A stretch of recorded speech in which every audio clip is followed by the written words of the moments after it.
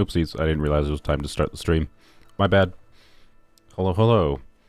Yeah, 300 heroes wits. Basically, that's yeah. So where to start with this stuff? As far as level 100 goes, I need to clear my throat.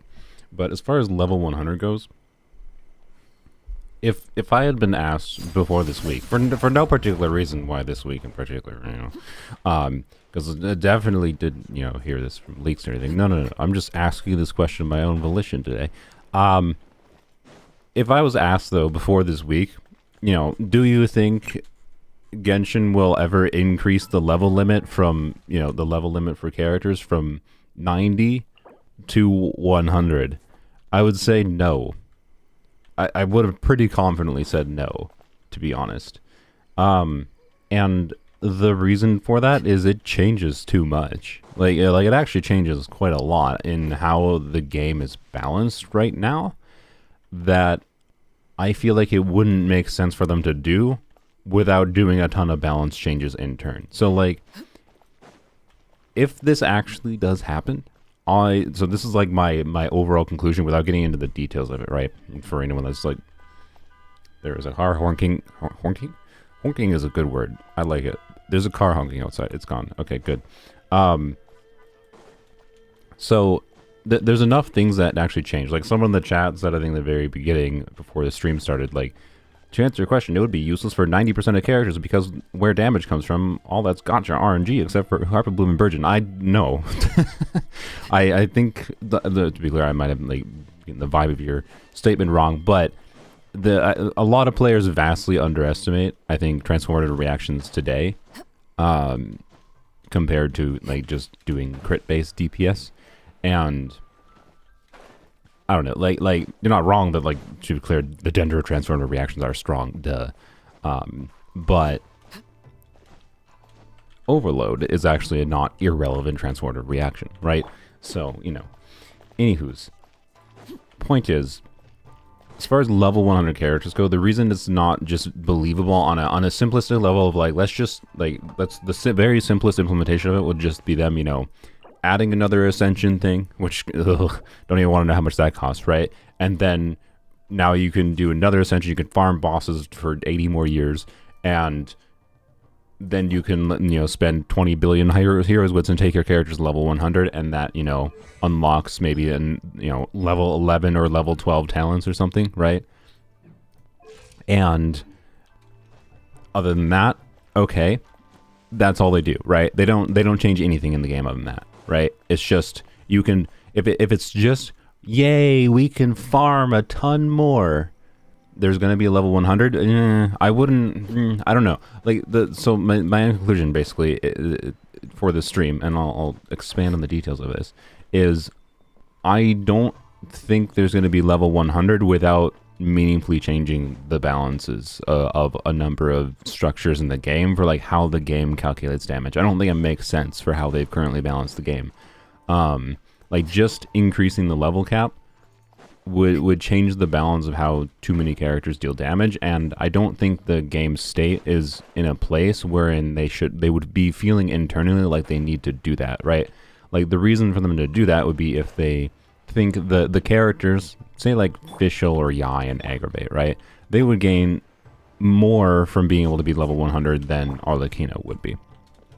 And for most of the context, you would typically use Arlecchino in, to be clear. There are contexts where it'd be relevant to have Arlecchino level 100 too, but not as many as like your Electro DPSs, because of the different reactions available to them. And it would elevate, characters like Yai and Fischl more than it would elevate certain characters like Arlecchino. And I don't think they need to do that, right? Like I think the game's in a relatively balanced state in that context, and like increasing the level cap wouldn't actually fix some of the balance problems that I think do exist in the game, like how weak Anemo units are without C6 Fars on, for example.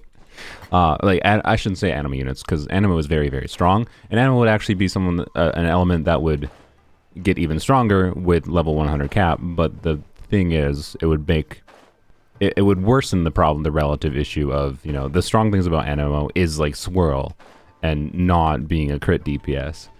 So it would make the crit DPS option for Anemo even worse than it already is relative to the other stuff. So, anywho's, the reason the information of like level 100 maybe actually being a real thing is we're talking about now is because it was from is a bit of information from a relatively reliable leaker.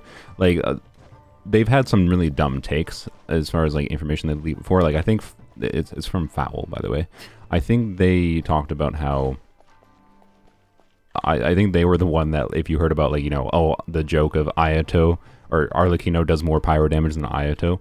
I think that came from a stupid statement from Fowl. But that's generally things that like Fowl just makes a dumb interpretation of some information that they had available and then say that. Whereas this information is more along the lines of stuff they generally get right, wherein they say something that they got like internally from Hoyoverse. Like the fact that that this leak exists is indicative that Hoyoverse is at least considering it, right? Because otherwise, why would this be a thing?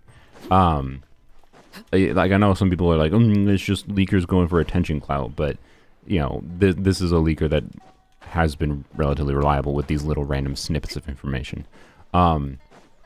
So what I want to talk about this stream, though, is less important than that. Is more important of just, like, regardless of whether it happens or not, I want to talk about what, like, the ramifications of it would be and, like, outline how I think it wouldn't make sense, personally, without other system balance changes, personally.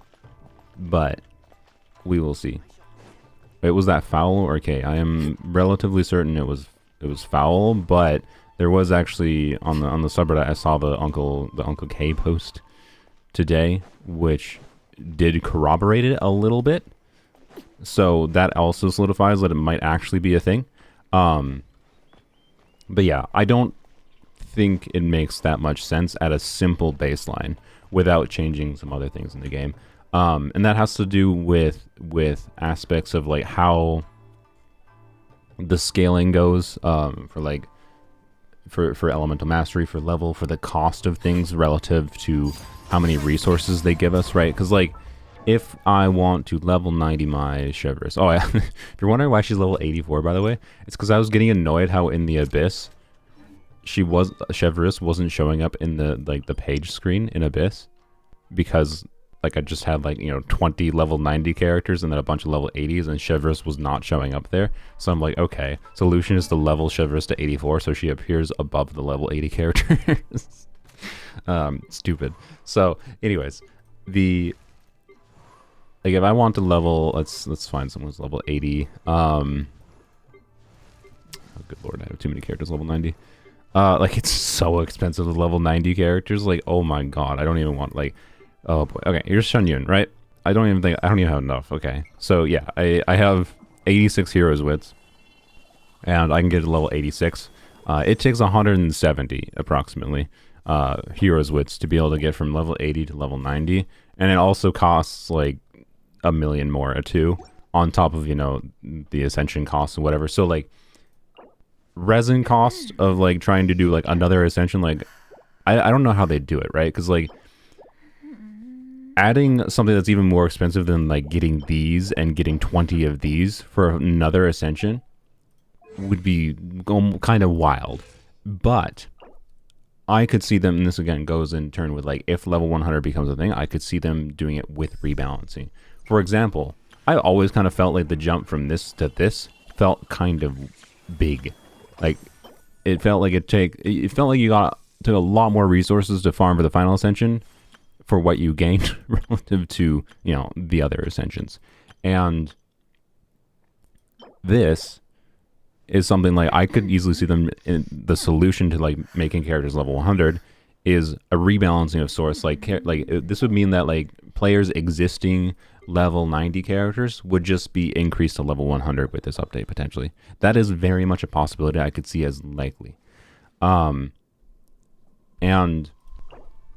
so that's kind of what I'm trying to illustrate, is that if this does happen, I don't think it takes the existing structures in the game and just, well, now we can farm for 10 more years again. I think it's more likely to include a lot of rebalances. or if it is well, here you go, have fun farming for 10 more years, then they have to increase the amount of heroes wits you get for free. Like they need to make the amount of rewards you get from events as far as heroes wits. You know, well, this one doesn't even give anything. Let's see, like, what do you get from heroes wits from a typical, like, random reward in an event? Can I click on one of these things? What is happening? The game, Jesus. Like 5, right? like 5 heroes wits. This needs to be like, if you know, it costs 170 heroes wits to go from 80 to 90. I suspect it might cost 400 to go from 90 to 100 if it follows the existing scaling, right? If they don't change the balance of things. This needs to be like quadrupled if that's the case, because there are characters where it would be relevant to level 100 them. What could the children be up to? So yes, and one of the changes would also that could be a factor in that, by the way, could be resin changes. Like if they are increasing the amount of farming we have to do to level our characters, they better increase the amount of resin we get per day. Like just in general, and increase the resin cap, add an overflow system like HSR, for the love of everything, right? So that's my current take on it, right? Is that the more I think about it, the more it doesn't feel like it makes sense without some meaningful level of other system changes that I think would be of net benefit. Probably is my current feeling. So I'm actually relatively positive on the idea of it now. If it comes with rebalance changes. If it is literally just something they're doing to be like, you know, we have a problem where, you know, the players are just like, they're getting the characters they really like and hyper investing in them, and then they get them to like a build state. Like my Arlecchino is now a top 1% build, and somehow I did that in like a week of strongboxing gladiators. I don't know how that happened. And like, okay, you know, how do they incentivize me to keep on like playing the game if I'm a player that only likes playing Arlecchino and already has like a uber build? Well, you add structures in the game, like a new endgame mode that forced, you know, leveling up more characters. You add structures in the game that force you to farm more to get to the new max level cap. It is possible that is the intention. And the intention is just raise the level cap to make existing player base keep on playing the game more. Like, it might be just like an emergency measure to prevent people from leaving the game, but I also feel like that's just so dumb. And I think, like, generally speaking, Maho is not that dumb on how they balance the game level, right? Like, this game is pretty finely balanced. In my experience of playing as a free to play and non free to play, this game is pretty finely balanced as far as like the resources they give you to allow you to do what they want you to be able to do for free, or, you know, versus like buying the battle pass and buying Welkins or whatever, right? Like, and increasing the level cap to level 100 kind of breaks that balance potentially. And it also breaks the relative balance of like how they have balanced a number of characters kits over the years, right? Like, it would be very much a potential shakeup in like making a number of teams more relevant. And I don't know, like I genuinely think it would require a number of system changes if it is a thing. So I don't know, 5.0 could be interesting if it is real, but yeah. And I also really, really hope it would come with a world level increase for Overworld. Like, again, this would be an optional thing, like, but as someone that's AR60 and has played this game for 2 years straight, with how like the existing scaling of world levels go, I think I would genuinely enjoy world level 12. Like, I would love if enemies were like a level 120 and they're just tanky buttholes that actually like I could fight meaningfully against, if I wanted to. But also, like, again, system changes. Make it like, if you're gonna do something like increasing the world level by that much, make it not this jank system where you can, you know, lower the world level by 1 level, or go back up every 24 hours. Like I'm at world level 8. I can go down to level 7 after 24 hours, and I could raise it back up after 24 hours. That's all I can do. It's dumb. Like, just let me change it. So, anywho's, I don't know, right? I don't know if it's actually going to become a thing. I think it's possible that this information has just come from, you know, it being discussed internally as a potential thing in the future, but particularly with today, now that's kind of been corroborated by another leaker, it does kind of feel like to me this is going to actually be a thing, and hence why it's worth talking about a little bit more in detail. So, anywho, let's talk about some of the things. Do I have full resin, by the way? I do. Okay. I need to farm for Beidou talents today. Someone remind me later. I think. Oh my god, where's Beidou? If I recall correctly, I do. Yes, I do. Okay. Yeah, I'll do that later. Alright. Yes, level 100 would make bloom teams even more powerful. To be clear, I think that's fine. Like, I think, like, let's just go in. Well, let's go to the abyss. Bloom teams are good as far as an accessible way to have a pretty high performing team at lower investment levels, but they don't scale very well. Like it's pretty easy to get bloom teams, right? You get EM main stat, like relative to the difficulty of getting this kind of build on an Arlecchino, right? It's quite easy to have a bloom team where you just have full EM Gilded Dreams, right? So let me put Kuki, and like it has this problem, right, of like Hyper Bloom. No, I'm not gonna use you. I could use you. You're technically better for Hyper Bloom, but where's Kuki? When Kuki is mostly equipped for it already. I just gotta double check. There she is. Yeah, that's fine. And what happened to your artifacts? Okay. So equip her with that. Right, so Bloom is a transformative reaction, Hyper Bloom and Virgin. And transformative reactions are the main thing that would gain from characters being level 100. And that is an important aspect. Probably the most important aspect. Well, okay, not necessarily.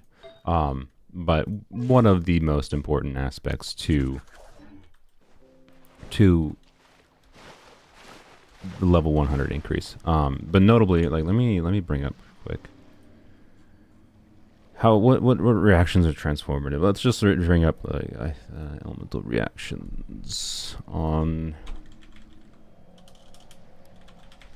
reactions Genshin. Okay. I brought up some other things too. All right. Let's see if this is gonna work. Hopefully, yeah, it just worked right away. What a world! That was a little bit big. Well, it's probably fine, honestly. All right, there we go. So, get away. As far as reactions go, right? Let's go over the reactions real quick. That would gain significantly from character level increase, and this is basically any reaction that the damage calculation for the game, like how it calculates the damages dealt, is going to get a meaningful increase based on just base character level, right? And this would basically be all the Dendro reactions, which includes Quicken, Aggravate, Spread, and also includes basically any transformative reaction. The problem is like with the current scalings, it's like like Shatter, for example, is a transformative reaction, and Shatter is when you have a heavy attack on a frozen enemy. Basically, that is not going to just suddenly become relevant with level 100 because the other transformative reactions are still going to be so much better. So again, like without balance changes, this doesn't like change the relevance of Shatter. But what it does is it changes the relevance of like it improves Aggravate relative to the relevance of Vaporize, right? But to be clear, there would actually be some increase, like the level increase would actually benefit Vaporize and whatnot a little bit, just by nature of like the damage formula for the game, the using character level technically as far as not the damage formula. Well, it is the damage formula, but it's the defense part of the damage formula. So, anyways, you got Electro Charge, Overload, Bloom, Quicken, Electro Charge, or that's, I already said that. Burning, and Super Conduct is, yes, a transformative reaction as well. As far as the ones that the damage is relevant, though, Electro Charge, Bloom, Burgeon, you know, Hyper Bloom, Burning is potentially meaningfully more relevant with a level 100 increase. Yeah, and Overload is also more relevant. And then Swirl, I shouldn't forget about Swirl. Swirl's a pretty big one.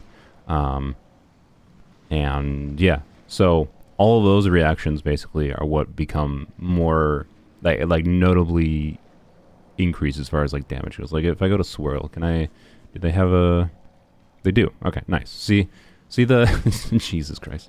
Oh wait, this is base damage for enemies. But you can see the general scaling here. I think, oh yeah, Swirl damage is 0.6 times level multiplier, right? Swirl damage 0.6 times level multiplier, which means level 100 would be, it would just follow this pattern, right?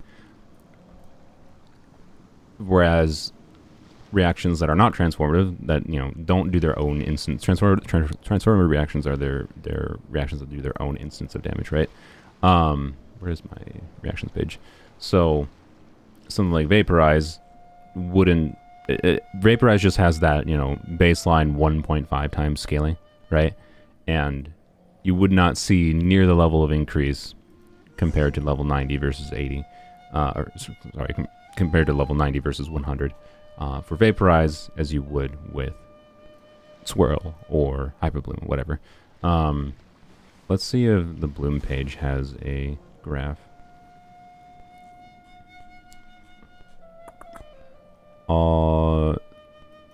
Okay, again, the formula isn't filled out to level 100 here because here's the Burgeon Hyper Bloom. Yeah, so so you can see, yeah, this is the thing, like why like Hyper Bloom characters is worth level 90 or Kuki, for example. You go from 3,200 base damage to 4,300. That's without any EM scaling factored in, right? So with the damage being calculated as 3 times level multiplier, right? It just, there'd be pretty significant increases for something like Hyper Bloom. And the question then becomes, right, is it necessary, if level 100 is going to increase transformative reaction damage a ton, yes, HP scalars would benefit as well. Like yeah, does Nuvilet, does Farina need a buff as far as damage? Does Nuvilet need a buff as far as damage? Like, so is it necessary, right? Is my question. On a balance level, what is the point of them increasing the level cap to do that? Because what it does is it makes things like, you know, Vaporize Arlecchino worse relative to other options. But it might make things like Burgeon Arlecchino better enough relative to, you know, Vape Arlecchino, typical Vape Arlecchino, that it starts to become a much more compelling option kind of thing, right? So like you could conceptualize reasons on a balance level for them to do that, but, you know, is that actually necessary on a balance level? Is there that much of a gap between, you know, Hyper Bloom's performance and, you know, your crit based DPSs and performance? I don't know. It might just be something like they're planning and intending as a way for, you know, Hyper Bloom to just like Hyper Bloom transformer reactions in general to just get a lot more damage out, right? Actually, I have Nahida C2, so don't use that. Frick, I hate, man, I wish I could turn off Nahida C2. I hate it. Frick you, Nahida. Yeah, we'll just use you, and then we'll use, where's the butthole? Where's the butthole? There he is. And I'll throw a Sucrose in there. Why not? Sucrose buffs EM, so, you know, increases Hyper Bloom damage. Some poopy cards, doesn't matter, won't affect Hyper Bloom. Alright. Blam. Ow.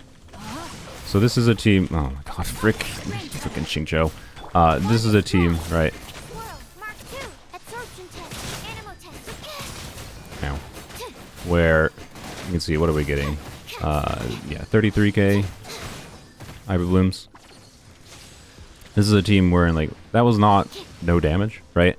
But almost all of the damage I'm doing here in this team right now is the Hyper Bloom damage. But notably, one thing that people don't understand what makes Hyper Bloom as strong as it is the fact that you're triggering other transporter reactions along with the Hyper Bloom. Oh my god, my Xingqiu does not have the right artifacts, that's for sure. And good lord. Definitely don't think he has his artifacts. I think I yoinked them for someone else recently. Oh well.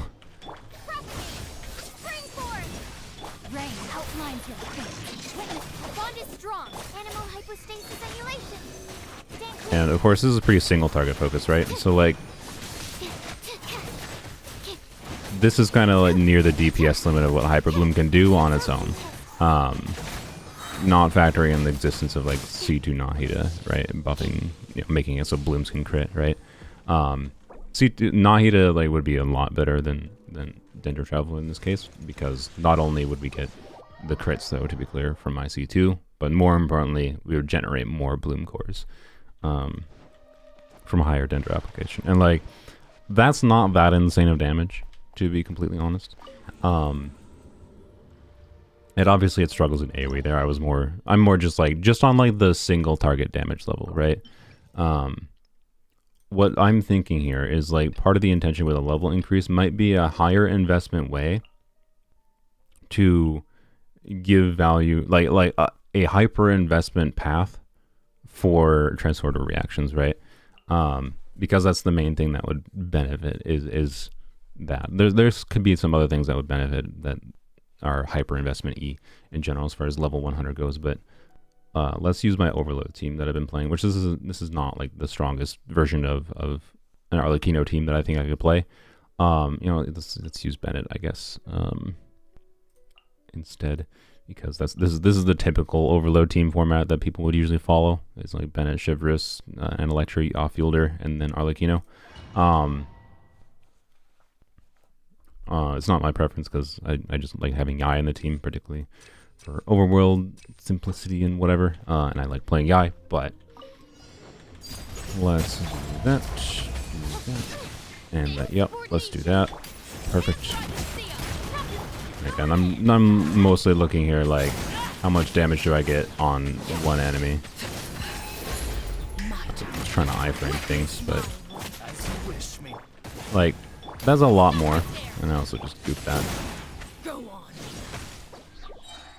I got whacked a lot there. That's quite a lot more damage. To be clear, this is a much more like hyper invested Arlecchino. But my point with that is that Arlecchino, as a pyro DPS, has this path toward hyper investment that a Hyper Bloom doesn't have. So, and that's something that like there's more of a hard limit, is what I'm saying, on what you can get from transporter reactions than the limit is for like as far as like time spent playing the game, for how much increase you can get, right? Like there's not much reason to try to farm for a 1050 EM kooky build for Hyper Bloom, right? Because that would increase the damage by tiny fractions of not noticeable percentage points, right? Whereas if they introduce a new level cap, that could be a lot more farming, a lot more time spent playing the game, that would result in a meaningful increase in the Hyper Bloom team's damage. So like, is that what the intention is, right? In that's like kind of what I'm thinking, right? Is that the intention? I shouldn't have done better first there. There we go. Did things a little bit better this time, right? Like, that's a lot faster. I'm just looking at like single target damage here in this context too. Also, I got C1 Arlecchino recently, but again, like it's like that 10, but still that 10 seconds without C1 Arlecchino would have been maybe 12 seconds, whatever, right? Like you get the point. It's still a lot faster. It's very nice that Hyper Bloom exists as a very good option. But like the way that you can like increase Hyperbloom's team's damage is basically by going towards crit, right? By doing weird crap like I do with Raiden, right? By doing stuff like this, right? This is the way that you can do hyper invested Hyperbloom things. Not. Oops. What? I need to press that. Fingers on the wrong buttons. Whatever else.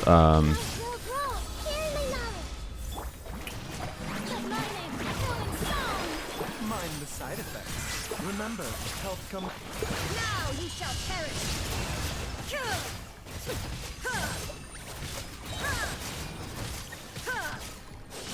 Right.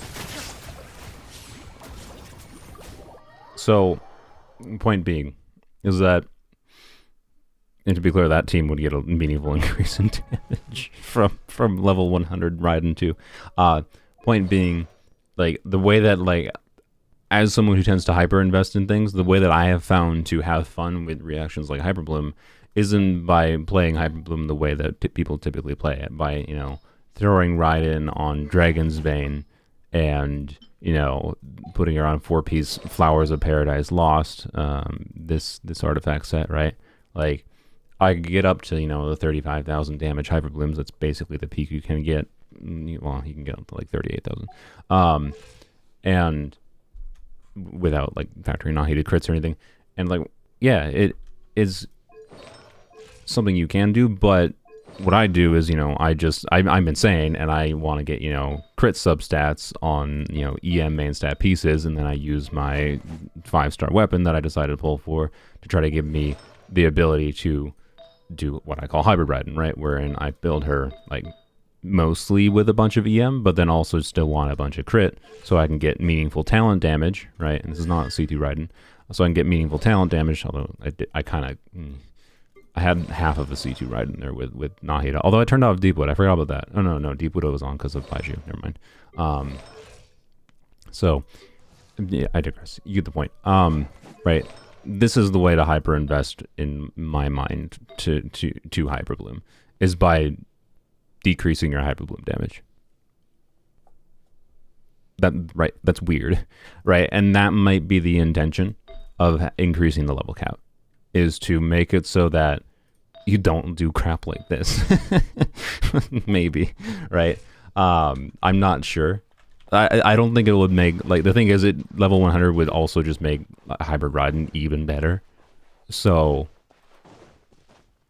it's not like it would be a disincentive to doing what I do, but it would make it less relevant to do if there are other paths to having your Hyperbloom damage, right? If your Hyperbloom damage can go from, you know, 35, 37k at basically the maxes right now, ignoring C2 Nahida, to, you know, 50k Hyperblooms.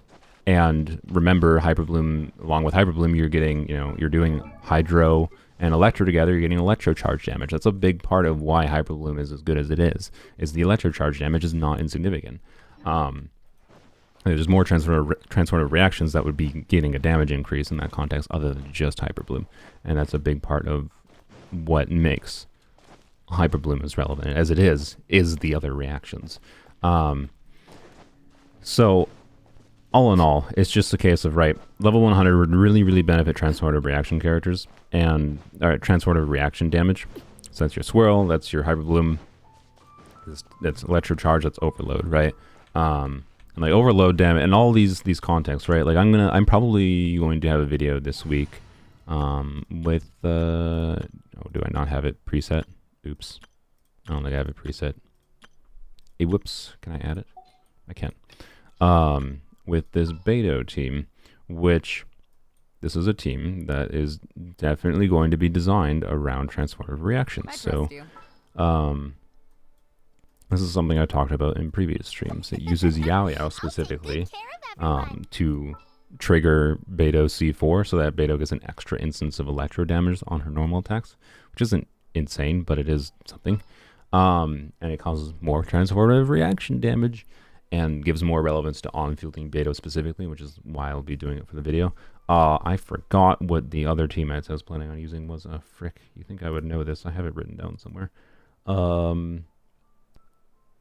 Oh yeah. Duh. Bennett was one of the ones. This is basically the having a stroke. Where's Bennett? There he is. I won't hold you This is back. just basically in a Hydra unit. It doesn't.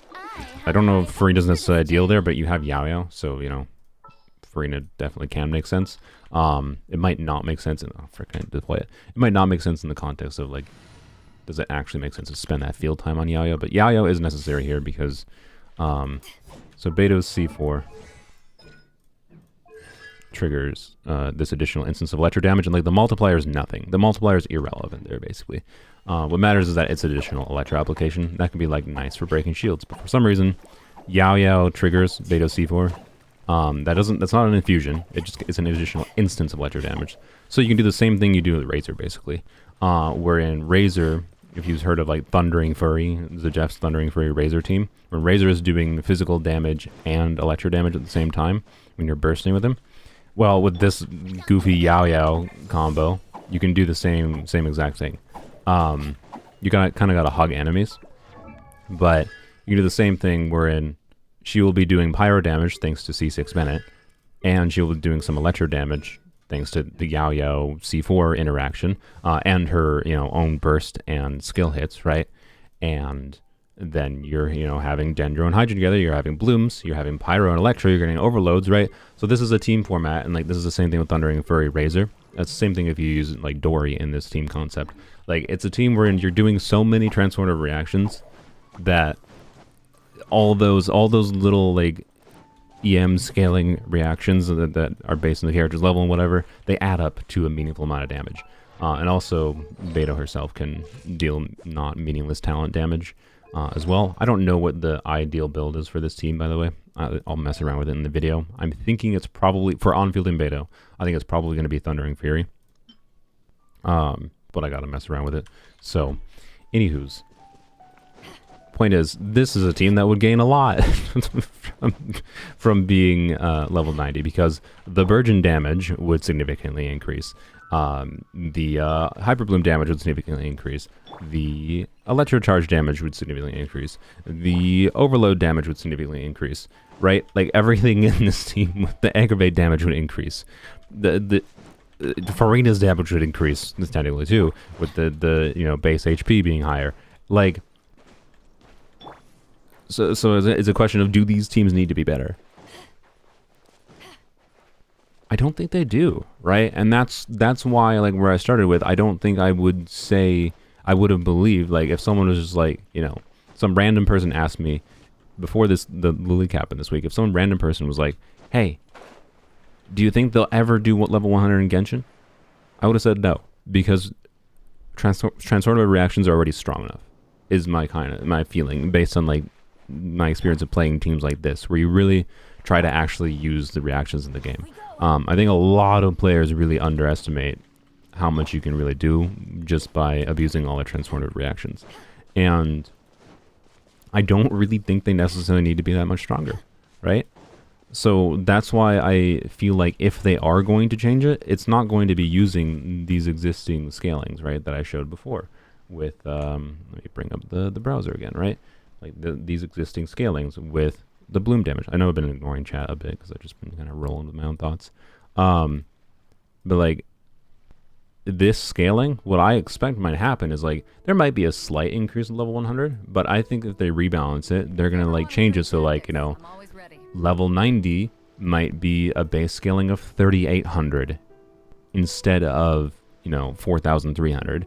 And then level 100 might be 4,300, or maybe level 100 be 4,500 base damage for Virgin and Hyperbloom.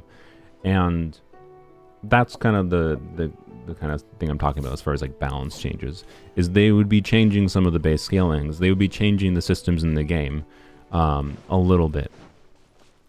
I don't think it would just be as simple as, oh, we're adding another Ascension that you can farm 10 years for, and it needs 500 heroes wits, and now it just makes every transformative reaction in the team even better.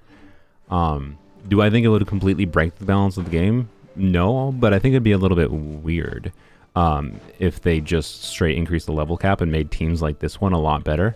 because it would give less reason to pull for the likes of, Wander. It would give less reason to pull for the likes of Arlecchino if there are, like I think that it was a very good thing they did with like releasing Dendro and making it so there's these accessible team options that don't require, hyper investing into characters to get like decent damage dealing teams. But it'd be weird for them to like go even further in that direction, right? Because like I don't see where it makes them money, other than like if they really just need to keep players playing that long, so they just need to make it that more grindy. I don't know. It doesn't make sense to me. So I feel like it only really makes sense with balance changes. And like the bare minimum for that would require, if it is just super resource heavy to level 100 characters, need to like fix freaking resences. So yeah, I don't know if it's actually gonna happen. I'd be down with it, to be honest. Like because I did like, just on a baseline of it improving transferred reaction teams and having the potential for them rebalancing different things in the game. I am very open to the idea, right? I want them. I'm fine with it. I don't think it would be so significant a change to like crazily change any character's place as far as like relevance to use, other than making some lesser appreciated characters even more potentially usable by nature of just the reactions themselves becoming stronger potentially. So yeah, anything else? Let me check my notes quick. Anything else I didn't mention with level 100?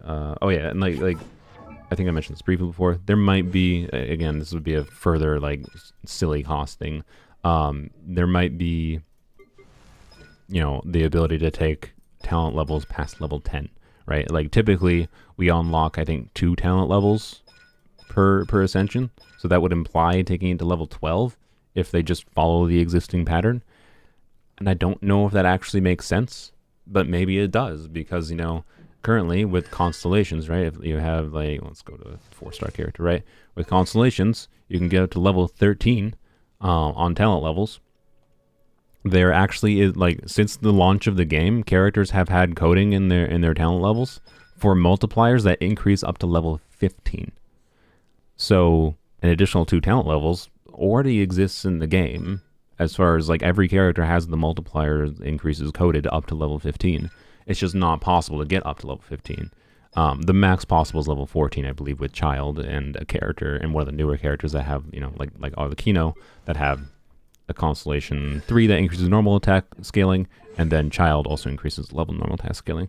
So it's possible. Cons events and certain characters can hit max. Constellations can't make it hit 15. But yes, events can. I don't think events is that relevant of a context, to be honest. To be clear, in a normal context, like if you just want to be able to do level 15 all the time, is what I'm talking about. So, but yeah, like good God, how much is that going to cost though, right? Like, do I have a character that's level? Yeah, there we go. Nuvula has level 9 talents, right? Like this.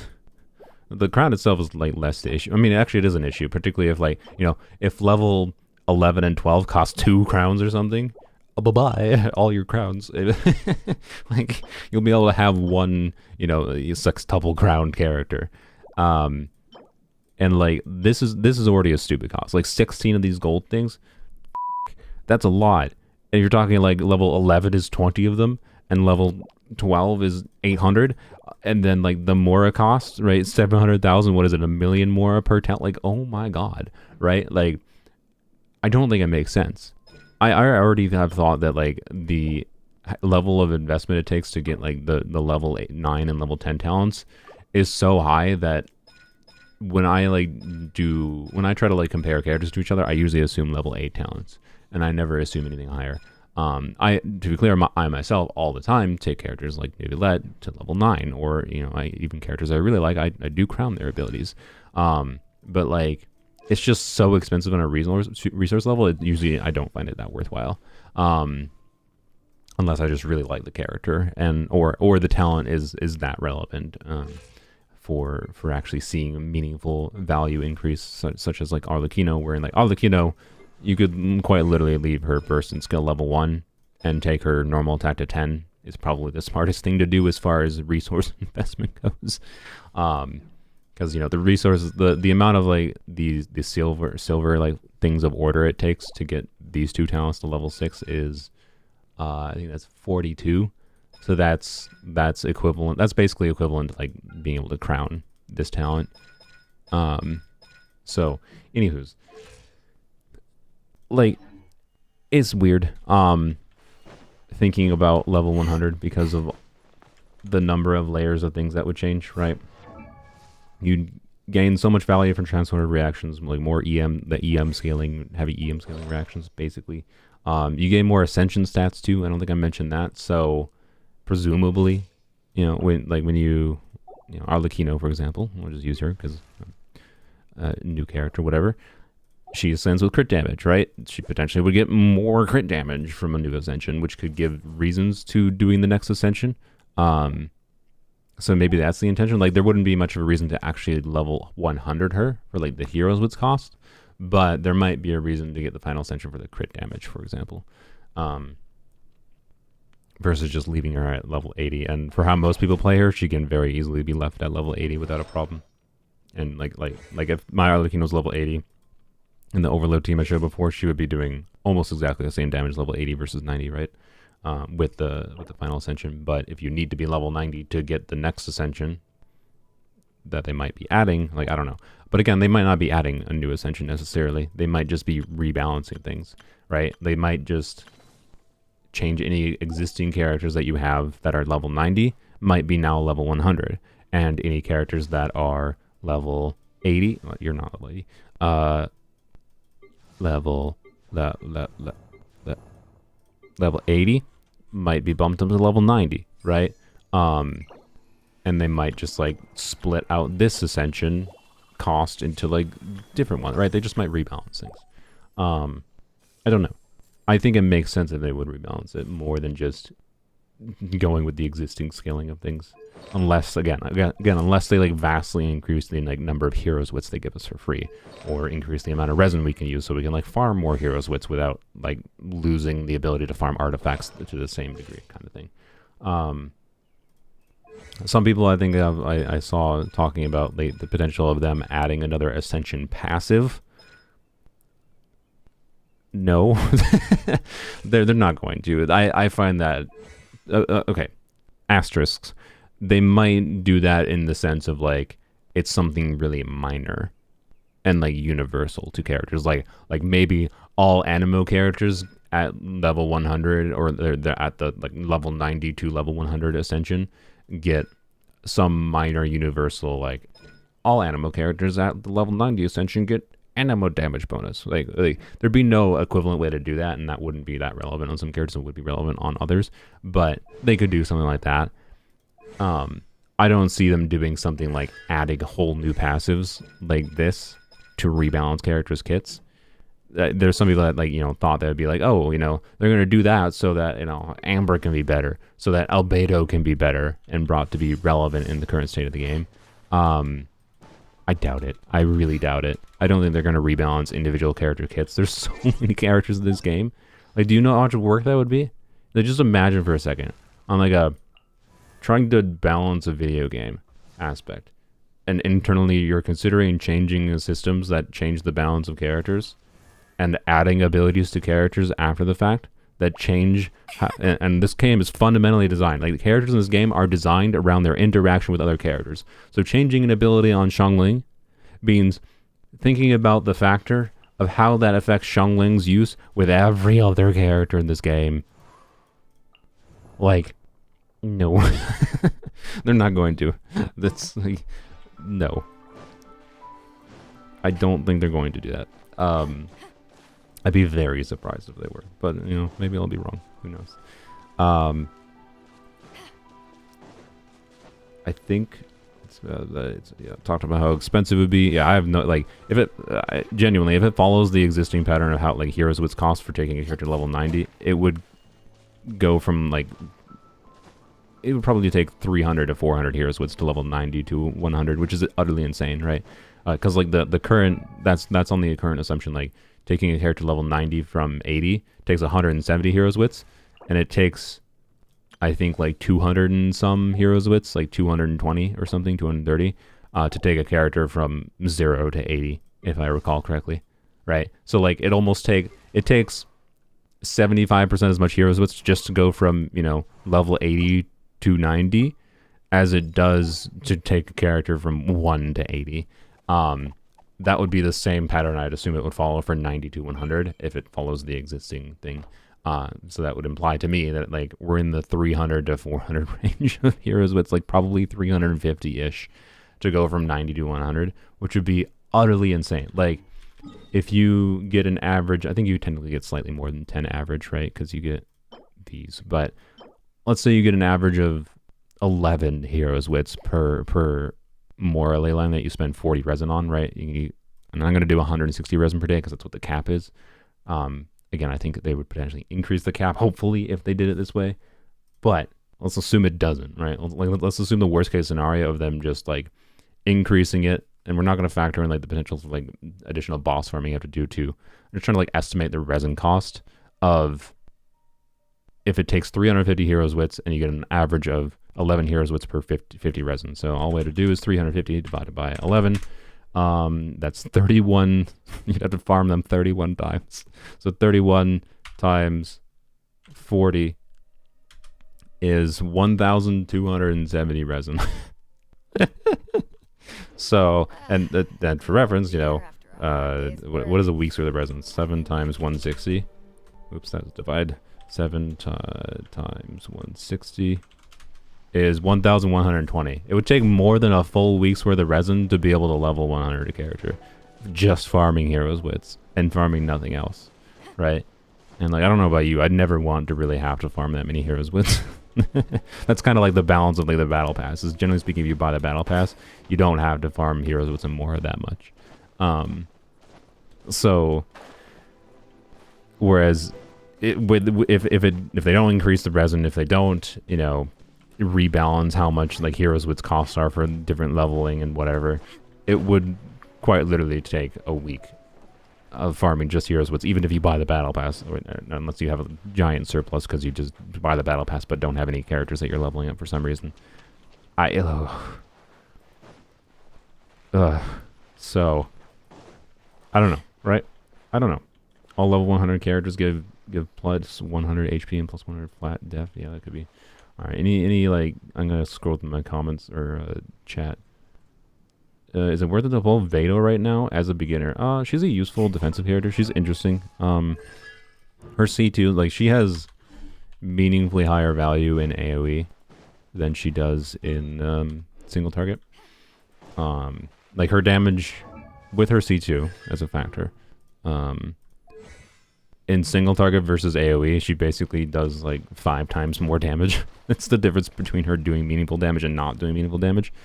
She has cool parry abilities, and she has, you know, her burst gives damage reduction, right? So I think she's a little bit of a higher skill expression unit as far as defensive utility goes. But I find her really fun. I've only recently leveled her up because I just like, she was forever on the list of like, I want to level you up, but I can't find that much reason to. So, you know, for example, if you got Arlecchino recently, she would be and you have Chivalrous, which is probably the bigger asterisk because a lot of people don't have Chivalrous because they didn't pull for her when she was released, or you weren't playing, you know, if you're a newer player, I should say, because it was actually like 4 months ago, 5 months ago at this point. But let's do something like where's Beto? No, not the cat. There we go. Like this. And, you know, Magu Kanki, of course, is an AoE situation. So, is this better than with Bennett? Probably not. Wait. I'm dumb. I should just still play Bennett. I'm dumb. I don't need official here if I'm doing Beto. Oops. So Beto's an interesting character. I plan on, like, as far as like, if you want the main DPSer, that's a little bit harder. But as just a generic value unit, she is situationally quite good and situationally not great. Like, notably in single target situations, she tends to be not as relevant for her typical use case. But she has enough utility that she's like worth potentially using, especially if you like her. So, anywho's, do that, do Bennett, do Shepard, so something like this. Although, I think one of the problems with this team would be Beto's ER needs, though. I don't know. Mono Electro Beto's a bit oof, but she should have near enough ER for this, for my build. I have like 230 ER. We'll find out. Power that isn't Python. You asked for it. Stop right there. I'm going in. Let's light it up.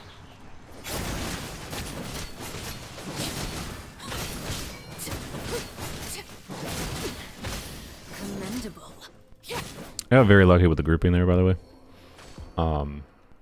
That would not have been that fast of a clear. In the most common situation I have with the Maga Genki is one of them just off to the side, the cryo one, and like, anyways, point is, right, Beto was a good defensive unit there. I don't think I took like any damage. Didn't kill instantly, I know, right? I don't think I took like any damage there. And the Kenkis are quite pain. I'll do it again, particularly just to see what happens when they're not grouped perfectly. Go Yunjin solo the Abyss. I will pass, I think, to be completely honest. Yes, I live censored myself. That's how I roll. To ashes. Alright. Justice will prevail. Everybody stand back. Alright, there we go. I mean, took a little bit of damage there, but like, it was fine. I think Beto's shield might have been gone at that point, and oh, I do have my burst back. Power that isn't Python. Hands where I can see 'em. Final. Teamwork is dreamwork. Let's. Now in a single target situation, Everlasting as them. oh, I killed it with my burst. That's surprising. So, anywho's, like, Beta's a good option there, and that's cool. It's one of the examples, and she can be used in aggravate, right? Especially as like her aggravate damage in AoE with a build like this one, right? When she's invested on an emblem build, it's quite significant. So yeah, isn't your Arlecchino C6? No, I have multiple accounts. Arlecchino C6 on polearms only. This is not a polearm account. So, yeah. Can I fix your account? Submit a request to the forum, but also my intention actually after the stream is to go through my forum and reach out to some people. I'm going to address this in the start of the next account fixing video. I might be this weekend. We'll see. Hopefully next week at the latest is the next one. And I intended to make more of them. Like, tentative plan is probably every other week doing the account fixing, but like, I have, I checked 2 days ago, and I had 840 submissions to the account fixing forum. The point of the account fixing videos is for me to make them and like provide some amount of structure of like, oh, you can learn things off of the things I like notice that are problems of, and I can like use them as like a teaching platform, and then you can like use what I say to like as a guideline to like hopefully get some new ideas yourself. Like for the account fixing videos, I shouldn't have to specifically join on your account to help you fix your account. That's kind of the goal with them. They're also just meant to be entertaining in the sense that they're my format for like doing account reviews. I'm doing account fixing instead of account reviews, right? I think it's more of I think it's a more fun format for me. I need to do them more, but I'm not just gonna log in. I'm like just asking me to fix your account specifically without actually giving me a reason that would make me want to fix your account specifically. Like, I don't mind that people are asking me to fix their account, but like, just ask me to fix your account when there's 840 other people that have asked me to fix their account. Like, you got to give me a reason. Like, I have to have, like, I can't possibly, if I wanted to fix every one of the, we'll just use 900 for simplicity. If I wanted to fix, and this number is going to go up as I make more of these videos, right? If I wanted to fix every person that requested me to fix their account, and I did it, let's say I did it every week. Let's say I did one every week, which I just don't think I can, because there's like too much of a communication problem and having to like coordinate with people and like be able to log onto their account and then be able to record and edit, because like it's like multiple hours at minimum that I have to spend usually on a person's account and then record all that and edit it. Like, But let's assume I could. Let's assume I do account fixing videos weekly. I have 900 submissions currently, and somehow I never get another submission again. That's 900 divided by 54. It would take me 16 years. Quite frankly, I don't think I'm going to be doing account fixing videos for Genshin for 16 years. I can give money if you want. Look, I'm not going to stop you from giving money, and I have done account fixing videos for people that have paid money before, but I'm not trying to make it a thing that specifically people have to pay for. Maybe I will in the future as time goes on, but like, if I want to make any of the individual videos valuable, I want to have like a different hook for them individually. I don't want to constantly do, you know, this person paid me $100 to fix their account. And it doesn't feel as right to me. So, anywho's, so point is, you gotta give me a reason, and money isn't necessarily a reason. Like I am doing this for like giving money, to be clear. I'm making videos to get money, but when we're talking like the account fixing video itself, you know, makes X amount of dollars. What does the viewer themselves, like paying me say $50 do to change that? Not that meaningful. The vast majority of the money I make is not going to be from the money you pay me. It's going to be from the money I make from the video itself, right? So like I don't need to get payment from you unless I'm charging like an exorbitant amount of money, and I'm not going to do that, right? So I want reasons, like I need to like know what about your account, like what about how you play, how you enjoy Genshin, and how you have played Genshin in the past. Like the form is open-ended. The form that I have in those videos is pretty open-ended for a reason. I'm trying to give you the opportunity to say anything about your account that might sell it to me to make it worth my time, like in trying to make a video for it. And like quite frankly, there's submissions in there where people are like, "Can you fix my account? I'm lazy." Like they just want me to farm for them for like 8 weeks. Quite frankly, no. I'm not gonna farm for you for 3 months straight, right? So, anywho's,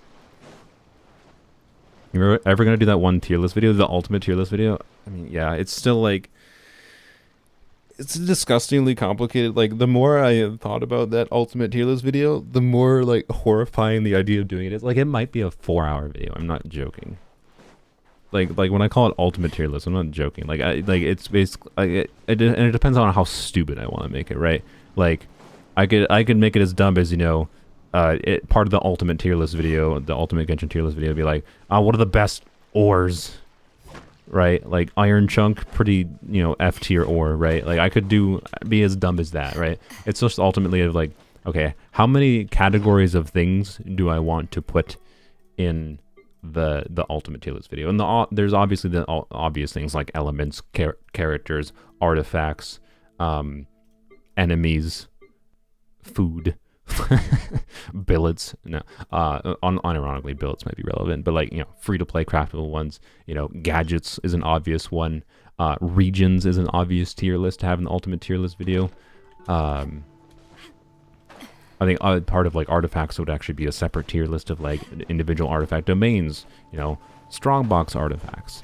But I could get even dumber, right, of making categories for tier lists in the ultimate tier list video of like grass, which region has the best grass. Like I don't think that's going to be in the ultimate tier list video, but you can get the point, right? And like all of these things are things that become also more complicated the more time goes on in the game. Like say, for example, if I don't make the ultimate tier list video by version 5.0, well, guess what? Version 5.0 has new enemies, new artifacts, new things, new characters, new everything that requires adding on. Like, oh my god, right? So, where's the Google form? It's linked on every, well, I shouldn't say every single one. I don't know if it's linked on the very early ones, but it's linked on the latest account fixing video from like a month ago. Types of wood, yeah. Unironically, like types of wood might be relevant to have a tier list for in the tier list video. Like it's an annoyingly complicated video to make, and most of these and a lot of these things are things that like people don't have like pre-made lists for on Tier Maker. So I have to make them myself. I have to like go and gather up images of like the stupid wood. So I have to like find the images. If they don't exist, I have to like take in-game screen. Like it's actually almost a nightmare to plan out. And then to actually record it, I can just record off the cuff after I like outline it for myself of like which one I'm gonna go over. But then I know myself, I'm gonna like end up spending like God knows how long on my own personal character tier list, right? And for character tier list, like just characters alone, you could split a million different ways. Like you could do, you know, a tier list for the boobad characters, like a tier list. But I would keep it simple, probably, and just make a tier list. That's my personal tier list for just characters in general, not like tier list for animal characters, tier list for polearm characters, tier list for bow characters. Like there's a million different ways I could do it. I can make it a 20-hour freaking tier list video if I wanted to, but I have to draw the line somewhere, and it's a weirdly complicated video to figure out where I want the video to draw the line on, prepping all this actual stuff on the website, and then the actual issue of like recording it all, how many hours of footage I have, and then having to edit it all down. Ugh. Like it was a like the video gimmick I came up with off the cuff one week as the intention of like this is one of those video ideas, like if I have no other ideas I can just quickly do this video. Like no, it is not an easy video to make if I actually want to make it like be a good video. So eventually TM. I don't know. What's the best way to get apples in Genshin? You need them for the Archon? You do? I think there's apples in like this forest or something, isn't there? Can I fix Sino's jokes for me? No, unfortunately. 6-hour streams multiple times for the ultimate tier list. Unironically, maybe. But I think I'd rather have it be an edited video. Because realistically, I know I'm just going to like go off tangent on something. And like go more into depth than is actually relevant for like justifying the existence of something. Or just justifying like, you know, my logic for placing this character in this tier, in X tier list, or this food in this tier. Like, I know myself well enough, like, when I, like, do something as dumb as the food tier list, even though I know nothing, like, the food tier list is one of those ones going to be an actual nightmare to, like, configure, because, like, good God, the amount of images I'm going to have to put together and put it in a tier list, like, the food tier list might take an hour on its own, right? And, like, it'll be weird because I don't like food in real life. Like, if you were going to hand me like, hey, pick out one of these foods to eat in real life, I'd be like, oh frick, I guess the dongo or the apples. like that would like apples are gonna be out. The food tier list is gonna be the funniest one in that video because I just don't like food. Also, there's apples right there, by the way, so I was correct. There is some apple trees over here. I don't know how many. And anyways. This has gotten very off track from talking about level 100 and farming. I thought there was more apples here. I lied. I found one apple tree for you. You're welcome.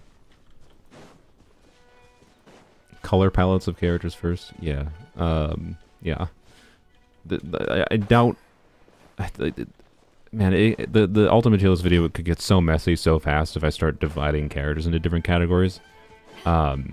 So, like, in the video, I'm basically, when I make it, I'm just going to be like, yeah, I'm not going to make 100 different subcategories within the categories. Like, I'm not going to divide out characters. I'm just going to make one tier list for characters, right?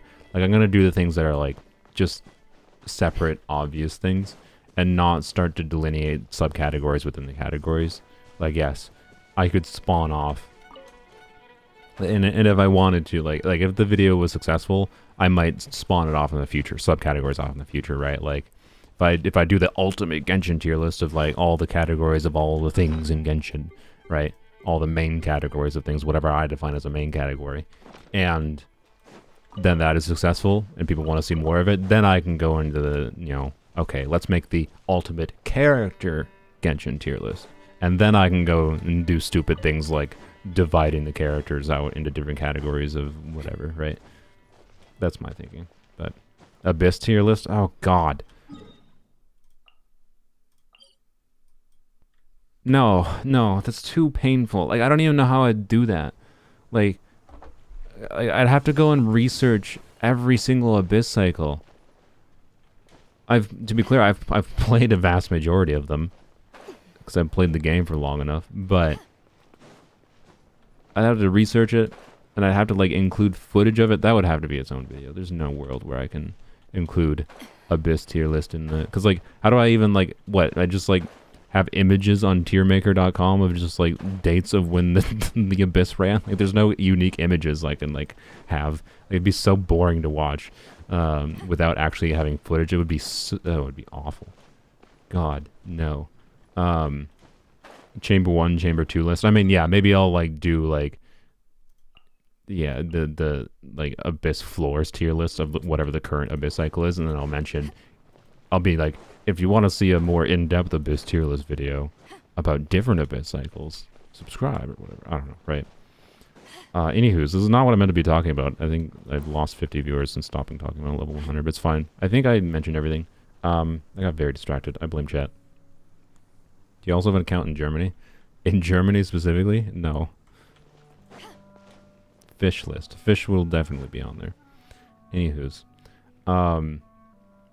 But yeah, it's definitely an idea that's kind of been sidelined, to be completely honest. I think right now I'm in the process of trying to transition to like doing more regular content. I've mentioned before, like in previous streams, how I think I'm going to make edited videos a little bit less. Like I'm not going to force myself to try to do 2 edited videos per week. Unless I just want to make 2 edited videos per week kind of thing, right?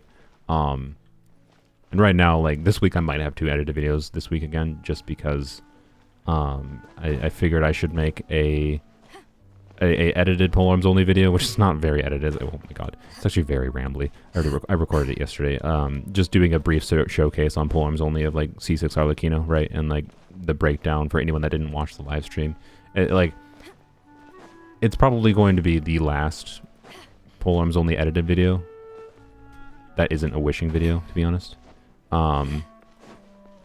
Because like nobody really watches it anymore. Like, not that nobody watched the Revenge on the Baptist thing, but there's also just like not that much more interesting, I think, on polearms only. It's gotten to a point where like the account is so invested, there's nothing that's actually like that interesting to make content on anymore. So I don't want to focus on it too much. Basically, I'll still play the account. I still enjoy polearms only. But anywho's, my current thinking is transitioning to write for my core videos, because of these what has been successful. You know, doing the wishing videos because they're gambling videos, they're entertainment. Doing the account fixing videos, which I don't know if you noticed. Like one thing I didn't even realize at the time. I don't know if this was the case until recently, because I think it's gotten more views in the last couple weeks. But like the last account fixing video, which I wish I did differently if I had known it was going to perform this well. But oh well, hindsight's 2020.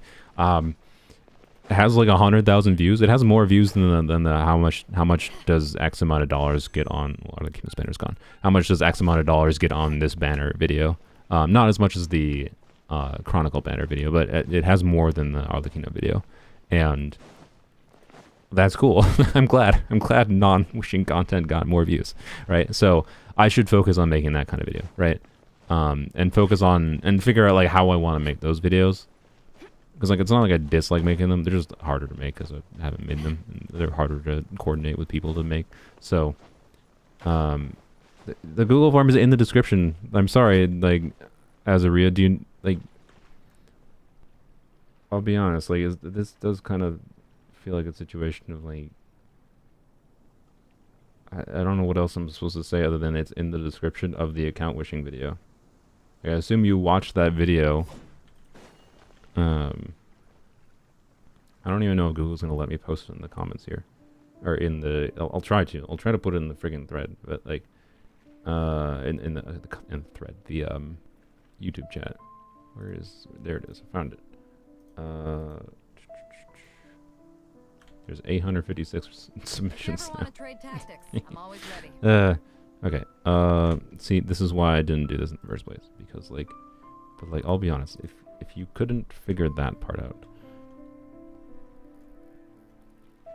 how, like, oh boy.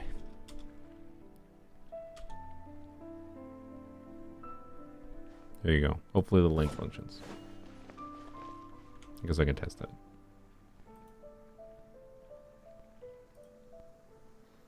Actually, no, I can't test it. I don't think I don't know. If it didn't appear for you right now, then it's not there. It doesn't exist. Or it does exist, sorry. It just doesn't exist in the chat. Yes, it functions still It's for hard me. to Okay. relate. The link works. Anywho's. Yeah, I gotta start milking people for content and do account wishing videos. True. No. I don't think I intend to. I mean, unless I do... It's possible I transition in the future of doing...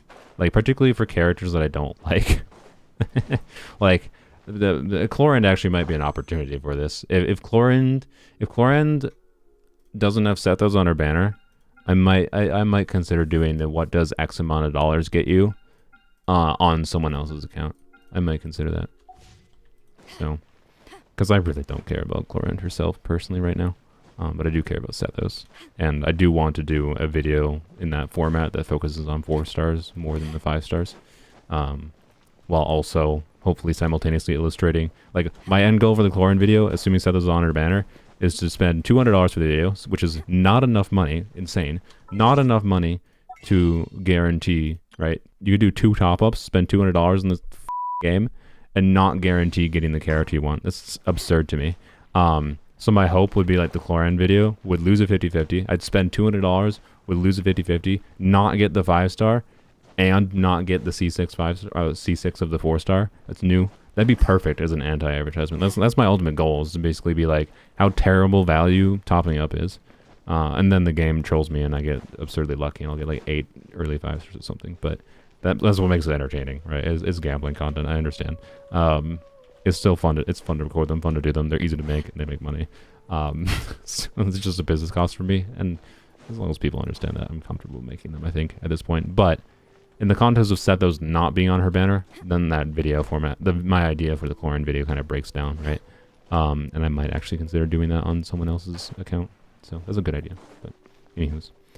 Really Sethos? Yeah, because I don't know. Sethos looks actually interesting to me, gameplay-wise. Chlorand just looks incredibly boring. Like, she's flashy. That's it. That's all she is to me. I'm sorry. Like, to be clear, Sethos is a worse character than Chlorand. But, like, that was weird. I don't think I will have that much of a problem getting Sethos to function. But he is a bit more Constellation reliant. And even with Constellations, I don't think he's that good. But I think he has interesting ideas in his kit that make him more interesting to try to play around with. That's all.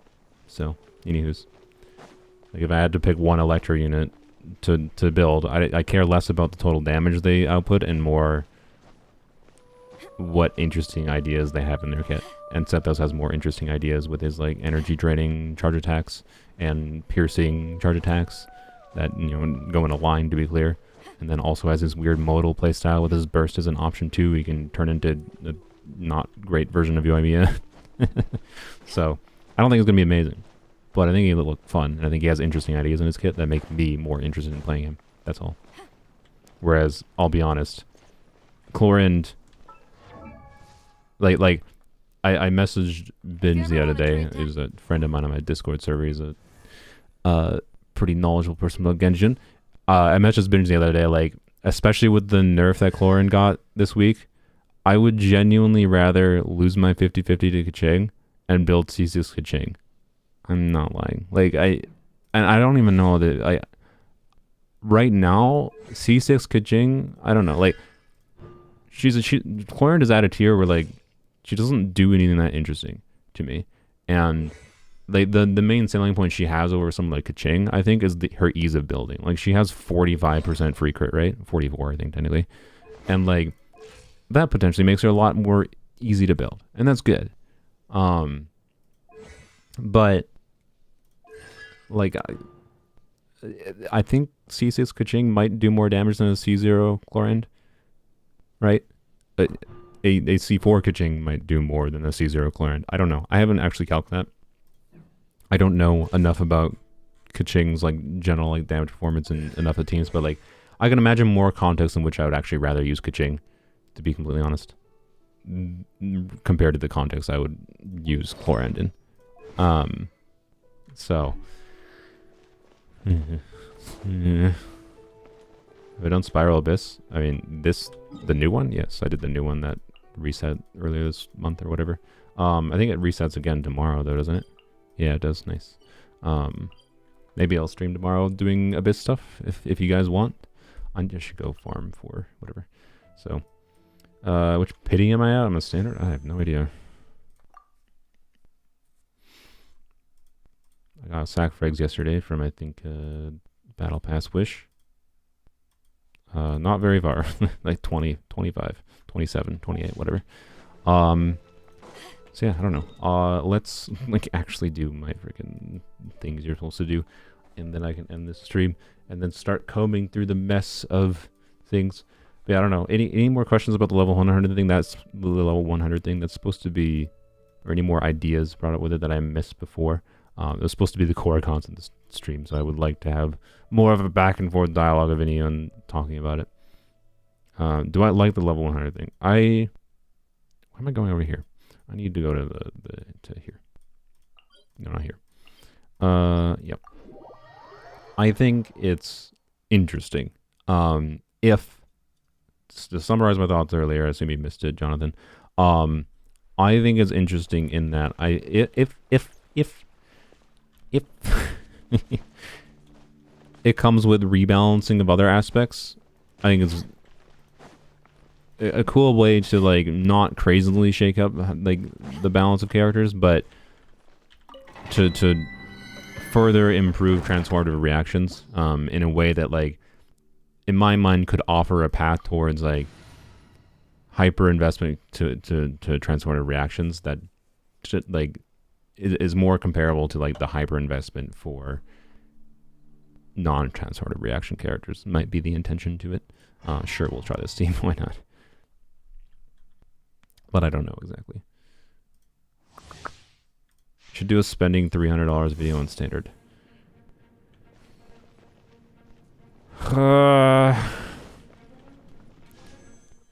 You're not wrong, Sylveon.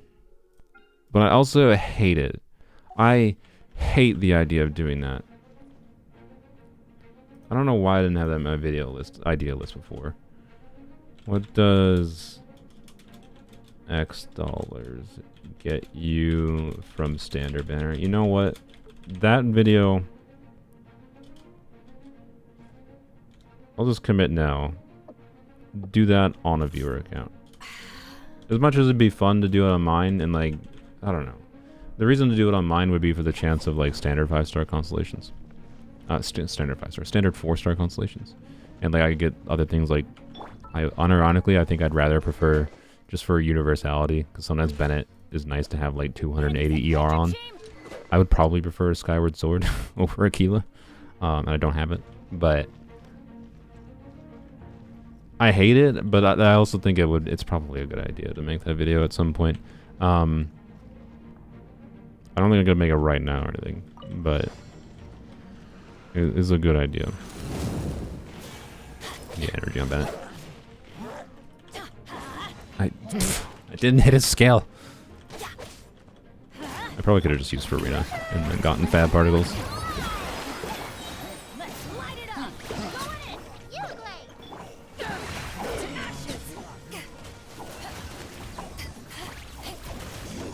late. Circling type problems here, but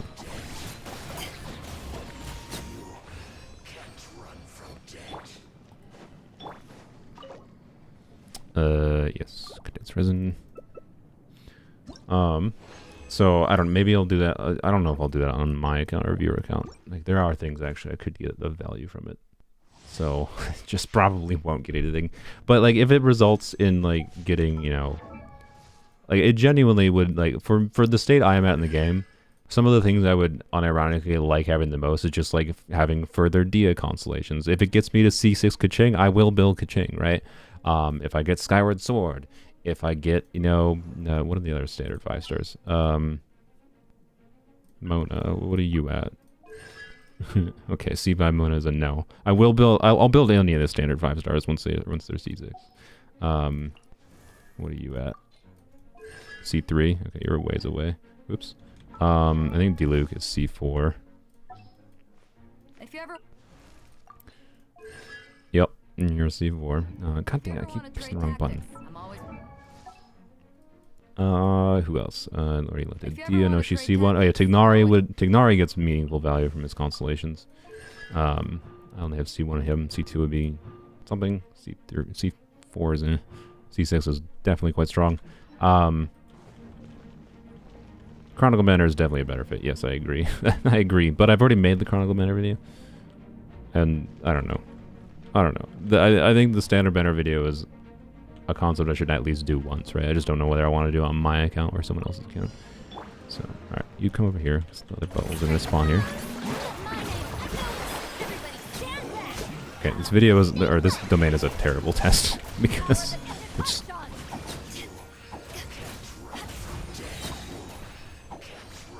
This team is fun. I like this team. Anyways, and Yaoyo does not need to be meaningfully leveled up in this context. So, anywho's, I think Thundering Fury will make... The emblem is the normal build for Beto, so like, this is a normal Beto build, but for on-field and Beto, I think Thundering Fury actually makes the most sense here. I'm not going to change her build right now. I will change it for the video, though. Thank you for the minimum drops. This is the only day, like, if I'm making the Beto video this week, this is literally the only day I can farm for the video. So, would appreciate more drops than this, but I guess it is what it is. My ideal would be getting her burst to level 11, getting this to level 9, and getting this to level 6. So these would both be at level 6, basically. The normal attack damage isn't relevant, to be clear. So it's the lowest priority, but yeah, like this team is doing so much transform reaction damage, that's the engine for things. It really doesn't matter that much. But on ow. Jesus. Sent me flying. What? Okay, I sent them flying. Good lord. Also, I just noticed Farina's getting like a... That's interesting too. Some of the burning here is causing Farina to get a big damage, and my Farina's on a pretty heavily powered down build. Like, not that it's like a bad build, obviously. But I could make her much stronger in the context of triggering vapes, and she just hit a 50k hit there, so that's actually a relevant factor as well. The weirdness with this team with Farina, though, is that you kind of want to have a dynamic of switching between characters to heal with Bennett, or you have to use Yaoyo's burst. So, like, obviously I did a bad job at that, right? So everyone is at half health, and that's not ideal with Farina. So anyways, what do you mean Dio's not on the Chronicle Wish? I wasn't talking about the Chronicle Wish, unless you're talking to someone in chat. Anywho's, welcome Minkus. Thanks for joining the stream. But yeah, any questions? Stop. Any questions about the level 100 thing? Like more, or just more thoughts in general. Try to like think of anything I missed as far as that I didn't talk about earlier.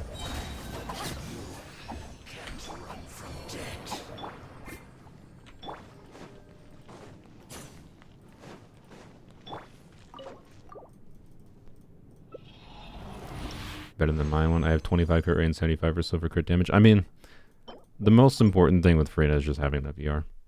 And like, if you can get to a build that has a good chunk of ER, like this one does, like this is my uber universal Farina build, essentially, that I think doesn't really, yeah, she does have a Hydra Goblet. For a lot of my videos, I've been putting her on an attack goblet or something, or an EM goblet on some cases, which does sometimes do something. But no, obviously it's not, you shouldn't do that. So this is obviously a very good Farina build still, and it's uber universal, which is kind of the goal behind it. But that's all I really care about the vast majority of the time. I don't care how much damage Farina does, I just need her to buff.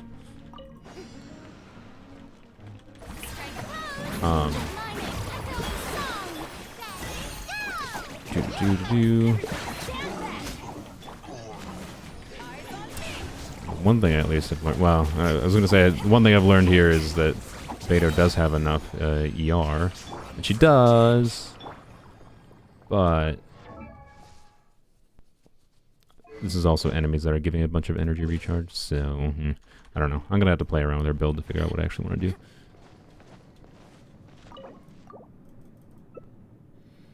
Will Sino get better on polearms only at level 100?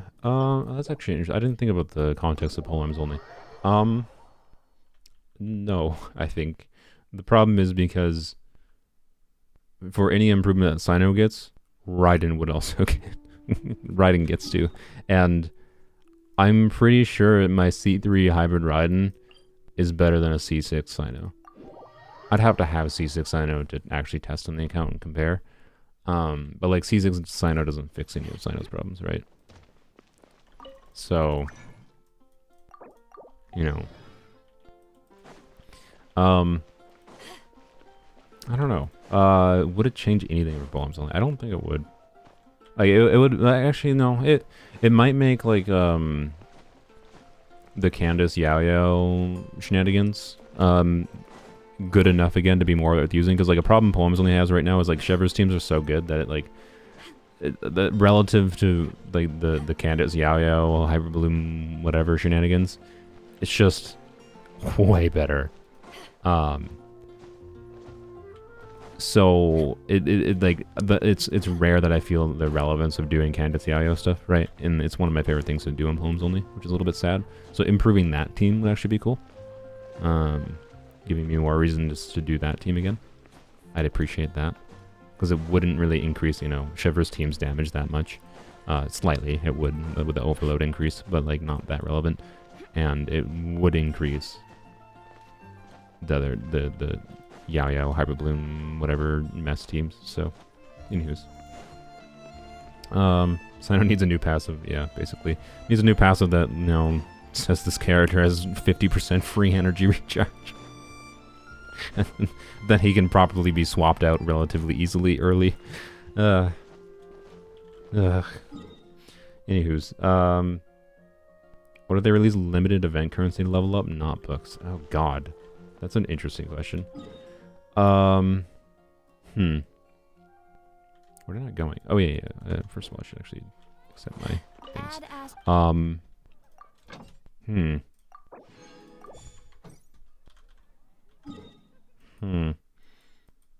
Oh, how would I feel about that? I don't know. Like that would mean like we're talking basically like crowns, right? Like if they add a limited currency like crowns, but like, you know, you have to use the equivalent of a crown to go from level 90 to 100 instead of like farming bosses instead of using heroes wits, right? I think I'd be fine with that. I think that'd be better. I think that'd be fine. Like it wouldn't have some of the problems I was talking about with like needing to rebalance. I mean, it would still be nice to rebalance the resin system, but it wouldn't be necessary if they did it that way. And like, as long as they like, if they give a similar amount of the resource for leveling a character from 90 to 100 as they give crowns in the game currently, like it was just the same frequency. Like I've had enough crowns in this game over time that I have felt like it's more than enough to have the freedom to to have the freedom to always be able to crown a character if I want to, right? Like I have 18 of them. And if you find yourself running out of crowns, you're probably just, to be completely honest, you're just making wasteful mistakes as far as resources spent goes. Like it just actually isn't worth it to level. It's not that worth it to crown that many characters. Like, if you are running out of crowns, you are leveling characters' talents more than you need to, is my current feeling. So, I think I'd be fine with that. That's actually an interesting idea. But again, that again goes along with my idea though of like they need to rebalance the systems. They can't just add on level 100 and then just use the existing structures of like now it takes a F ton more resin functionally or heroes wits, whatever resin equivalent, to be able to do this. They have to do something different to be able to get to 100 to make it not horrifyingly bad. I don't know if you talked about it, but do you think level 100 will require some other kind of material to obtain, or just going? It's the same concept, or if it's going to be open to all characters immediately? I mean, I don't know. I hope it requires some kind of rebalancing, right? It's kind of the same thing. I don't think it makes sense to just keep the existing structures in the game and then add this.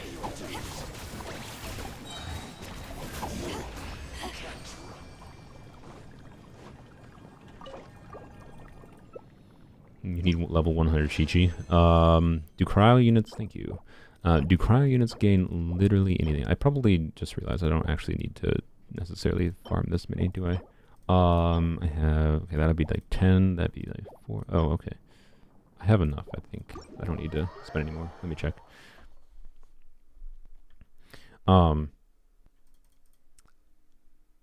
yeah, what can I mean, to be clear, the reason like level 90 Chi-Chi today would be like C6 Bennett shenanigans, right? Like you can do that. You can do that with any melee character. So there is technically a reason to do that. Same thing for level 100 Chi-Chi, if, you know, assuming that the scaling goes with how the current scaling works. But I don't know. Let's, yeah, we'll take her burst. Her burst is the main for normal Beto use. By the way, her burst is the main source of her damage. The reason to level up her skill is just because, like, if you can use her skill multiple times in a rotation, and it can absorb some damage with the shielding, but it's not that relevant to take up. I wouldn't bother with her skill past level 6 ever. And depending on how you play her, you basically don't even necessarily need to level it up.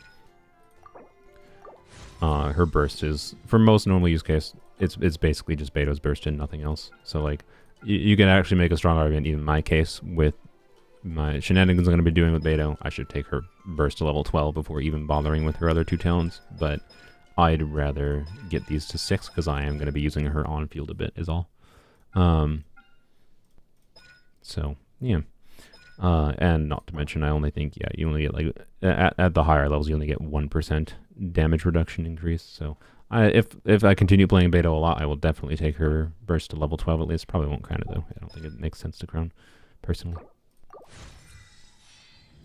So, that C6 Bennett was bad. I am of the opinion that C6 Bennett is the best constellation in the game. And that's because transformative reactions are strong. And this Beto video, this Beto team will absolutely be a video that relies on C6 Bennett. And I will say that in the video. And I think it's going to be the most fun way to do, you know, main DPS. By main DPS, I just mean like on-field DPS Beto. She still does off-field damage, which is part of the reason I actually really like this team versus like doing Razor, because Razor is one because Beto is a more useful unit to level up in general for other uses. But also, Razor has a problem of, you know, you have to on-field him and stay on-field with him for a bunch of time, whereas Beto has the flexibility to, you know, be doing things with her burst off-field, so you can, you know, swap off-field to, like, heal your team if you need to with Yao Yao. You can swap off-field to heal with Bennett burst or whatever, right? And, like, stuff like that. So, I think the dynamic with this team is very interesting, with Beto having the flexibility to still be off-field and still do something while off-field. But anywho's. Look, hero's wits. Play him. Goodbye, my Mora. Oh yeah, I needed to get a bunch more of those. Okay. Maybe I can take her burst to level 12. I mean, if I take her burst to level 12, that's just going to be what she's at forever. Today, I mean. Okay. And yeah, you're gonna... Oh, you butthole. You only gave me 1 off of 9? I needed 2. Shit chose Layla. Okay. Anyways, that's exactly enough with that. I don't think it's actually worth the more. With how low I am on Mora, I don't think it's actually worth the Mora to take her burst to level 12. But visually, something in my brain is bugged by the fact that it's 6, 9, 11, and I like the idea of it being 6, 9, 12 more. Oh, it's because it goes up by 3, that's why. So, I'm going to go back to the domain and see if I can get lucky and get 8 more from 3 condensed. It's not worth it, I don't think, for the resources. It's just, my monkey brain is like, I want 6, 9, 12. I don't have OCD or anything. It's not like it would kill me or anything. It's not a dire need, but I want it. 80 might be the stopping point still for most characters, even if 100 exists. Yes. I agree. Like, for like Arlecchino in most contexts that Arlecchino is relevant in, can be level 80, and level 100 will change none of that. Even if they add like another like if she gains another like crit damage, additional bit of crit damage, right? Like Arlecchino could maybe go to 260 crit damage with the level 100 or whatever, right? But unless like you're playing her for Burgeon, it still wouldn't be that relevant. But it also might be like level 100 might be an increase of like, it might make Burgeon Arlecchino's damage even more relevant. Like it might make it bridges the gap between like Burgeon Arlecchino and normal Arlecchino kind of thing, right? That is interesting. So I don't know. But yeah, the resource cost of level 100 is definitely my core issue. And it feels like on a baseline level with the existing structures in the game, it would absolutely break the balance of how they have designed. Go away. Oh, okay. I wanted to knock him backwards, but whatever. It definitely feels like it would break the balance of how many resources they give for at a baseline from events and whatever for free. So I almost have a temple. Nice. Who you pulling for? Thanks for the minimum drops game. This does not bode well for my hope of getting her burst to level 12. Like, oh god, I hate talent. I really hate talent. Like, I know some people hate artifact farming. I hate talent farming. Like, it feels stupid that it takes as like many resources as it does to me to get so minor of an increase in so many cases. But I don't know. Will weapons be level 100 too? That's also a good question. I didn't thought of that. Boy, that honestly, unironically, if the level 100 change is not just characters but also weapons, I think weapons going to level 100 might be a bigger deal than characters. That actually might change more in the game than it does. Oh, okay. It's a dream. I need like 9 gold still, which I am not close. I don't have that much of a dream. World level 9 with better drops would be good for level 100. Yeah, I agree. I think they should do more than world level 9. Like just more than world level 9 just on like how difficult overworld enemies are personally, not more than world level 9 necessarily for higher drops. But yes, if they do that, that would again be one of those rebalances in the game. Like they need to change the balance of the game to like for how many resources we get in general to actually justify it, right? If it's just like nothing changes in the existing structure of the game other than now that level 100 exists for characters, it's not good. Yeah, weapons though, like, man, that would be interesting because like fab weapons now being able to be level 100, like getting more ER from fab weapons. Oh boy. That's pretty spicy, is it not?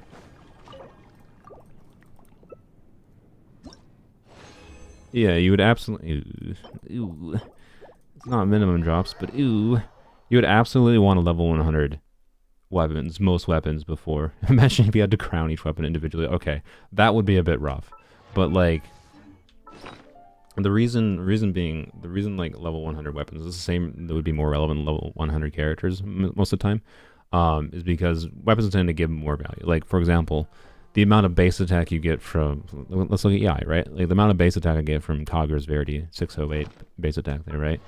Yai's own base attack is... And base attack is what, you know, attack percent, like you know, this 11.7 attack percent uses your character's base attack, right? And that's the white number here. But so this white number is Yai's base attack plus the weapon's base attack. So, you know, Yai's base attack is... it is like 300 and something, right? I think, yeah. So, with a total of 948, which is to say the weapon provides the like 2/3 of the base attack right now.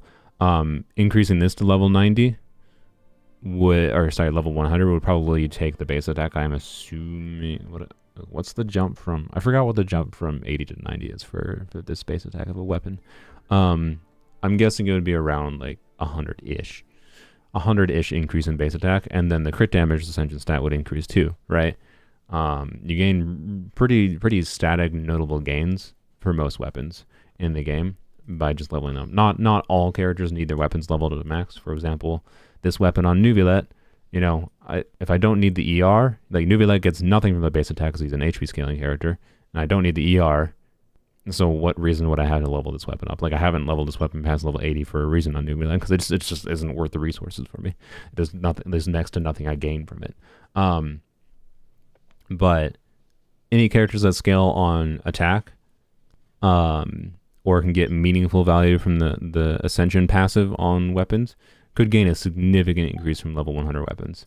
If that is the case, I feel like it is honestly less likely they do that though, because that honestly changes more of the balance of characters than level 100 characters does.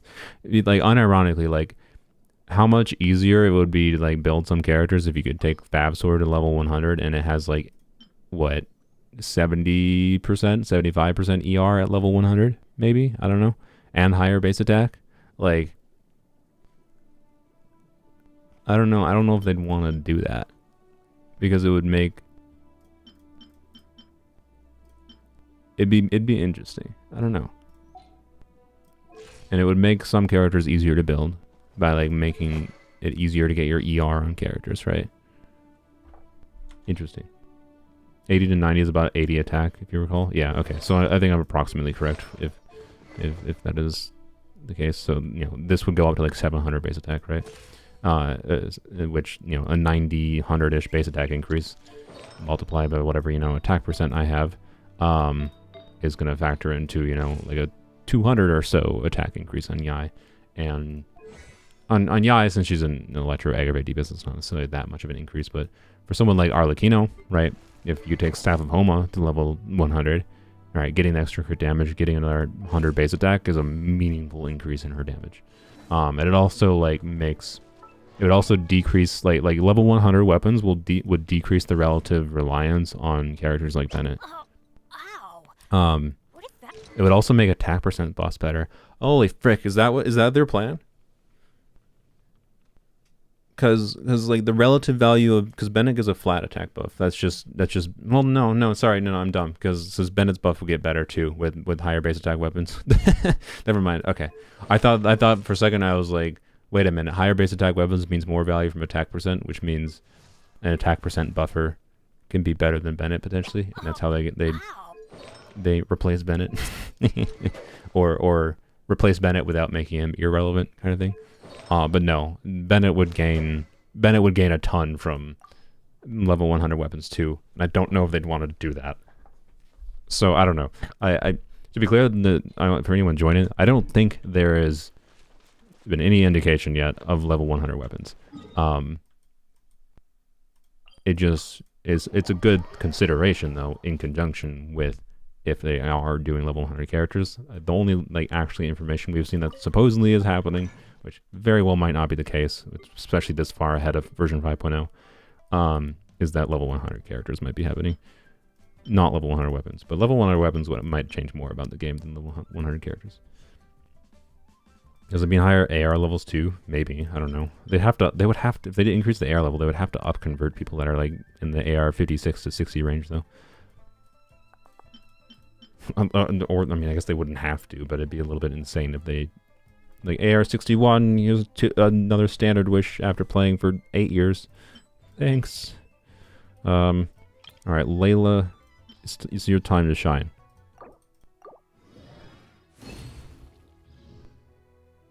Good job, Layla. Well, I'm definitely not getting... Wait, I have some... is this worth it? I feel like I just like wasted some resin because I didn't get lucky. Oh, you didn't... Dang it, dude. Alright, I need 3 more. I need 3 more. I don't even need 3 more. I technically need like 2 more because I basically have 3 right here. Like I need literally 1 more condensed resin worth. I don't want to use a fragile though. Like yeah, fine, I'll use the transient. It's fine.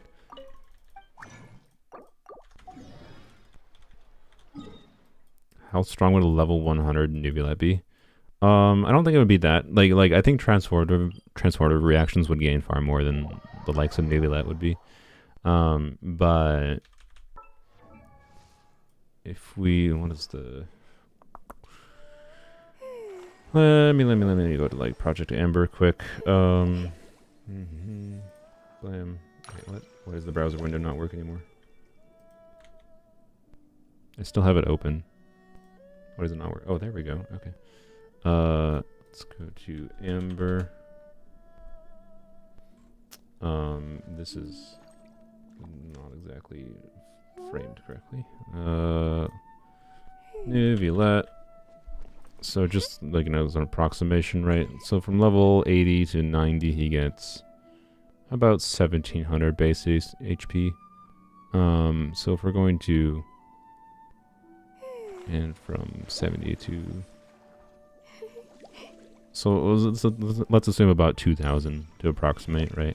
2000 base HP increase, right? So we would go to 16,700. 16,700, and his, you know, normal attack at level 9 is 13.5% HP, right? And technically it's functioning a little bit higher than that because of his passives and whatever, but I'm just trying to like get the relative increase. So actually we don't even need to do the full HP. I can just do, you know, assuming it's approximately 2,000 flat HP, or 2,000 base HP gained, multiply that out by, what does he normally have for like HP stats? You have, well, you don't always, no, you don't usually have double hydro. I'm going to assume a C0 Nubilet without double hydro. You sometimes do have double hydro, but if you're doing double hydro with a C0 Nubilet, you're losing damage bonus from the passive, so it's kind of a wash. So just, I guess, just the 0.4. Well, should I factor in? I'm not gonna. I'm gonna use like my Nubilet as a baseline, right? So he would have. Let's see, that'd be 56% HP, 60% HP. This is like a top 2% Nubilet, to be clear, by the way. So okay, so that's 70, 75, you know, 85% HP. Okay.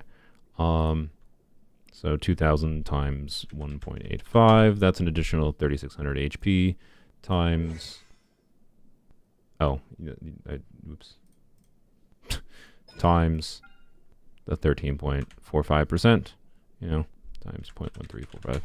That's an additional 500 base damage, right? Compared to what he does currently, which is like the 31,000, right? 31,670 times 0.1345. That is 4,259. So we just divide 489 divided by 4,259. That's approximately an 11% DPS increase. That would be an 11% DPS increase for my Nubilet, which is actually pretty big.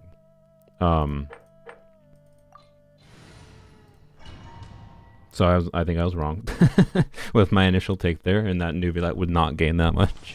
11% is pretty big. So just assume any HP scaling, like character that's doing all of their damage through HPs, right? You know, him, Yelan. There are other more niche use cases, but I'd say those are probably the core three.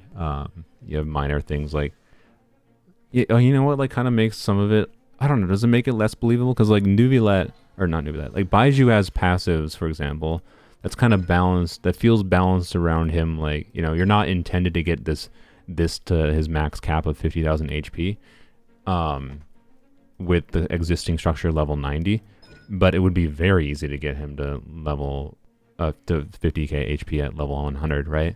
So this is again in the context of like it feels like it would require rebalancing things for how they intended original characters to. Not that like it would meaningfully change Baiju, to be clear. It would be a minor buff to Baiju, and I don't even think it would be worth it to level 100 Baiju, to be clear.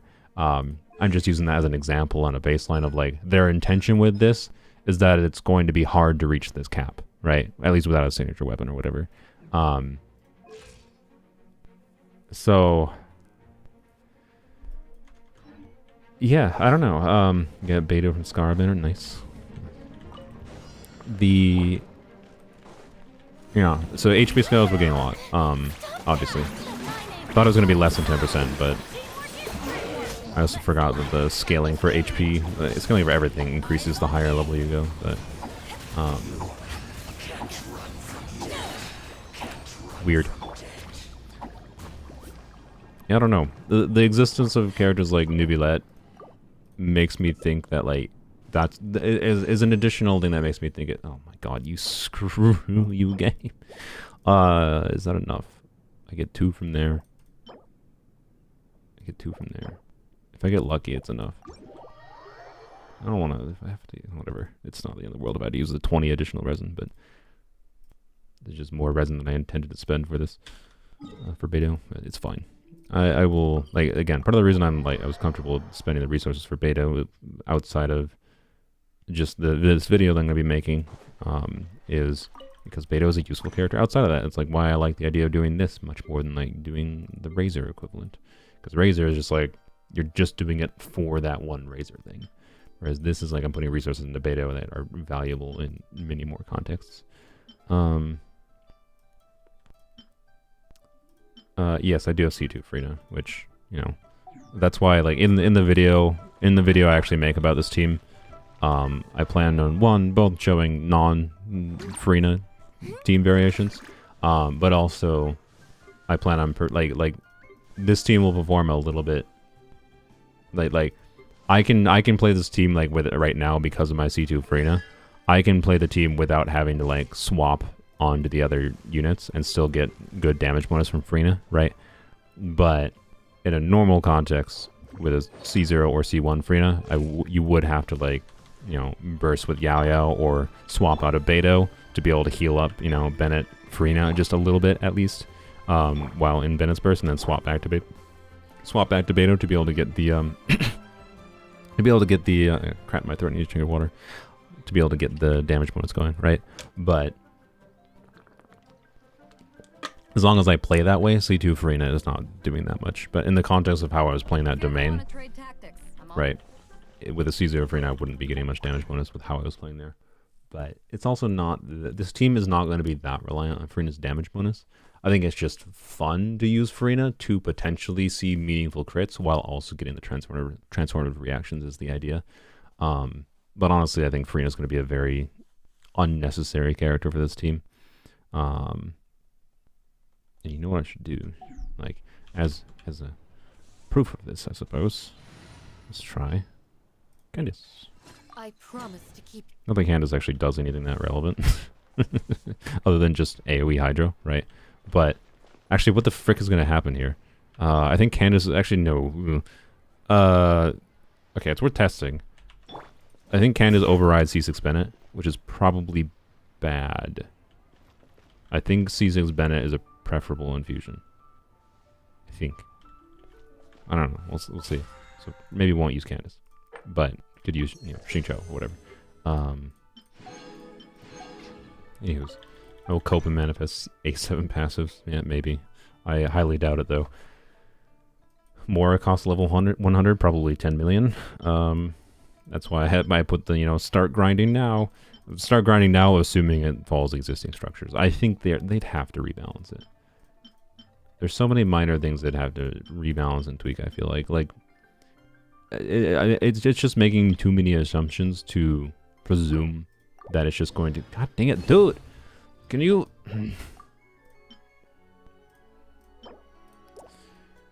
Please? Oh! You gave me one. I know it would have been really lucky, to, but you dicked me over twice by not refunding for the... Ugh. Okay. Check. Got this available. Okay. What is the stupid... I hate when I have to do this. It's so dumb. This is why I hate farming for talents. Parametric transformer. What the... Weird. Google pulled it up from my history instead of just doing a Google search. Okay. The groups. I need talent books. I need to do like things like apples. Okay. Or not apple. I don't even have that many apples. Frick. What other than apples? Basically just plants in general. It seems like. Okay. So, how about? Man, plants are kind of expensive though. What if I need these? Wait, what about sunflowers? Sweet flowers. Sorry. Yeah, they count. Okay. Blam. Set the grass on fire. But yeah,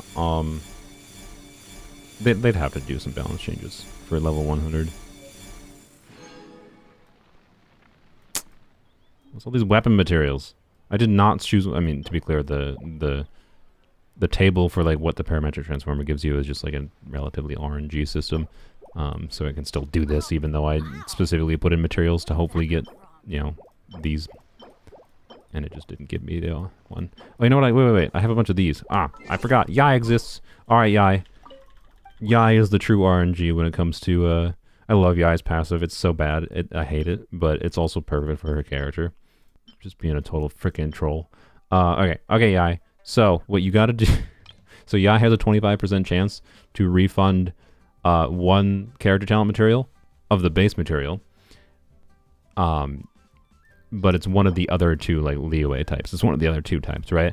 So, it's a 25% chance to refund, and then a 50-50 to get the one I need on on top of that. And I think I only need one. I think I just need one, because I needed one silver or one brown, right? I think that's all I need. So, come on, Yai, give me some wins. Nope. And hopefully I don't need these in the future. Yeah, let's go. See? Yai for the win. Blam. Look at that. And then a blam. Xingqiu gave me nothing. Yai, always the best value pull for moments like this. See? Yai saves you resin. I would have had to spend 20 resin more for that. Or waited a few days, but I wasn't going to wait a few days. I want to be done with beta leveling. So, blam. Oh, I need freaking treasure hoard. Okay. Let's freaking go. Yeah, I only took 2 even. Let's go. Treasure hoarder coins. Surely I have enough of those. Yeah, I have a couple. Blam. Okay. Talents. But yeah, if there's any characters you really, really like, and we continue to get confirmation of the level 100 thing, goodbye my money's back to under 2 million more again. Yeah, I don't know if this is actually worth it, but now it's 6/9/12, and my brain is happy. And now I don't need to touch Beto. She's good. Good. So, anyways, let's go see what the frick this team does.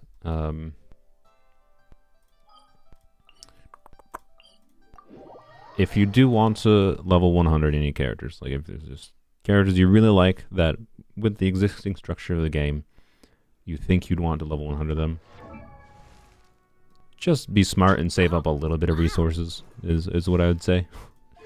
Even if it doesn't result in being a thing, you know. I'm not saying like save up 1,000 heroes wits, but you know, I think it's a good practice to have a good enough of a surplus of heroes wits to like be able to level a character if you so desire it, right? Like, you know, you see someone doing something cool with Beto, it's nice to be able to have enough resources to just be able to level Beto, right? At least the heroes wits and more resources, right? That makes it a lot easier. So same context for like level 100. Try to save up enough resources just in case it does become a thing, and just in case it is really expensive. This is the more caught off guard you are by it if they do end up doing that, the more annoying it would be, because, you know, that's it. Does Beto deserve a crown? I mean, yes. I think she is a good enough character to be deserving of a crown potentially, but I just crowned Arlecchino's normal attack this week. I don't have the resources for it, and I don't gain enough from it to actually like make it worthwhile. One of the awkward things with Beto, by the way, is definitely her 20-second cooldown on her burst. It does make her a bit more. She can extend rotations by having a 20-second cooldown on her burst. But usually it just means you start a rotation with it, and it's mostly fine. So, anywho's, let's see. This is with Beto on Emblem still. Let's see what happens.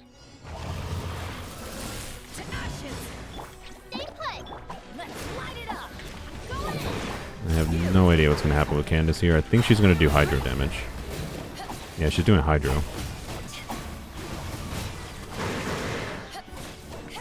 This is its own kind of weird. I think it's definitely worse. What the heck? My stream just said I dropped to like 39 viewers. What the heck happened?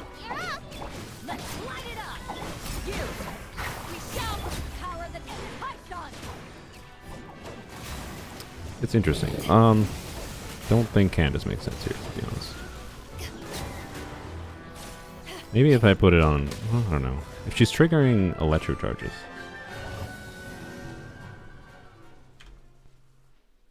And to be clear, this is beta on her emblem build still, which means, like, you know, they're an AoE situation here.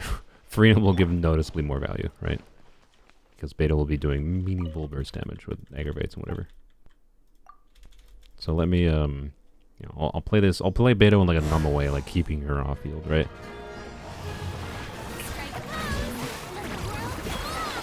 Oh, frick, I don't have energy. There we go.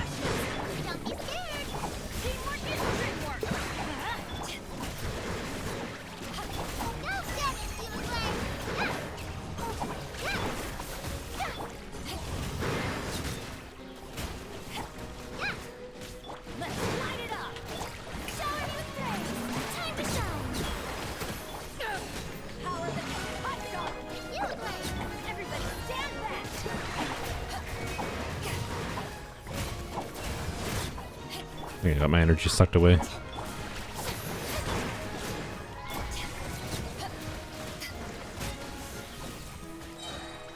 Yeah, it was pretty fun. I think it'll perform... Oop. I think it'll perform better not against these enemies.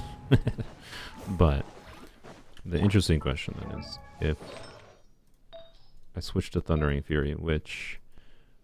let's see. Oh yeah, Lynette is on. Oh, I don't...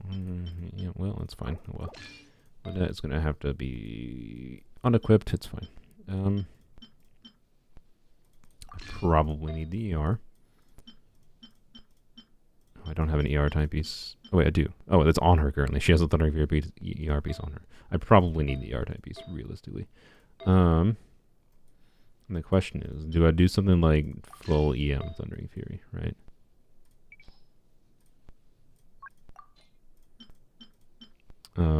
But with some crit to spice up my world. We'll try this because it has some attack percent, crit, and ER. This puts her at... Oh, that's way more ER than I expected. What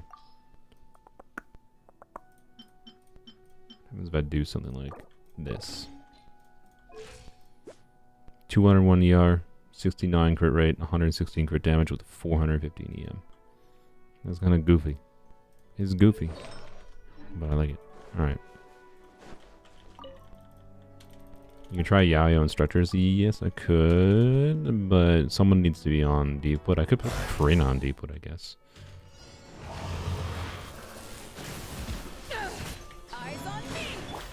I shouldn't have done that yet. I need that up to be able to enable beta things. Whoops. How did I got frozen? Okay. Still getting 25k aggravates, by the way. Okay, get some energy on you. Alright.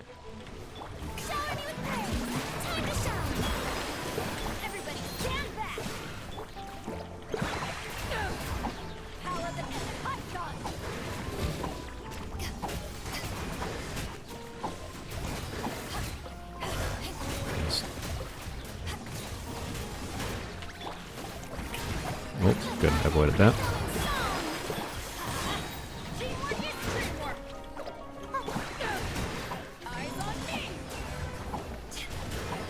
I don't know about Farina in here for this works perfectly fine with C2 Farina, obviously, because I don't have to really worry about swapping out. But I think it'd be a lot harder to play without C2 Farina.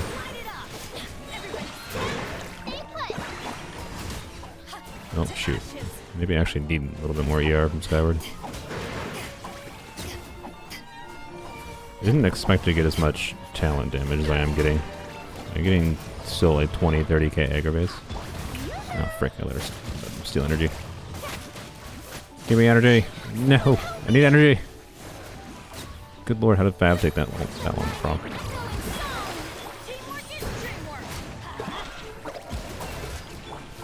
Honestly, just with Bennett on Maidens might be fine though. Like, Bennett on Noblesse isn't doing that much here.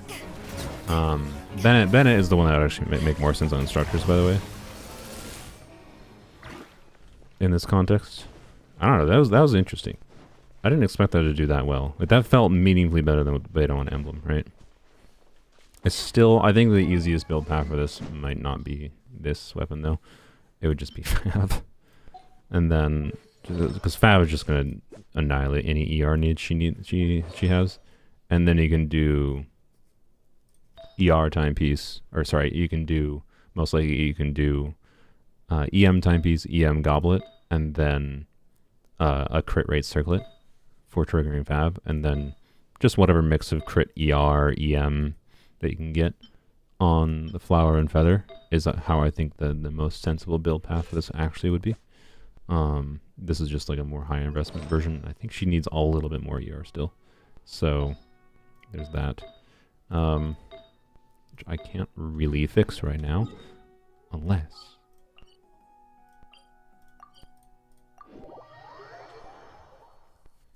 Yes, I could do Bennett. Well, no, Bennett on deep. Well, actually, wait, what's the deepwood uptime? Also, it's a question of like how many dendro reactions was I actually triggering there, right? Because if you're not triggering that many dendro reactions, it might not leave that much of a DPS loss to lose Deepwood compared to the DPS gain instructors would give from Yaoyao, right? Yeah, Deepwood is an 8-second buff, so it's possible. But I don't know, the attack person isn't doing that much, right, in this team. So Bennett on instructors would make the most sense, most likely. Yeah, I don't know. It's really interesting. It's rely on Caesar's Bennett. It's fundamentally the same formula pretty much going on as like Thundering Fury Razor is, but it's better in AoE and has more interesting flexibility with being able to do things off field. That I really like the idea of it. So I don't know. And it has the defensive utility from Beidou, of course, and whatnot. But it does rely on Beidou and Yaoyao specifically. Like, you have to do the weird combo of Beidou C4 being triggered by Yaoyao's radishes, which is very goofy. Why did I come over here? So, what are other teams for C6 Beidou? I don't have Farina. I mean, for C6 Beidou in general, just like, boy, a lot of teams. Like, you don't need Farina. This is not that reliant on Farina. Like, I could have done the same thing there basically with Elon. It just is a little bit more single target focused, but not that crazily so. Yeah, as far as like the most synergistic teams that for Beidou would be aggravate teams in like AoE contexts, I would say. So, you know, pairing her with Fischl, for example, would be one of the easiest options. But I also just did her as the solo Electro character in a Chevreuse team earlier, right? I did Chevreuse, Arlecchino, Beidou, and Bennett. You could absolutely do that. I could do Raiden, Chevreuse, Bennett, Beidou, right? As a nice defensive utility option, but as on top of her own damage that she deals, at least in meaningful damage in AoE potentially. So on a normal emblem build, right? She has a number of contexts where she can make sense in, but the main context is AoE where Electro makes sense, basically. And yeah, it's interesting. So yeah, I'll mess around more with this team. I'm not really gonna do much more this stream, but oh yeah, I remember what I came here for. I don't know, do I have any artifacts? Strongbox. I need you to give me a a strongbox. I need you to give me a flower. Okay, with double crit ER EM. I mean, I'll take it. It might be good. I have 20 resin left. Let's go to the don't farm this domain. It's a terrible domain.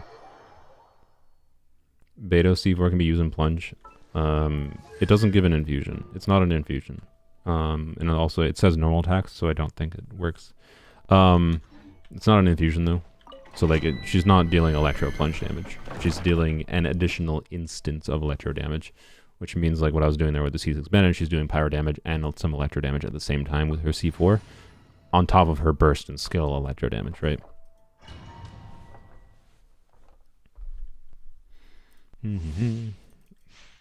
So the idea is, you know, you can trigger blooms, you can trigger you can trigger blooms with pyro or with electro hits. You can get overloads, you can get electro charges, you can get all the freaking reactions in the world, right? And this is a team like Beidou would gain a meaningful value from being level 100. So just, oh frick, I hate this domain so much. It's fine. Bennett will work. Miserable freaking domain. Don't farm this domain. Awful domain. I don't need the fusion. Need the fusion.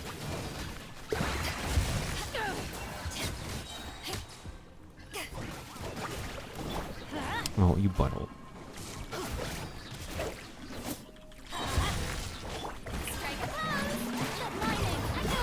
I could maybe use Yayo. Does Yayo have any crit? She does have some crit. Go, Yayo.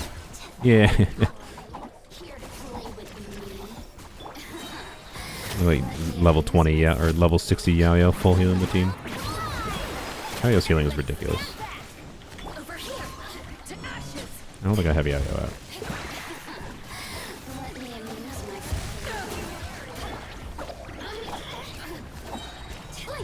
Oh my god. I hate this domain. I'm never coming back here. Please. Okay. I'm strong boxing Thundering Fury. Never touching this domain again. Terrible domain. I forgot how bad it is. Or I'll never have to strong box again because it's going to be a flower. Oh. On principle, this being a 4-line with ER, I'm going to keep it. Like, this could be an off-piece circlet, for example, for Yunjin or something. I mean, it doesn't have flat def, but it's close to the perfect stats.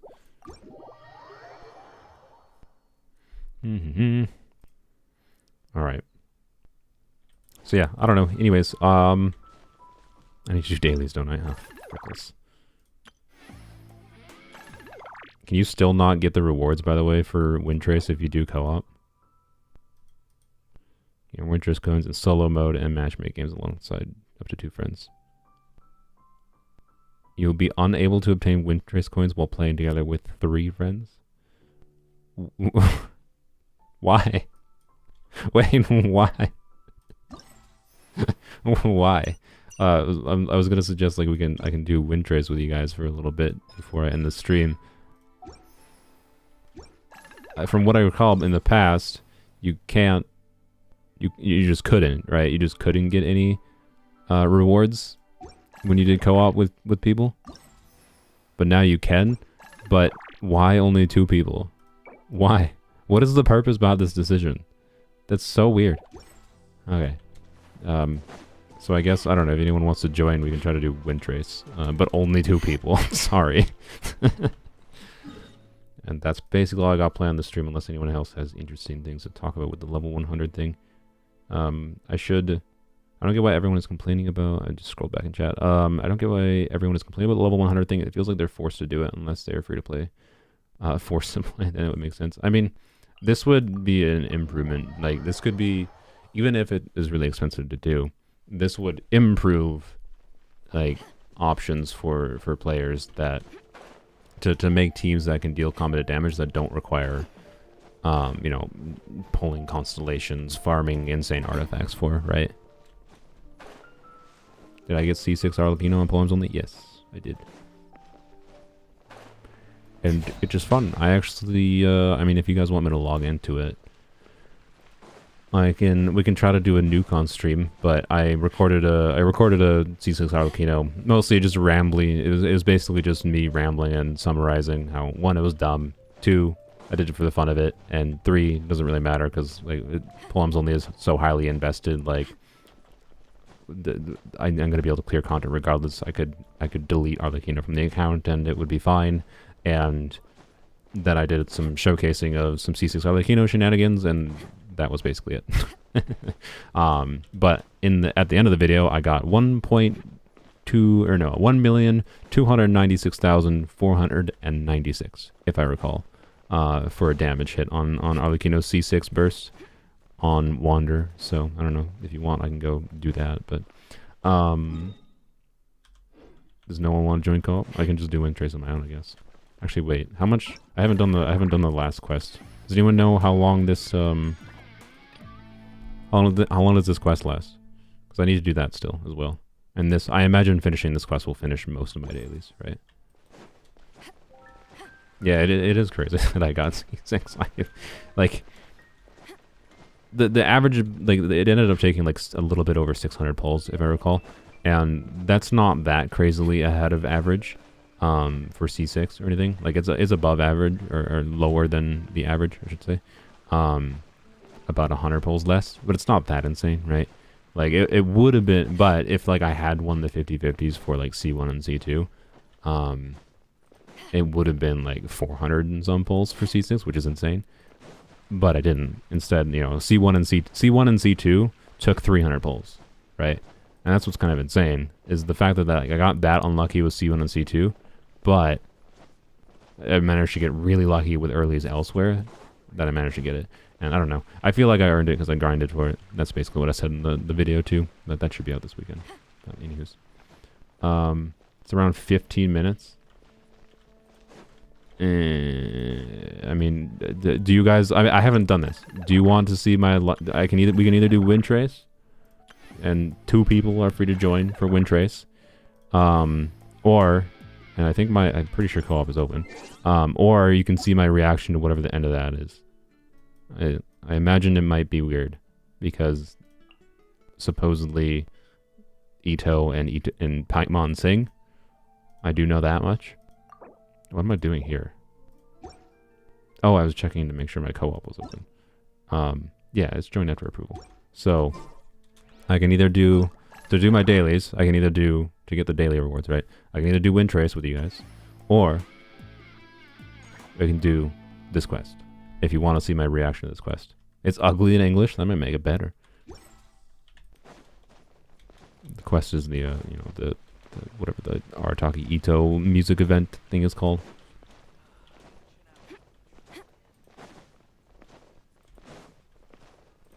You can't grind Genshin as much as when it first released. Yeah, I don't know. I sincerely hope whatever if level 100 is a thing, that whatever the implementation is, it is not just, you know, you need to grind for 5 more years. I'll be annoyed if that is the case. Who would I even level up? Actually, that's a good question. Who would be my priority to level up to level 100? If you ever want to trade tactics, I'm always ready. Ignore like regardless of how it's implemented, right? Who would I want to like, assuming it follows relatively normal, the same scaling where, like, you know, your aggravate DPSs are more relevant level to 100, etc., etc. Your HP scaler is more relevant to level 100. Your transformative reaction DPS is more level, like of my characters that I have right now, basically any of them that I have 90 are ones that I would want to level 100. The ones that I probably would not bother, I would probably not bother with Nahida. It just doesn't matter to me that Nahida deals damage. I probably wouldn't bother with Farina. It doesn't matter to me that she does damage. I don't play Nubila enough to care. Nilu would be kind of interesting, but I wouldn't bother. I don't think same thing. Like, it just, I don't know. Well, no, it wouldn't. Nilu wouldn't matter. It would matter for like Kokomi more for Nilu teams as far as seeing more bloom damage. I think of the characters I really enjoy playing the most, the ones I'd be most likely to take to 100 first, personally, would be Raiden, because I'd play the Hybrid Raiden all the time.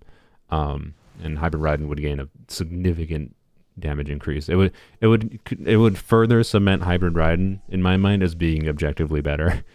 Like, I think it'd be, assuming like it falls, like aggravate gets a meaningful increase and like hybrid bloom damage gets a meaningful increase, I think Hybrid Raiden becomes objectively better than a traditional Raiden build, whereas like right now Hybrid Raiden is in this case of just like, it depends on your preference for the Raiden teams to an extent. Whereas I think it would just become flat out meaningfully better. But it's still a high investment thing to do, to be clear. But Yai, Raiden, Fischl would probably be my top priorities, is my current thinking. Tignari would be soonish after.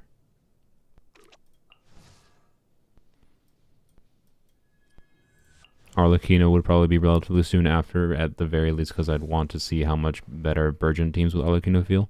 Right now, I'm not playing Burgeon Arlecchino very much. I like Burgeon Arlecchino teams, but I'm not playing them that much. And if they make them feel notably better, I would enjoy it. I just like Arlecchino enough as a character and enjoy playing her enough that I think I would get value out of having her level 100 for those kinds of things. Yeah, I think my main priorities would be, you know, Raiden, Fischl, Yai, and Arlecchino.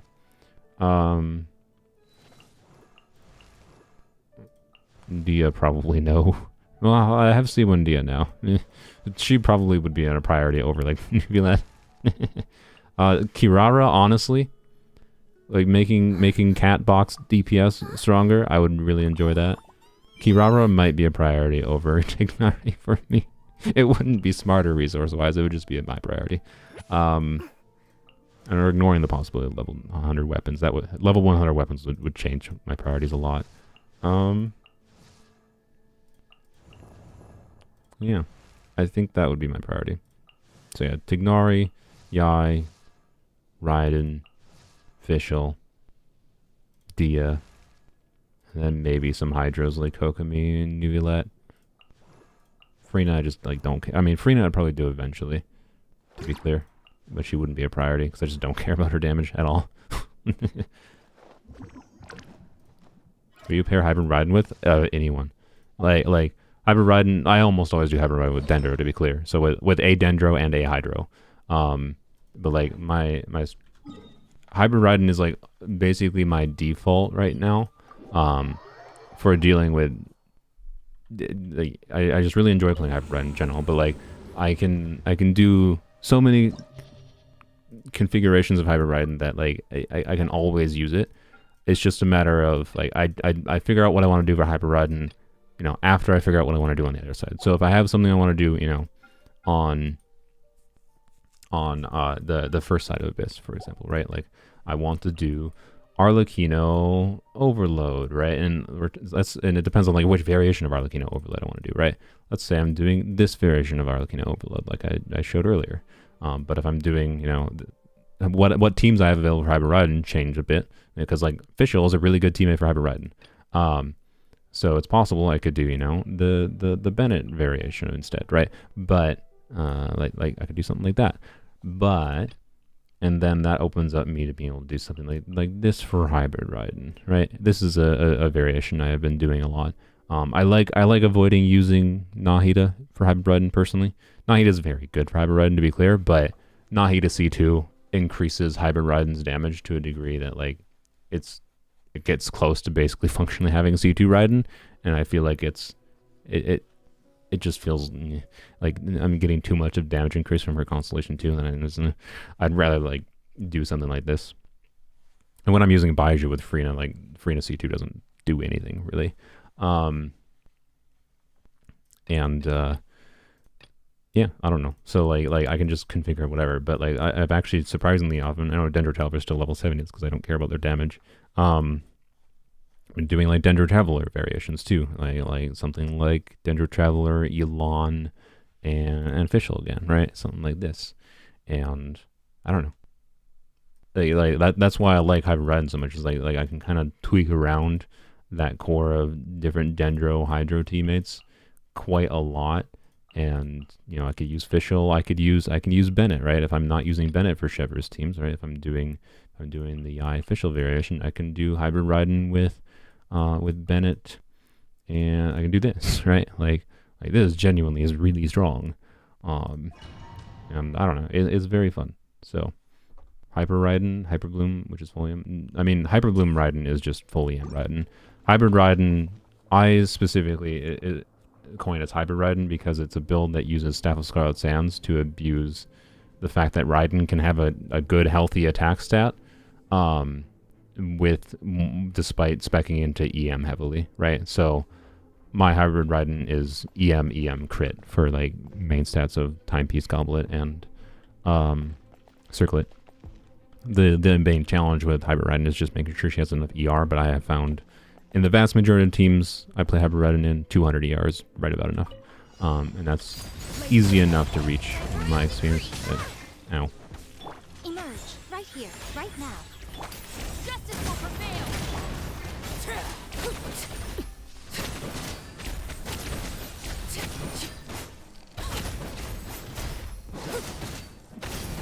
Not attempt to Oops, resist. that's what I use her skill.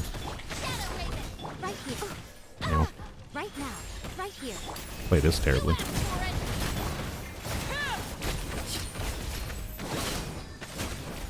No, don't kill me. Okay. You can even use Hyper Raiden Hyper Raiden and Hyper Bloom Raiden. Yeah, you can use Hyper Bloom Raiden with just a Dendro driver, but I like actually the reason I like Hyper Raiden so much is because it actually feels like using her kit to its full extent. So let's run over here, I suppose. So the downside of Baiju in this team, to be clear, is you're getting less actual Dendro stuff going on. But still, this is one of my favorite variations.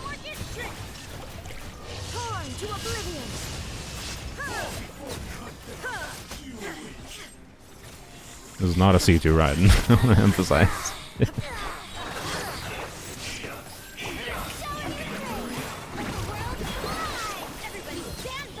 Seems like an emergency. Inazuma shines eternal out of my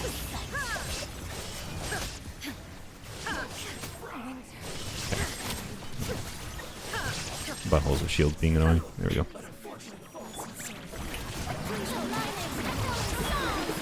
I know it looks like a C2 Raiden. It's not. teamwork is dreamwork. Illusion shattered. Torn to oblivion. Oh, I don't know if I even hit any of them, but one of the nice things with Hyper Raiden is it balances out her damage to be much more not just in her initial hit of her burst, and makes missing on her initial hit or not critting on it much less bad. It's also easier to crit on it because Status scans give so much crit rate. Oh my god, stop it. Seems like an emergency. Oh my god. Stop! Okay, I just keep on getting interrupted at Heck and High Beyond, so apparently I should play Beto here. And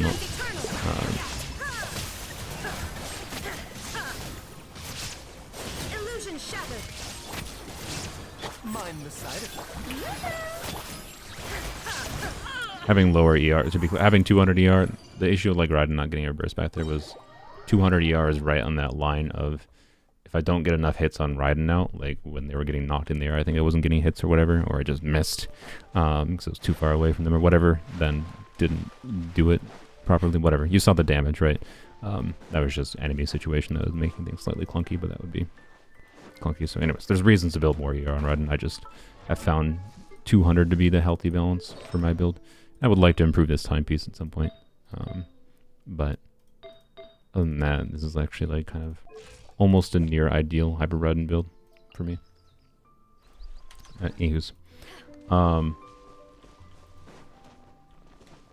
yeah, it's what took me from like not liking Raiden's kit design to actually really liking her kit design. So, you know, it's just unfortunate. It kind of feels like it needs Staff of Scarlet Sands to me. It just doesn't perform the same without Staff of Scarlet Sands. It's very different.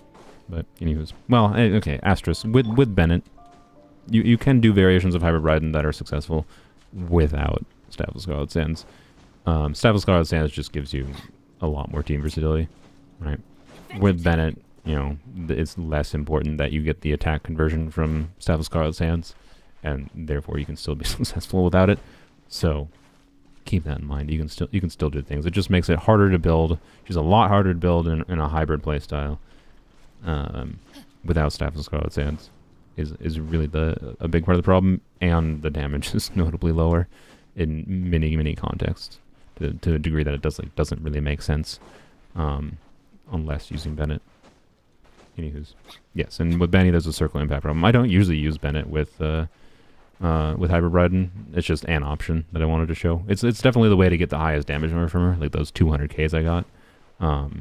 If I just do, you know, if I do double Hydra variations or double Dendro variations, it's a bit different. But yeah, you can do double Dendro, double Hydro, you can use Pyro, you can use Official, you can use, like, there's so many different team variations that slightly tweak up how you can do it, and it all works pretty well. Depending on what exactly you do will change the exact damage numbers you see from Raiden, but it's a very fun team format, and that's why I like it so much. I can pretty much always play it, and like having so much element coverage means, you know, even abysses like this cycle is just a matter of making sure, you know, I tweak the team around slightly to be able to deal with like the shields or whatever.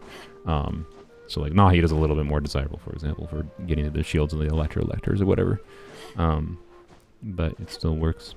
You don't even need Nahid actually. Bennett works there too. Like T6 Bennett has the advantage of giving, you know, extra pyro application from Raiden. I can just like do charge attacks on Raiden on the lectors or not, or with, you know, the other characters too. So anywho's, and Bennett on his own honestly can just kind of spam his E and get through the pyro lectors, but you know.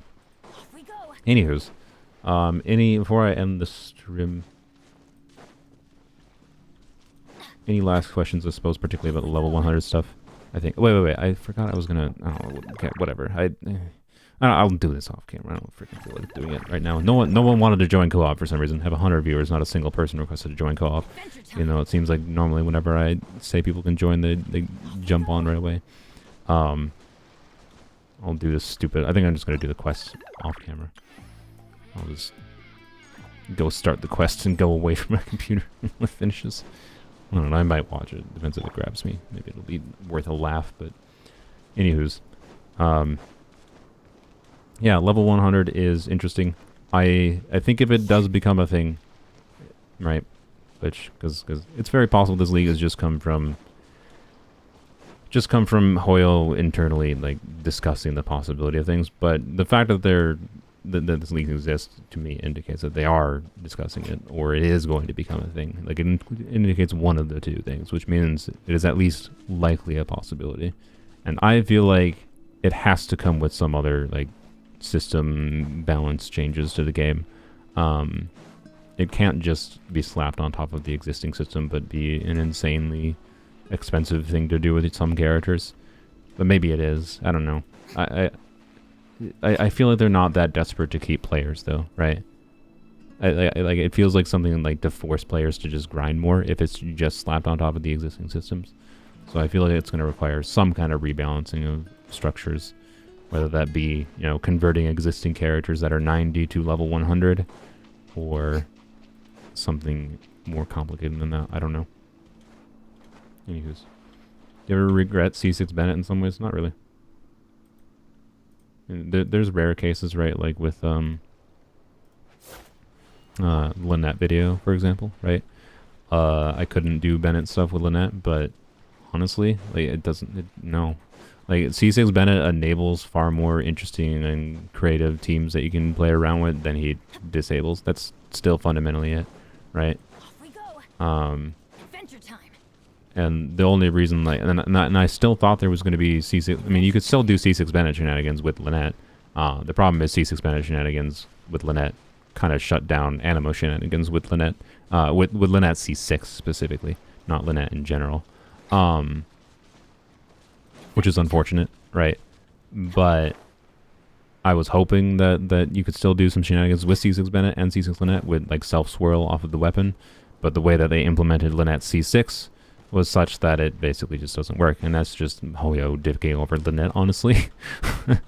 Like they easily could have made it so like Lynette's infusion refreshes. Like if Lynette's infusion refreshed rather constantly and triggered self-swirl on the sword, that would make C6 Bennett and C6 Lynette really interesting together. But Hoyoverse instead chose to just make it a static thing that only applies one time and instantly gets overridden by C6 Bennett. And so I don't know. I think it's Lynette's kid's problem that she doesn't work with C6 Bennett, not Bennett's problem. Have I tried Burgeon, Toma, and Arlecchino? I mean, yes. Not Burgeon, Toma, and Arlecchino together. I don't know what the purpose of doing that would be, to be honest. It's just too much pyro. Like, the main problem with Burgeon is to get Burgeon to work ideally, you basically need to weaken the burning aura to a point where you can apply other elements through it, right? So you can find a balance with some Burgeon teams with Arlecchino where you can vape on Arlecchino still, and the consistency with it is going to depend a bit, but it's going to depend heavily on being able to weaken the burning aura on the enemy with an element, and adding more pyro to it is not weakening the burning aura. So like you can slot Arlecchino in to a Burgeon team, like a Toma Burgeon team, but I think you're just making Toma do less damage, and like you're making the Burgeon engine worse in that context. But I don't have I don't have Toma leveled up on this account to test that. And on Polearms only, I can't really test that properly because the only Dendro and Hydro I have is Yayo and Candace, and it definitely wouldn't work with 2 Pyros, I know that. Nahida, Arlecchino, Toma, Baiju. That's burning, yeah. I mean, like, burning is its own reaction. Like who's triggering? I mean, yeah, it's just Nahida triggering burning most of the time. Like, it's not useless. Yeah, like it would work. It's not Burgeon. You need Hydro.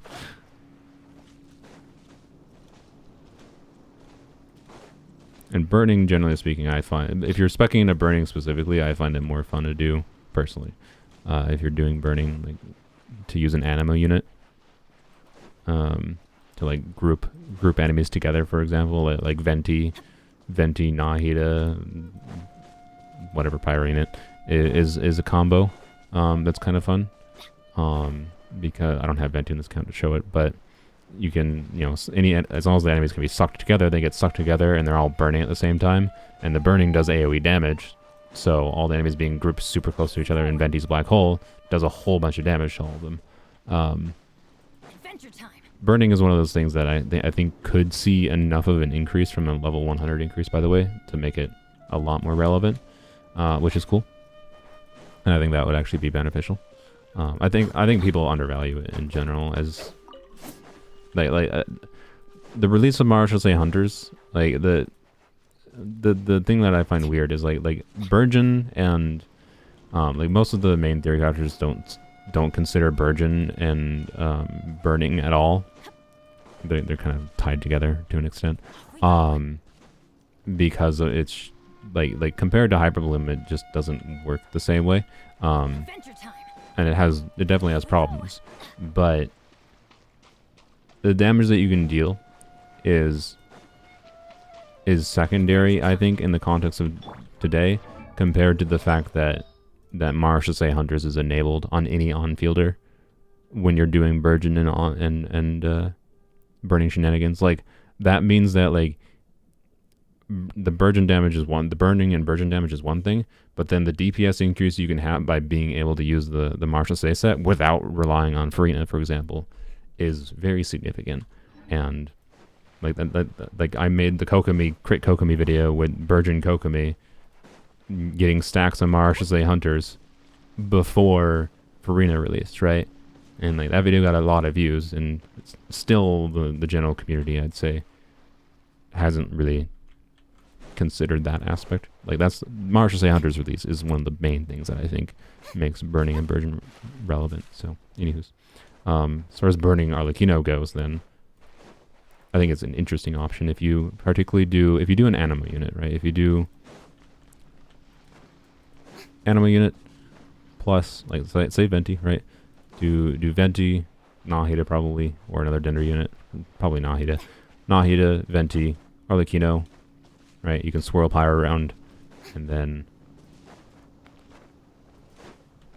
what else do you do?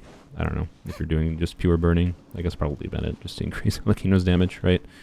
Just do, like, it's basically just mono Pyro, but you're doing some extra burning shenanigans, and then potentially, well, Venti might not enable Marshall Say Hunters because you would need to be able to hug enemies, so it's going to be Arlecchino has a problem of burning is going to burn her. She's going to take damage.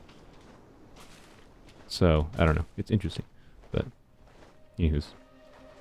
New domain buffs, the burning version stuff. I mean, yeah.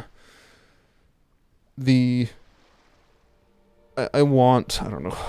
I'm kind of like not in the mood to farm that much of that domain on my main account because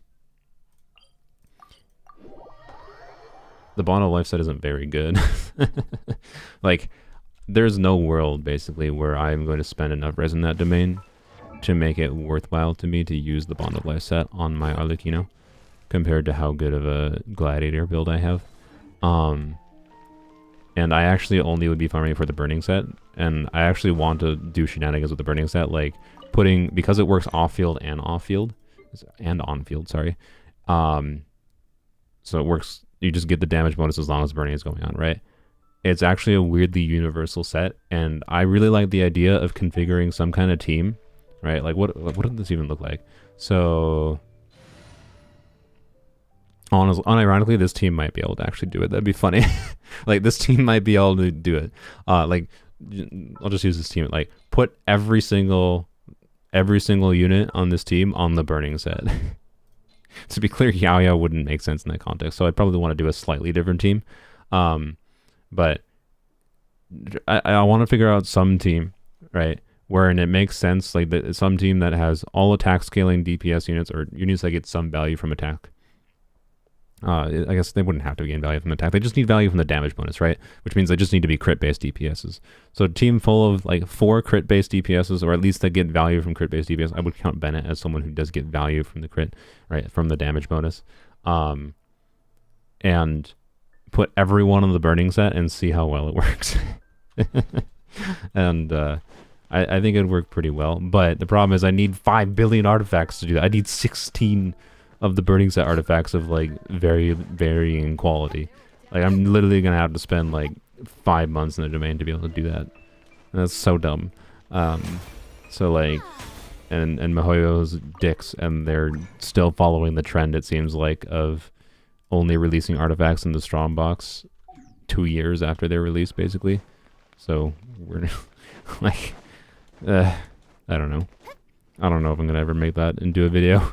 I want to, but I don't care about the Bond of Life artifacts. I actually only care about the burning set artifacts, and I only care about it for a meme idea mostly. Like I do enough Virgin shenanigans that the burning set is valuable, but I don't know.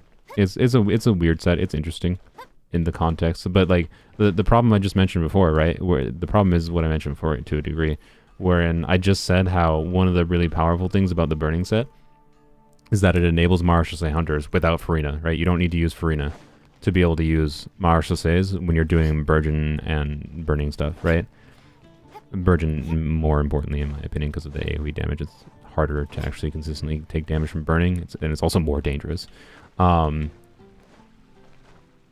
So, yeah, I think every artifact should be in the strong box as well. So, the problem is, like, okay, this new burning set seems like it's relevant to use for burning when you're doing shenanigans like I like to do. Except when you're doing shenanigans like I like to do, the best set to use is Marshal Hunters for any on-field DPS, which means the burning set is only relevant for off-field DPSs when doing burning shenanigans. And most of the time, those off-field DPSs have existing, very good, competent options that would compete with the burning set or be better. Like, for example, if I'm using Farina in the burning team, she's an off-field DPS, Golden Troop is better than the burning set for her, right? Like, that's kind of the problem. Like, I feel like the burning set to be truly worthwhile, because for on-fielders, when you're doing burning shenanigans, generally speaking, Marshal should be better. And for off-fielders, they probably have a better option. Right? So, I think this set had to be better. I think this set needed to give towards, like, at a minimum, 70% damage bonus to make it actually worthwhile, is my current feeling. And it's because of Marshal existence and the fact that the same teams that enable you to use the burning set enable you to use Marshal So it's interesting, to be clear, and I wanna farm it more, but I don't know. It's also a problem of, like, I have a lot of artifacts I want to, like, build up. Like, I want to diversify my tenacity pieces on this account. I want to diversify my noblesse pieces even more, because I've been finding I've been using noblesse a lot more lately. Like, I have decent noblesse pieces, but there's notable pieces I would like improvements on. And like noblesse, to be clear, I'm gonna strong box for, but like I can't strong box for tenacity and noblesse. So like I was kind of thinking of like farming tenacity for a month or so, and then farming, and then strong boxing noblesse. There's also like stuff like, hey, I wouldn't mind some more Thundering Fury pieces for stuff for like Beto, right? Yada yada. I don't know. So I'm kind of caught between wanting to just spend resources diversifying my existing artifacts that I know are going to be useful versus farming the burning set, which on rare occasion might be useful. So I'll probably return to the domain. It's also a problem of like I'm spending a lot of resources for like building characters. Like today I spent, you know, 2 days worth of resin on Beto talents instead of other things, and I do that a lot. So, you know, there's that too. Where's that Thundering Fury feather? Flower.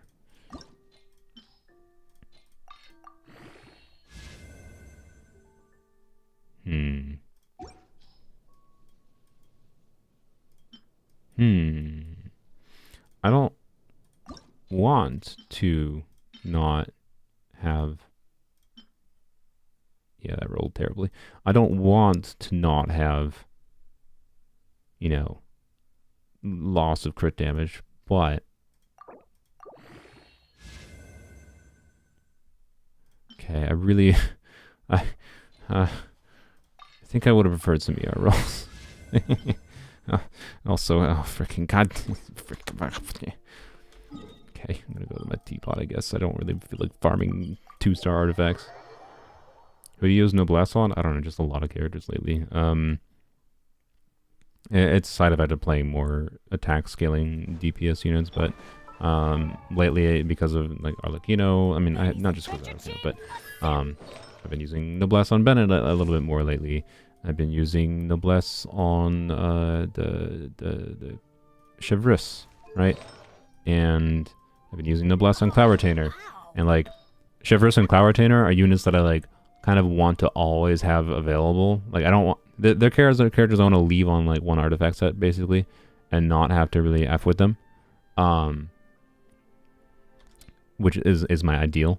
And when I want to use them, right? I want to just have them available, know they're available to use if I want to use them, because they're like they're core, like they're part of like the core group of like enablers in the game, right?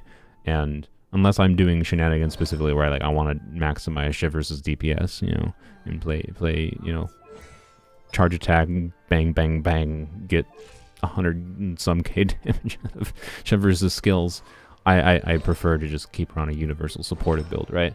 So particularly because of Chevreuse and Xianyun using Noblesse, and then also Bennett occasionally wanted to use Noblesse, I have this issue right now where I have less flexibility with my Noblesse pieces than I had in the past, right? And like I've been using Xingqiu a little bit more lately and trying to test out different things with him, and honestly I think my preference would be putting him on Noblesse too. So hence like this piece that I need to level up for him, and whatever else. So, you know, it's possible when I get C6 Chevreuse I might put her on actually this new healing set instead, just for a different option that I don't have to think about, and then free up some Noblesse pieces. But This route. okay, I would prefer to use these coins for Heroes Wits, but I also would prefer to be able to level up this artifact. So we're doing this. Alright, my ideal here... No. My ideal here is actually an ER roll on this new flower. So it'd actually be nice. This would give me a little bit more flexibility with the artifact configuration on my Beto. Or not Beto, just on Thundering Fury builds in general. Wow. Where did Okay. that come from? Okay, well, no doubles. I'm not gonna waste one bottle. I'm gonna do this the stupid slow way, because I'm a min-maxer, I guess. What would you use on Bennett instead of Noblesse, you mean? Bennett, oftentimes, I'll put him on Instructors, even though I don't need to do that with my C2 Frina. I'll put him on Maidens sometimes, just to simulate that effect of... Because like Maidens Bennett with Frina on teams that you can just swap, like teams like this one, for example. I think Maidens Bennett with a C0 Frina, or C1 Frina, same difference, would be potentially ideal, right? Because having to burst with Yao takes up some field time that I don't know is ideal necessarily. But you still could do it. I don't think it's actually that bad to do. Like, you still get all kinds of reactions that trigger it, and more Dendra application would be advantageous in some contexts. So, I don't know, this is an interesting team. But point is like Bennett being able to be on maidens and having the ability to overheal your teammates and trigger Freena's passive is a notable thing you can do. So I have a maidens build for him on occasion, which I usually just use in videos to represent that. But also if I just want him on a maidens build, just to be able to heal more as a more comfortable, he becomes a much more comfortable defensive unit when you put him on maidens. Particularly in the context of Freena or other enemies that hit pretty hard in this game nowadays. And yeah. So it's, and then instructors is always an option in any team where, you use Bennett after applying an element, use Freena first, press Bennett E, that triggers instructors, right? So that's a notable aspect as well, but he has a bunch of different options. Noblesse is the brainless universal option though, that like, generally speaking, if you're using Bennett, you're probably getting value from the attack, right? Not always, but I've definitely used plenty of context in Bennett where I didn't actually care about the attack buff and I just cared about the other things Bennett does, but ER? Thank you, game. I genuinely appreciate that. This is a good piece. Alright, sweet. So, now I can use that on Beto if I really need the ER, right? For example. So I can do something like that. A little bit less crit damage is sad, but, like, that's not the... like, we were seeing, 20k something aggravates before. It's not the difference between, oh my god, losing that 2 rolls of crit damage, and we gained some attack too, right? Losing that 2 rolls of crit damage is going to be the difference between seeing good damage or not. Like, no, it's just not. Bursting consistently is more important, and we got some attack to make up for it, so it's not that bad. She did go over under 400 EM, but particularly if Bennett is on instructor's build, or Yao or Farina even. Wouldn't matter. I think Frida does not make sense in this team, especially if she can get vapes occasionally. Does not make sense to put instructors, but I don't know. There's some interesting options here. I gotta play around with it a little bit more and figure out like how many Dender reactions are actually being triggered, and how much I care about. If I'm using Farina, I don't think it makes sense to use Bennett on instructors. Well, I don't know. Bennett on instructors with Farina can be fine in this team because Yao can be the team healer, right? But then you're just gonna have to make sure you burst with Yao consistently. So I don't know what the team dynamic becomes in that case. It might become something like, use Farina, use Yao, use Bennett, switch to Beto, I guess, use once you get, I guess, 2 Beto skills out, like my thinking would be, use Farina, use Yao E, use Bennett. I guess we can go test this live. I'll go switch Bennett to instructors. Would you use Mona on... What would you use on Mona if you build her? ER. Wow. What is that? Mona's also one of those characters on the list of like getting her leveled up a little bit. The only reason to level Mona up isn't enough is to just like get her... Where the frick is she? Get her burst talent. I believe that's the talent that is... Where are you, Mona? Lady. There she is. To get her burst talent to like level... I have C4 or C3. Yeah, C3. To get her burst talent, because that's the thing that gives the damage bonus to... I don't know, what is it? It goes up by like 2% each level, so probably to level 11 in my context, which means taking her to level 70 at least. But other than that, she just needs a whack ton of ER. So like, put all the ER on her, which means probably 2B's emblem. And that's basically it. If I could somehow manage instructors might make sense on her.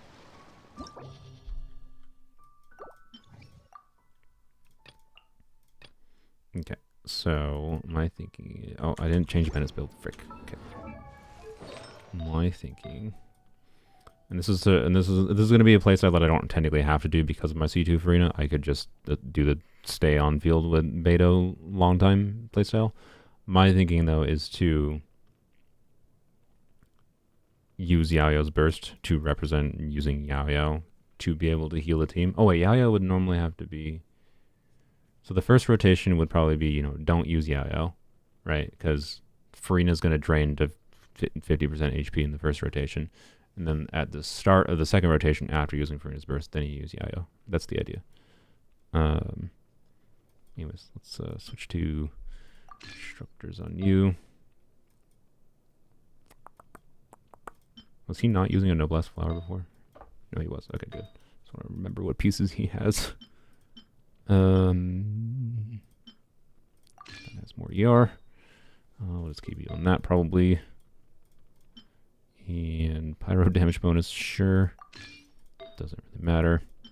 And that doesn't have ER. I do want a healing bonus circlet in instructors with ER, but we'll just probably put this one on for now. More ER. More ER, good. Is that enough ER? Probably. Probably. Probably.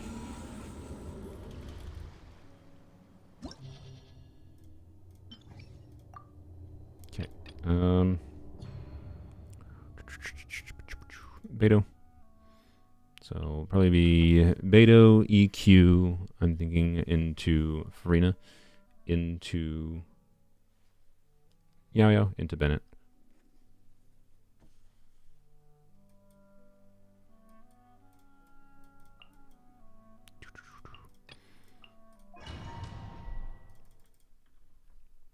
And then Beto, try to get 2 skills out. I have Thundering Fury, right? So 2 skills I think should take probably about 5 seconds after switching back to Beto, right?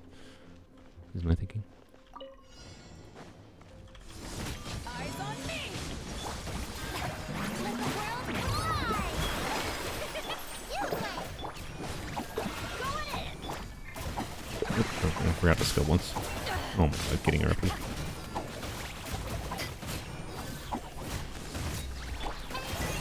Oh, no, I'm done.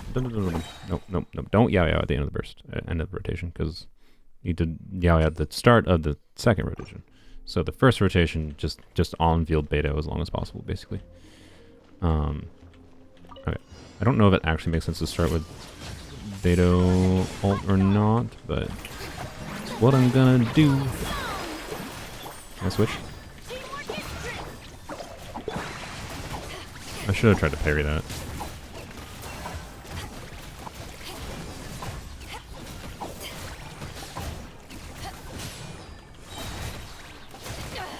Ow. Okay.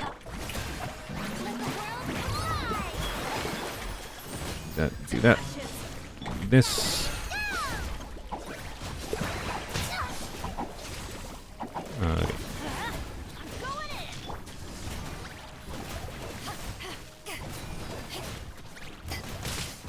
Ow.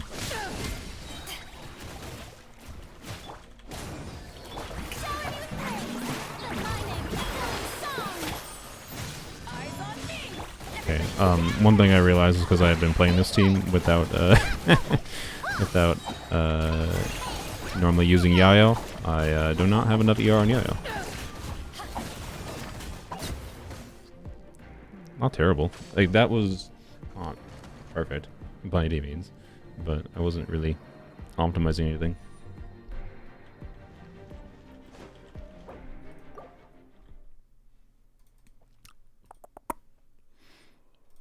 Interesting.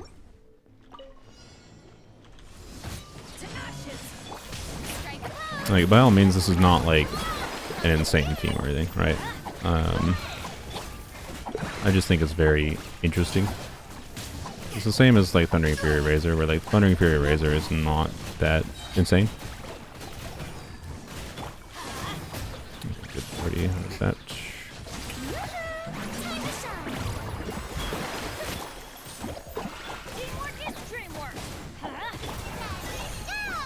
Heal up a little bit. Ow.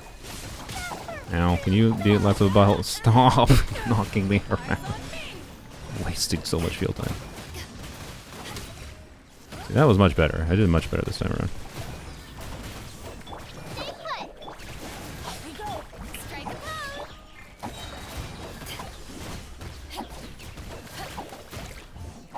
Hi, please. Okay, well, I could have cleared that faster, but, you know, that was like a what? Like, if I had done that a little bit better, probably a 45, 50 second clear, right? With 3 4-star characters, one of which barely has to be built, like just enough ER to burst consistently when you need to heal. I think it makes more sense to just have Baden Bennett on maidens and just rely on his healing, honestly, for the team. I think it probably would feel better to play most of the time than relying on Yayo to heal. Is your Yayo C6? No, this is a C1 Yayo, if I recall. Yeah, Bennett C6 is necessary for this team, to be clear. But what we're doing for anyone that just joined is we're using Yaoyao's. The idea is to on-field Beto as much as possible. You don't have to, but the idea is to on-field Beto as much as possible using Yaoyao. Yaoyao has a goofy thing where she can trigger Beto's C4, which Beto's C4 causes an additional instance of electro damage on Beto's normal attacks when Beto gets hit.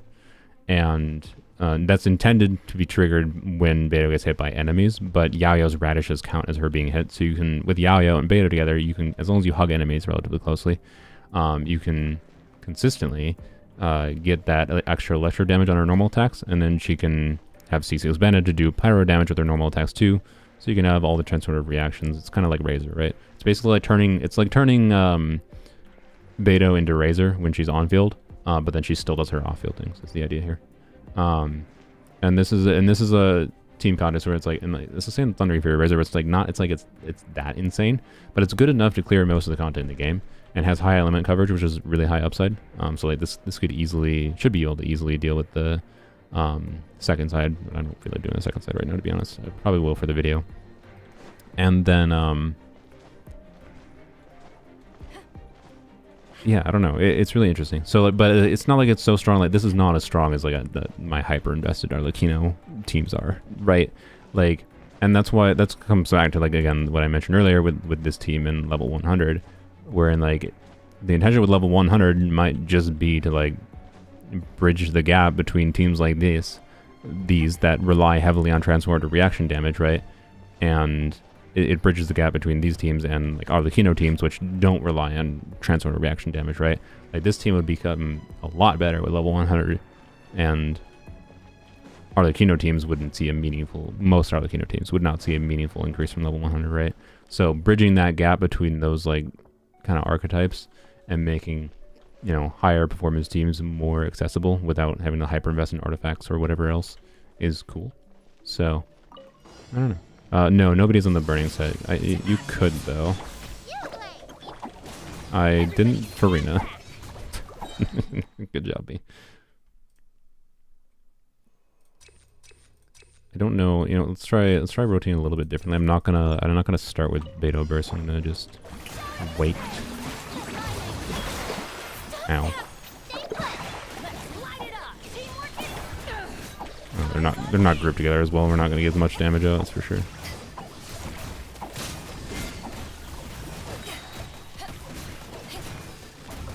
We got our burst back already. Actually, this went pretty well. Ow, ow, ow, ow. Not using Yayo E yet because I gotta save it for Beto. Yeah, Yayo, not quite full healing right here. Oh boy, and she's dead. Well, that was good. That was actually really good damage-wise, and then I died. But you know, wouldn't Vaporize get a nice damage up? Not really. I mean, it would. I think to be clear, you would get a slight damage increase from the way that the defense multiplier is calculated for the general damage that is being dealt, but not an insane one, and not as insane as, assuming this is all assuming they don't change like the scalings of things, and I think that's very likely they actually might. But yeah, you would not get anywhere near the same relative increase, basically. No, I forgot I was testing not using the burst first. God dang it, brain.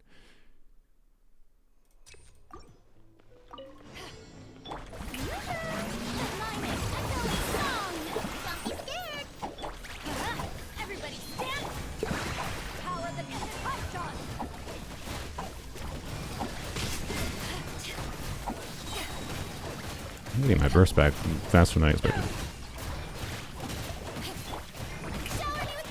This team kind of slaps, honestly, when it's going well. Ah, frick. And then that happens. Like, I had 2 Kenki Z in a rotation, basically. And then I got smacked.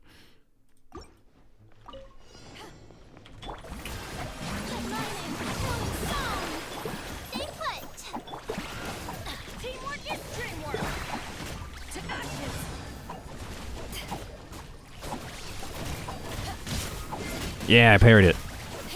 I didn't parry the big hit actually, but whatever.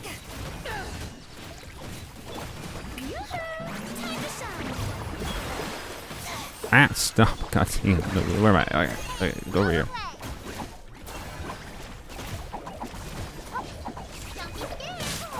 Spent too much time on Yo-Yo there, I think. Karina's buff is almost gone. Yeah, it's like gone in 2 seconds, whatever.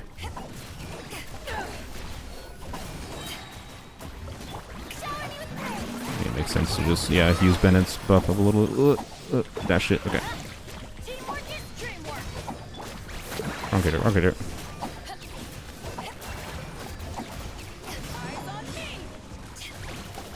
Like, it's really fun. I don't know. It's faster than if it's faster than your Linnea, it's because Linnea is a single target DPS. To be clear, in this chamber in particular, it's not like this is insane. Again, I don't think this is insane. Yeah, and with the ideal grouping, I think within the ideal grouping, I could absolutely get like a 30-ish second clear probably. I don't know if it makes sense to burst first with Beto or not.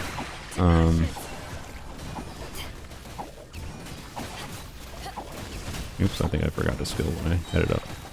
Thundering Fury definitely feels relevant here though, by the way, but, which is cool. Oh.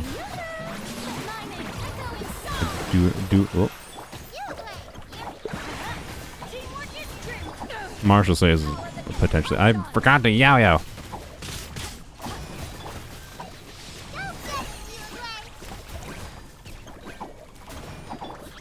Okay, well, done this terribly, but. Ow. Yeah. Stop it. Do I have Yo-Yo up? I don't. Whoops. Whoops. Yo-Yo is a relatively important factor there.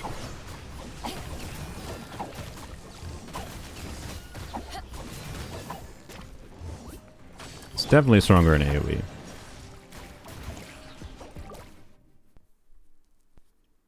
Is buying an account safe? I mean, this is not allowed by MiHoYo's terms of service, and the weird thing is like imagine if you were to sell your own account, right?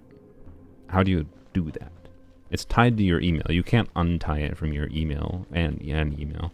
So like, oftentimes those accounts, from what I understand, are stolen or hacked accounts in some way, in that like they hacked a certain amount of wishes into it, and like the account just didn't get caught or whatever. I don't know. Don't be surprised if you buy a hacked, don't be surprised if you buy a Genshin account and it gets banned. The account gets banned, is all I can say. But also, like, how do you even like reset a password on a bot account? Like that's something I have never seen clarified. Right? Like, it's not even your account when you're buying an account, is my point. I should try to parry that. Keep on, like, there's some cool skill expression with Beto in general.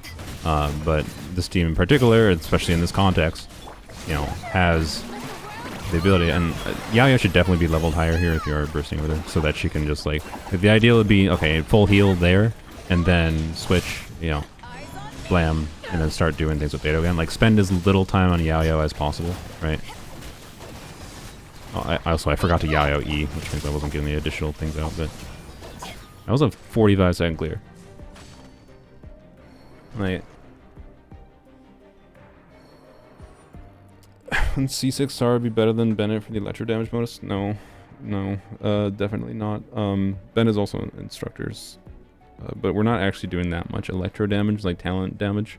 I mean, Bennett is here because he's C6. He gives the infusion, and he buffs a little bit of talent damage, and he heals, right? And he cannot easily be an instructor. Well, I say easily. Instructors is not the easiest way to build him, but like, Sara does none of the things that Bennett does here, basically. Yeah, Yo-Yo, if Yo-Yo is level 70, like, I don't even think I have Yo-Yo, so that's probably what I'm gonna do for the next couple days. Actually, I might just use my fragile resin to do it, to be honest. Yeah, I don't even have I don't even have this ascension unlocked. Wait, no, I do. Okay, never mind. I thought I didn't. That must have been, wait, when did that unlock? What? I thought that unlocked at level 70. Am I dumb? Okay, whatever. It doesn't matter. Anyways, like, yeah. I can level up this, right? Can level up. Wait, do I really not have any teachings of diligence? Level up Yaoya's burst just a little bit, and like get her up to like level 70 or 80, right? Get Yaoya to level 80, level up her burst to level 6. And Yayo can like really quickly heal the whole team. And then that dynamic becomes a lot more fluid. I was having to spend a little bit too much time on Yayo there. But I mean, you saw that like, as I was playing that and optimizing a little bit, it became better and better, I think. So like, yeah, this team is, I don't know, this team archetype is something you can do it for, and it's not something that requires Beto.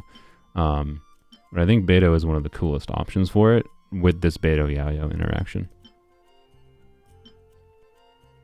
I don't think you have to. Like, this team might become better in some ways if you swap Yayo for Nahida and then just like on-field Nahida instead of on-fielding Beto or something in AoE situations.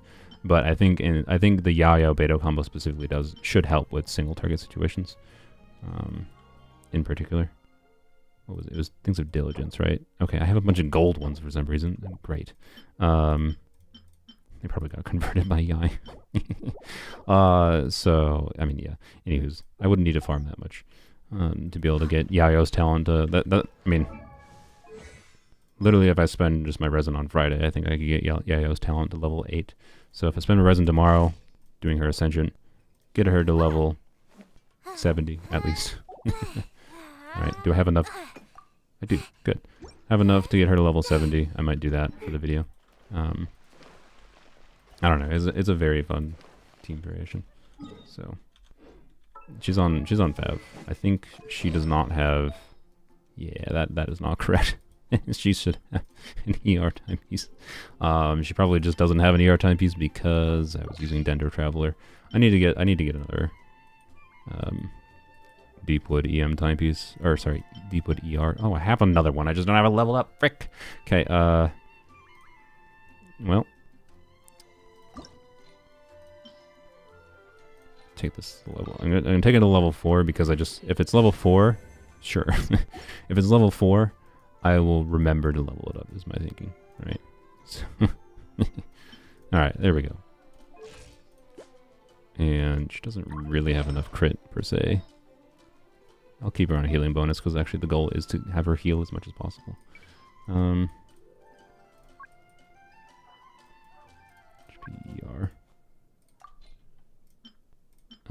Okay. I mean, no, this is kind of the ideal goblet, to be honest.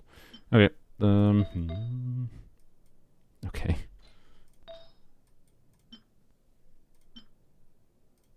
I don't want to. Yeah, I actually need more Deepwood pieces. If I'm going to use Yaya regularly, I need more Deepwood pieces. I hadn't been using Yaya regularly because I have Baiju, right? But yeah, these are not the ideal artifacts, I would say, right now. But I'll leave her on this for now.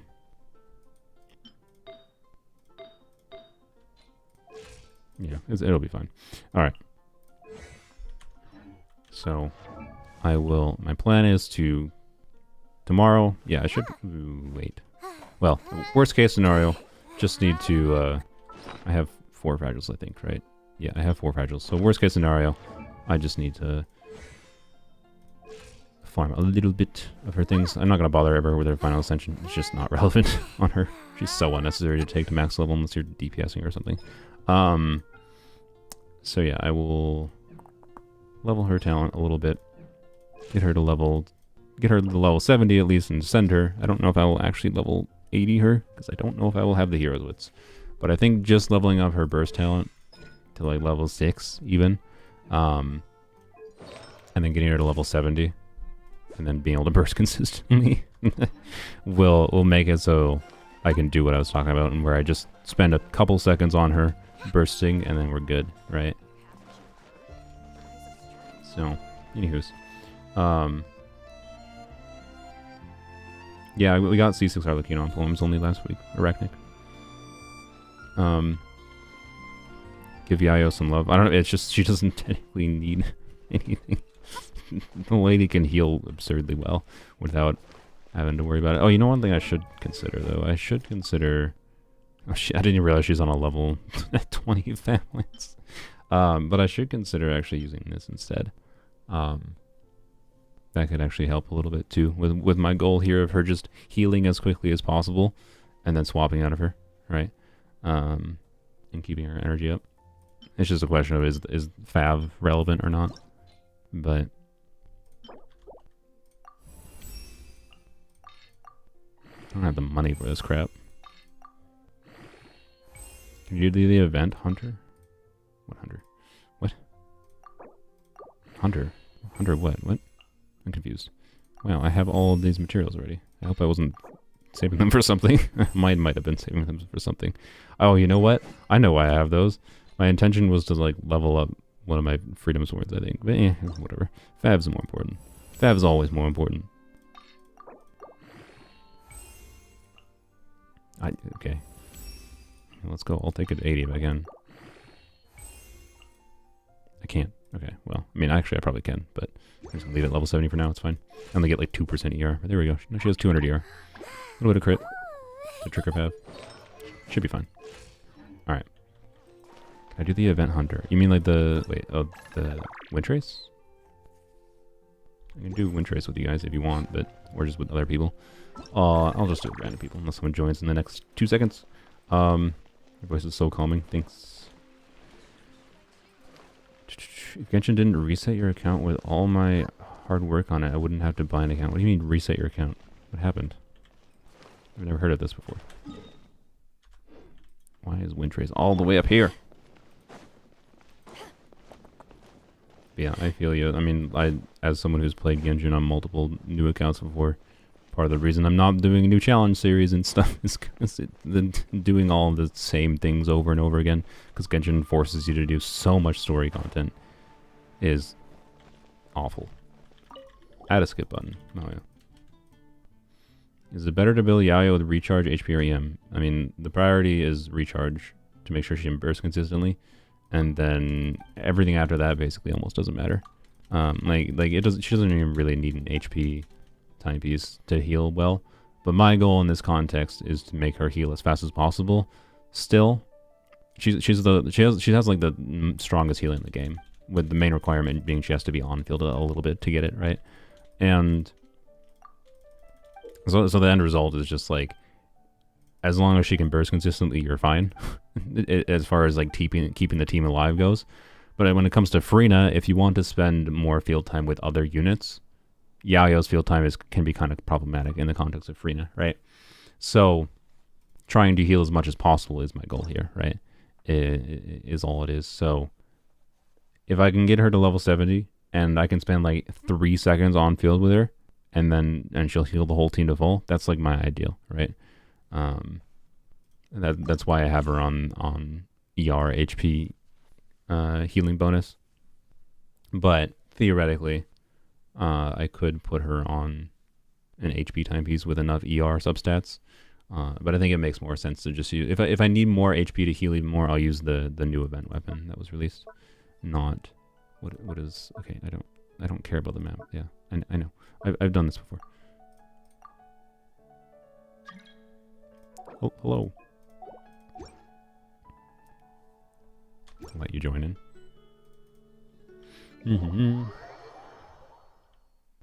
So yeah, she just needs ER, basically. And how much ER it depends. But like, I think on polearms only, I have like 230, 240 ER on her to basically just make sure, hey, it's a Candace. To make sure she basically always has her burst up. And that's kind of it. But it might be fine. Like I don't know, this amount of ER might be fine. I'll have to play around with this team more to figure out if it is. Discussion on level 100 done. Not if you have any more questions, but I think I have said most of the meaningful information in the stream. I got a little bit distracted along the way, as I normally do, but I intend to end the stream after doing wind trace here. But if you have any more questions about the level 100, like specifically, I can talk about stuff again. Rob 35mm. Do wind trace using Chi-Chi? Why? I hate Chi-Chi.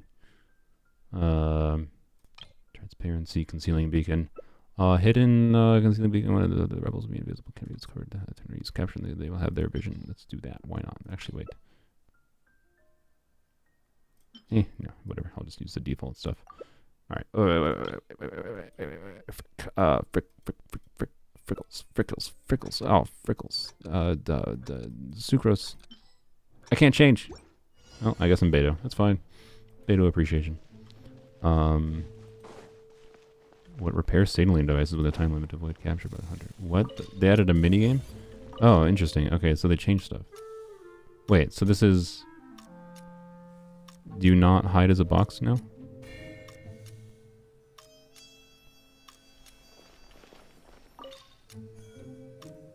What?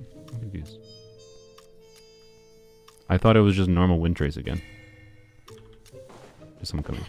Hello. Oh, I do have the abilities. They just didn't appear while I was on the thing. I don't need abilities. Who needs abilities? Okay, so they added a minigame.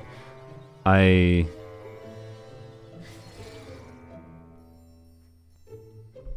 minigame where you escape now. I see. Okay. I see. I don't know. I'll remain open-minded. I gotta play it more. You have 2 lives now, it seems like. I like this kind of the problem is what's the point of the hide and seek? Like, because like they know that you're gonna be hiding here, right? I have to be unhidden when here.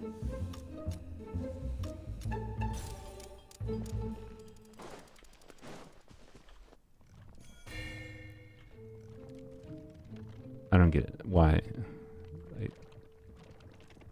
Like what?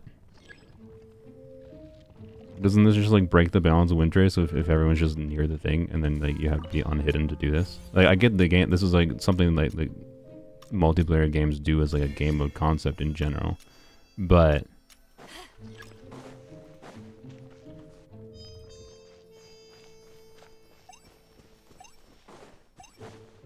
like this isn't wind trace. It feels like I don't get the point of the hiding aspect in this one.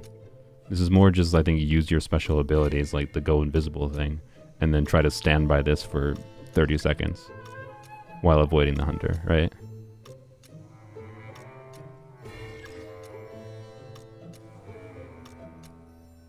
Like, I get the gameplay flow, but it's not wind trace. What's the point of the hiding mechanic now? Like, just doing this for a second?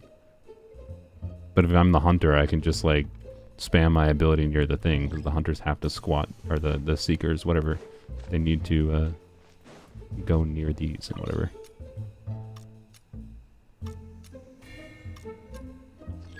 Frick.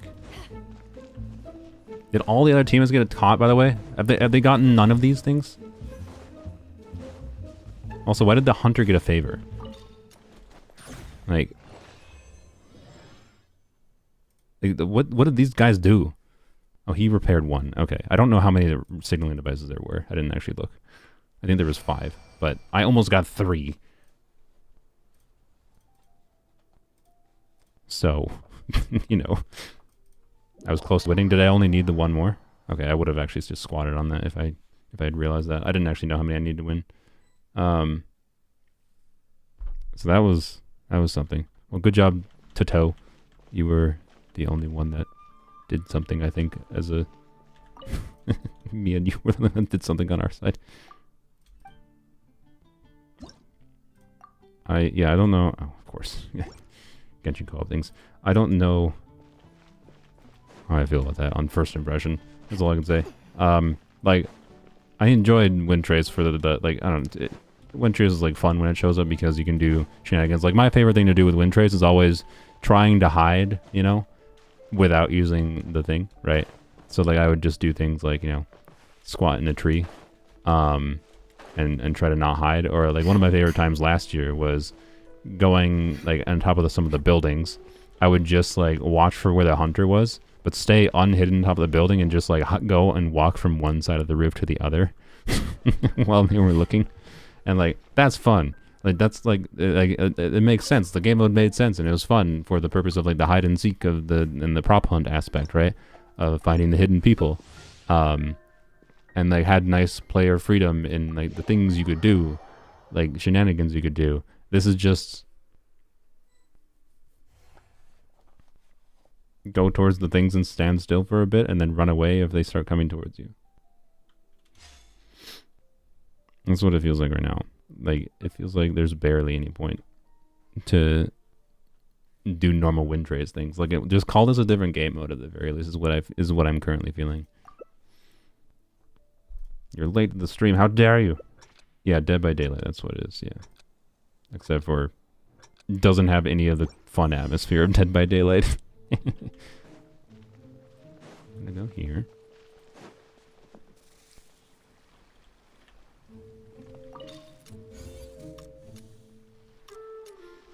Like, this is just substantially less interesting. Could have buffed the hunter abilities without changing the game. Yeah, maybe. Okay, so I feel like the strat is just to... Well, they're not coming near me yet, actually. But the strat is to just run away, potentially, if you see the hunter anywhere near you on the map when it's doing this pinging thing. Like, they're coming towards me near me now, but they're too late. Yeah, they're way too late. Okay. Oh yeah, we only need 4. Okay. See, I don't think it's that hard to win as rebels, necessarily. Are we rebels? I don't know what we are. I don't know what we are. And like, you know, just... I haven't played as the hunter yet, so I don't know exactly what the hunter is seeing, but I think I can guess. Okay, and now is the time to run. Oop, oop. I meant to run somewhere else. Frick. Yeah, I figured. I figured they saw me.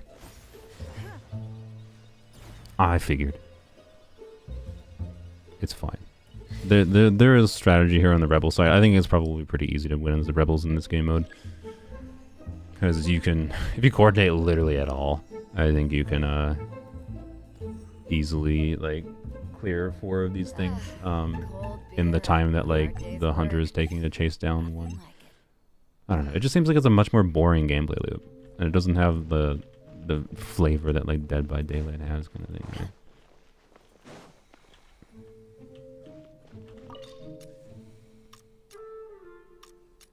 Yeah, it's just like not the same game mode. So why call it win trace? I don't know. You're gonna come get me, but I'm just gonna squat here. Yeah, I'm just gonna squat here. You also didn't even see me. You're right. Oh, I died. Darn it! I was hoping I was gonna escape. Doesn't matter. I got 2 out of 4 things. If we lose, it is absolutely not my fault. Let's be real.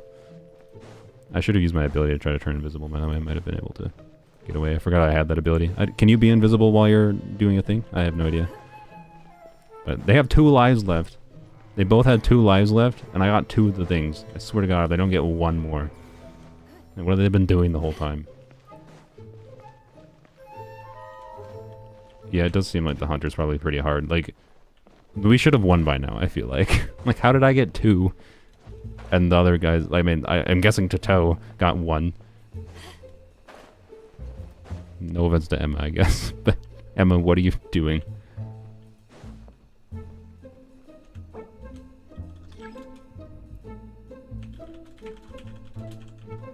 No, I didn't mean a caps lock.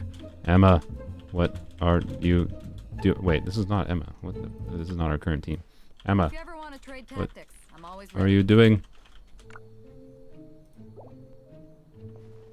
Like, go capture something. Oh, I see. Never mind.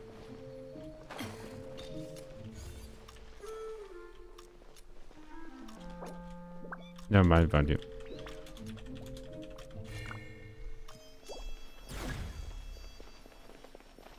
Rip.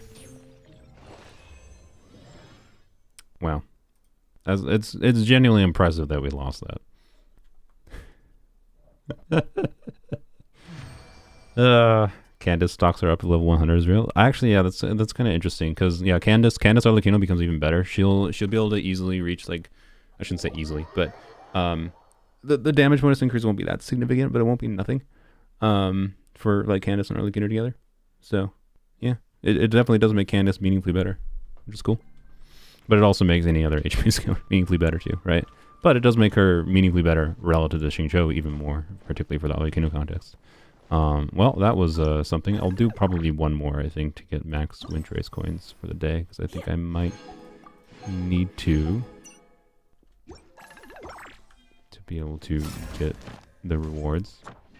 Yeah. Well, oh wait, no, there's one more. If you ever want to trade tactics, I'm always ready. Or to get the dailies, I should say. 150 repair value, repair the first signaling device, favor one match, captured a rebel in one match. Okay, so the other two are hunter things. Does that finish my dailies? Yes, it does. Nice. Okay, we'll do one more though, for the funsies. Hey, Yayo, friendship level 3. You go away. Okay, I'll leave soon. Hello, King Division. Yeah, as far as characters, level 100 go for anyone that just is joining. I'm in the stream very shortly, so you have to like watch the previous stuff. Particularly at the beginning is when I talked about it the most, like the first hour. After the first hour, I got a little bit more distracted. Yeah, level 100 might not actually be happening. I don't know, but I think it's a lot more likely than it was before. Like it probably might very well be a thing, but I think it's going to require rebalancing. I don't think they're just going to slap it onto the existing structures in the game. It has to be something slightly different. Ah, frick! I don't. Okay, whatever. I'm Beto. It's fine.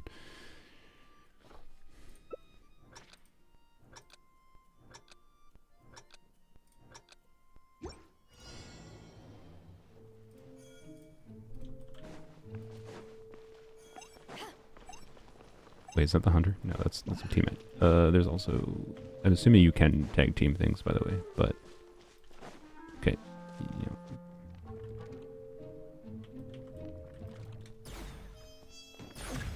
Okay. Well, that was my fault. I was timing out someone in chat.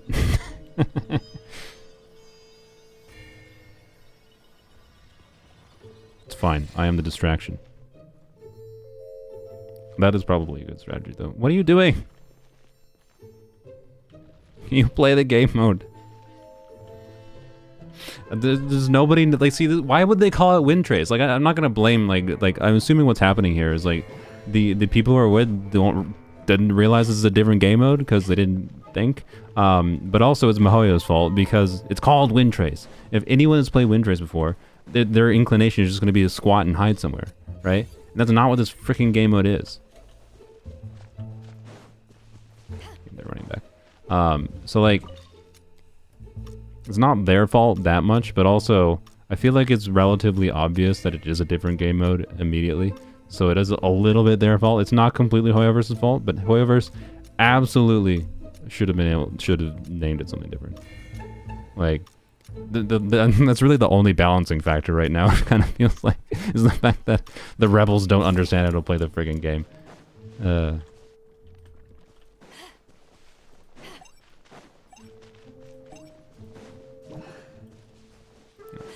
That didn't last very long.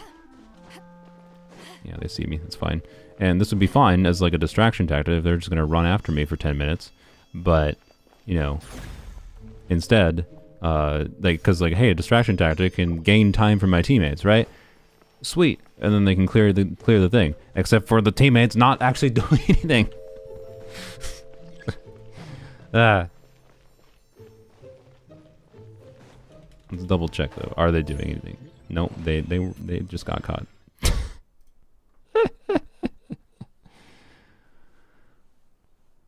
They got the participation award and they contended with the hunter together. This is impressive. So yeah, the last win trace was literally just a hide and seek mechanic, whereas like this just feels like the hide and seek is just a weird tacked on thing. Like the devices are so far apart, it's impossible for the hunter to keep track of everything. Yeah, like the only reason the hunter can win here is because I think the rebel players not realizing that this isn't actually win trace. That you don't hide. Like you do hide, but you don't hide as the primary thing you're doing. That's not the primary goal anymore, right? So, and like I get what they're going for. They're going for like, you know, the Dead by Daylight style thing. Right, and that's cool. Like it's not a bad like game concept, but it doesn't have any of the atmosphere or fun like tenseness. Like Dead by Daylight has like you're gonna poop your pants. Bye. Thank you for joining. It has like a poop your pants style like horror aspect to it, where you're just like oh my god, they're after me, right? This does not have that. Because it's Genshin. Look at it. Look at it.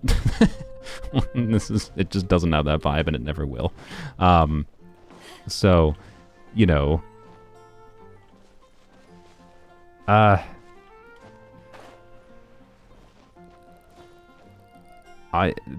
like, who asked for this? Like, I think it's fine. Like, I think it's fine. Like, Hoyoverse, if you're listening for some reason, I think it's fine that you're trying new things. But call new things, okay? Don't call it wind trace. People generally liked wind trace. Why did you feel like completely changing wind trace to something else and then still slapping the wind trace label on it? I don't get it, right? That's what I don't get. Oh no, Arlecchino is after me. Yeah, I know, right? I mean, objectively, I think hunters have to play Arlecchino. So, I don't know. Anywho's, it's really easy to keep track of everything as a hunter. It highlights a device. That's what I kind of figured. What the pinging meant. So, anywho's, yeah, that's yep.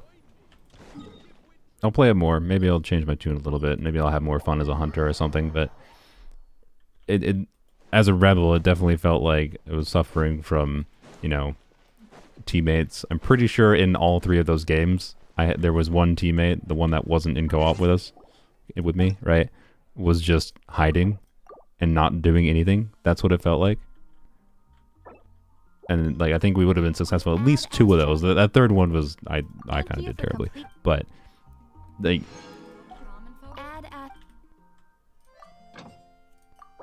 yeah, I don't know. Just like what they did with the theater mechanics. Yeah, like I know they're like tweaking things and a lot of yeah, it was a bit oof on their part. I imagine the next time Wind Trace is around, they'll return to normal, because I'm sure people's reactions to this are not very positive, is my guess. Okay. I guess if you wait, no, if you run the timer out, does the hunter win or do the rebels win? I assume the rebels can only win by dealing the things, right? So if the timer runs out, the hunter just wins. So you can't hide. You can't just hide. It's not Wind Trace. So would you level 100 first if they added it? I answered this before, but I'll answer it again.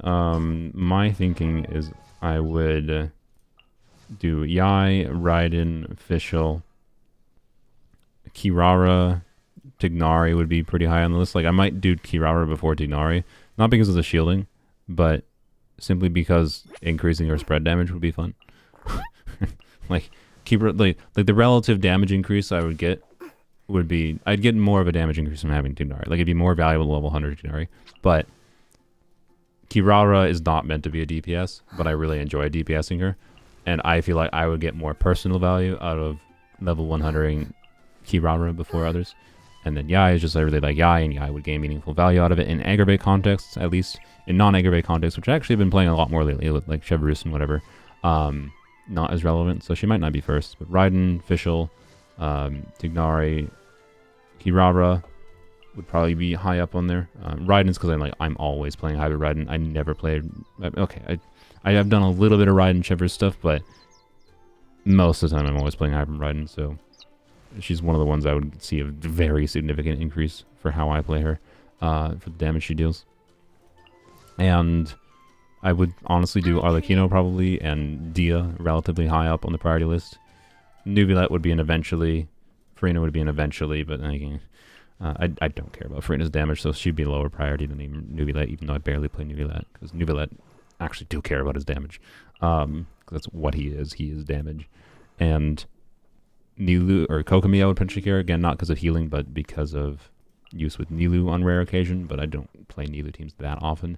But level 100 Kokomi very well might result in, with C2 Nahida, seeing 100k bloom damage on crits, and that would be very satisfying, enough to make level 100 worthwhile. Candace, definitely, because it's Candace. So, a lot of characters. Basically, most of the characters that are level 90, I would consider taking to 100. But a lot of, like, I'll be honest, Yu'lon, no, never. Nilou, probably not. Baiju, probably not. assuming the resource cost is high enough that it wouldn't justify it, right? But anyone I can think of, like and Arlecchino would be level 100 because of Burgeon shenanigans, and I would like to see the increase. How much better Burgeon feels with level 100 versus level 90, especially because Arlecchino would be the most interesting comparison in seeing the increase in the value of transformative reactions relative to how like Arlecchino vape teams perform, right? Because like bridging the gap between Burgeon Arlecchino teams and typical vape Arlecchino teams would be interesting to me. So, anyways, it's my Nahida set, her artifact set. I think she is 2-piece deployed right now. Because that's the closest approximation I can have to turning off C2 Nahida. So, you know, freaking Mario needs to give me constellation toggles. Build for Dia. I don't think Dia's on a proper build right now, to be honest. I've been intending to mess around with her a little bit more since, yeah, she had a Marshall's build going, I think, that I tested last time, but actually, I mean, she still basically has artifacts. I just need to... Oh, no, that is not correct. Well, actually, no, maybe that is correct. That might have been intentional, because she definitely does... The problem with Marshall's on her versus Emblem is that she has ER needs. So, you know, if I want to use Marshall's on her and use her signature weapon, then I'm going to have to use an ER timepiece, almost assuredly. But... anyways, I'm gonna mess more with the soon-ish TM. It's still not gonna. I mean, no matter what I do for Dia, unless I get her C6, she's still gonna perform best with like Shan Yun plunging, because that's just the case of any DPS unit that is not, or any talent-based melee unit, especially claymores that don't do meaningful talent damage in their base kit. Their best situation is gonna be plunging, but my intention is to play her not plunging, to be clear. So, anyways, DSC 1 would get even better. Yeah, that's what I mean by actually. I got DSC 1 recently when wishing on Arlecchino's banner, so I've been intending to mess around a little bit more with builds, but my original build, to be clear, was actually, and this is what I've used most of the time actually on her, is actually, I do have Voracaucus on her, so, but my Voracaucus build really only works, so I have an HP timepiece on Voracaucus 2 that I've had forever, which is basically just worse than my attack percent timepiece though, and attack percent versus HP timepiece I think is very, very similar in performance, and I was using Skyward Pride, and then, this circlet, I think, so it was something like this, right, which is pretty good, with Skyward Pride. Okay, wait, she has Skyward Pride, okay, so I thought she had more ER than this with this set, though. Oh no, I know why she normally when I was playing her, she had more ER than this because I was using Kazuha. I was cheating with Xiphos. So, Kazuha gives a bunch of ER to her. That helped a lot. But, anywho's, yeah. I don't know if it still is, but once upon a time, with this timepiece, this is a top 1% Dia build. I know it's sad, but this is a top 1% Dia build. Or top 2%. It's close. So, I've invested meaningfully in Dia. But, yeah. It's just a question of how much ER does she need. And on this set, like, this is not enough ER for vape context most of the time. Which is oof. How do you get Xiphos? I've never seen it on Banner. I played the game for 2 years, so I have seen it on Banner. I think it's only been on Banner twice, and I think it's been a year since it was last on Banner. Or it's been close to a year. I don't think it's been quite a year. Let's check. Xiphos Moonlight. I suppose I can pop up. Let's find out together before I end the stream. Xiphos Moonlight. Let's do this. Alright. It was last on Banner April. Oh, it actually has been a year. Oof. Oofta. It was last on Banner April 2023 and May 2023. Oof. I got R5 Xiphos on this banner though, which was unironically one of the best weapon banners the game has ever run. Key of Gaj's Suit is a really good weapon for Nilou in particular, but also it's pretty good in general. I really like it. Jade Cutter good weapon. I don't think it's rerun since this banner, by the way. It's absurd. Jade Cutter is obviously good. Jade Cutter's value is a lot lower nowadays, though, because Martial Say Hunters exists. Before Martial Say, it was a lot. The value of Jade Cutter was that it gives so much free crit rate that it made it a lot easier to build characters and was just very universal. It's still pretty universal, but now, if you're going to do a Martial Say's build, which is very common, the free crit rate from Jade Cutter basically makes it impossible. Like you don't use Martial Says with Jade Cutter. So I have noticed myself using Jade Cutter way less since 4.0, so it's not as good as it used to be. I don't think it's actually even, like, I don't even think it's really worth pulling anymore. It's so much stronger to just use Martial Says with Farina than it is to, like, do Jade Cutter. Like, no. But when this banner existed, that was a year before Martial Says even released. So, anyways, and Zyphel's Moonlight is at R5. I consider it... Oh, sorry, I didn't even realize it wasn't framed properly. Zyphel's Moonlight at R5. I consider Kazuha's signature weapon, but at this point, it's unironically like...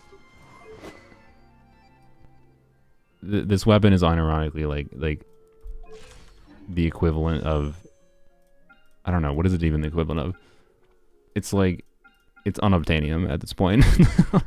Like, it literally doesn't even exist. So I kind of like... I haven't really abused... I don't abuse it very often, to be clear. But when I do have it, I do try to remember to mention that I have it. Because it functionally just makes it like easier. Like in contexts where the ER is relevant, which if I'm using Kazuha, like say for Dia, I would mention that as an aspect of like, it functionally just makes it so I can have a better Dia build, like, or I can reach a better Dia build easier than I would be able to without it, kind of thing. So I don't think, whenever it shows up again, I don't think it's necessarily worth wishing for.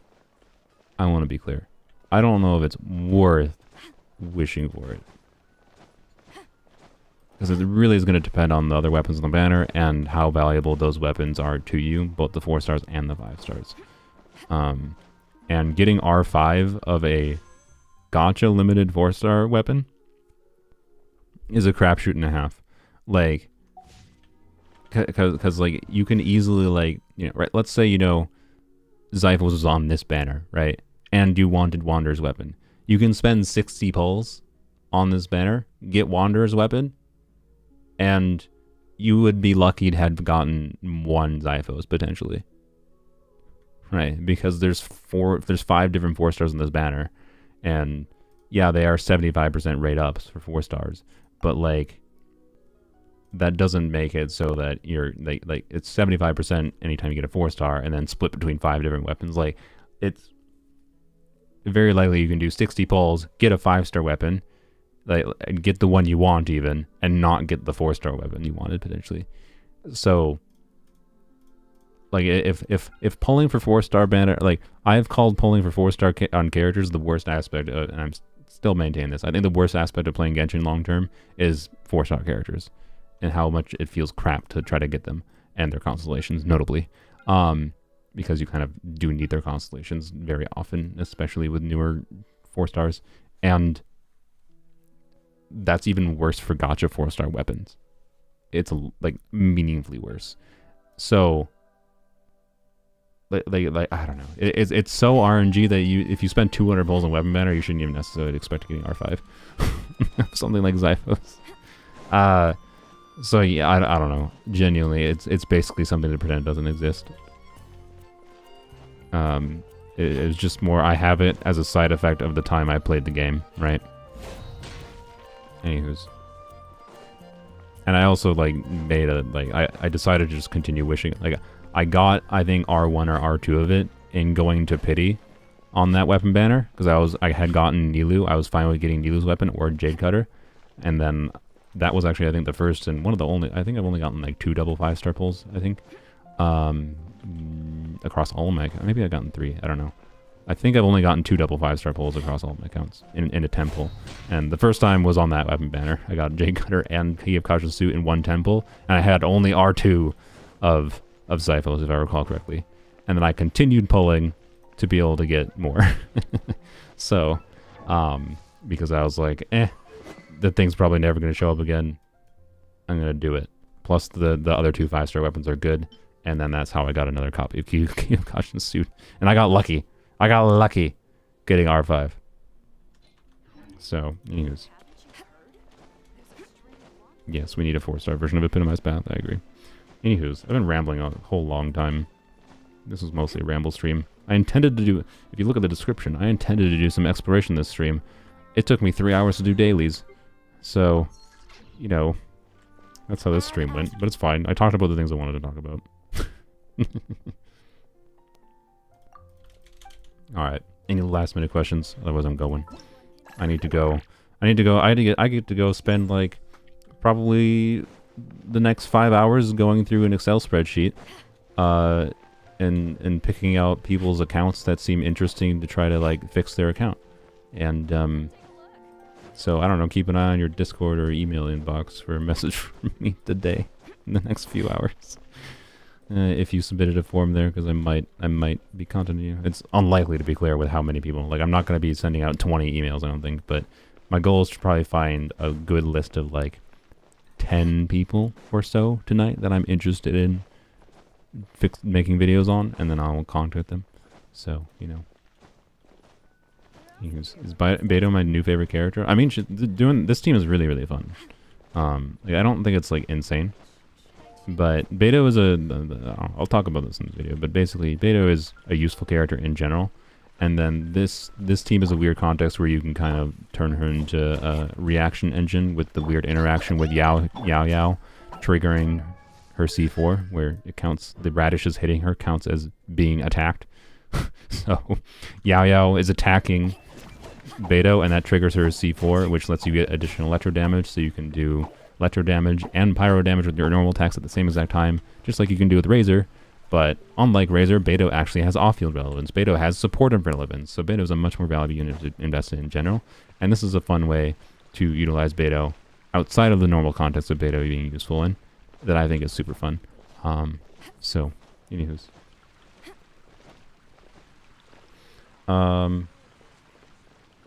Well, you should fix my account even though you have no fragile resin. Having fragile resin isn't a requirement. I mean, it's nice if you have some fragile resin saved up if I do an account fixing thing, because I can, you know, spend some of it to be able to like farm a little bit of artifacts if I think it makes sense to, you know, try to get the one crit rate main stat circlet in this one set to complete the set bonus kind of thing. But my intention with the fixing account videos is not to like do all of your farming for you necessarily. I will do some farming if I think it makes sense, but it's not a necessity. My intention is to utilize them as a platform for looking at people's accounts, doing an account review of sorts, and being like, okay, you should try to do this, and like asking people what their goal is for when they're playing Genshin. Like if you want a 36-star Abyss, and like, okay, you know, here, look at what characters you have, look at what characters you like playing, try to give you advice on how to use these characters in different ways that you might not consider before. Take a look at your builds, see, you know, if you have Farina on your account, your Farina has 130 ER,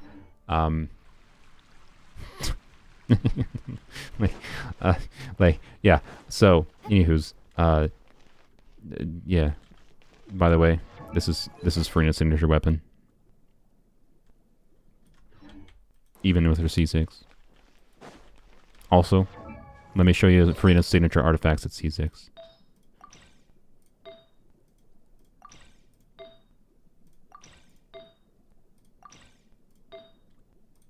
Blam. Check it out. Actually, well, no. Asterisks. Use a crit rate circlet to enable Fav. Blam. There you go. There's a C6 Farina build for you. Perfect.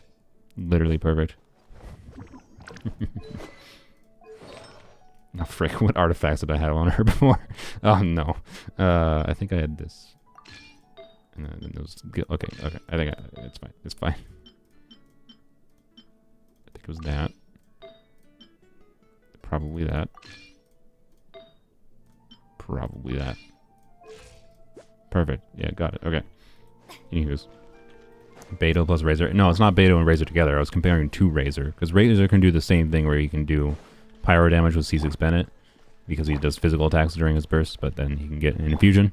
And he does electro damage from his burst at the same time. Beto can kind of do the same thing with this weird Yayo interaction. So, Can I finish my Abyss to 12? I have a skill issue. I mean,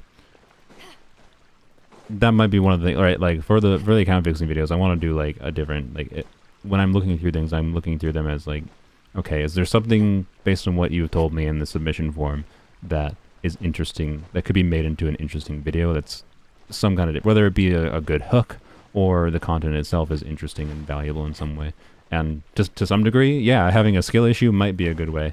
Like I could easily just do an account fixing video. Like, they said they had a skill issue, right? And then if I immediately log on 36 star, that is funny in its own right.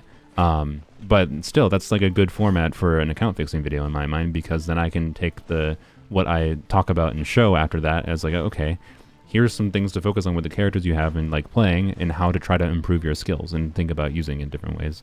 But the only problem with like skill expression in Genshin is like, if you're playing on mobile, it's a lot harder to have to be good. Like, this game is annoying on mobile unless you're playing with a controller. So my advice for most mobile players is use a controller. Should you pull for Navia? I mean, if you like her, she's a pretty decent character. Ads are trying to run. No, stop them. Stop that. I'm trying to end the stream. Don't enter ads. Okay. Been playing this game since release, but I'm heavily reliant on Zhongli. Now I'm relearning to dodge again. Yeah, understandable. So, anywho's,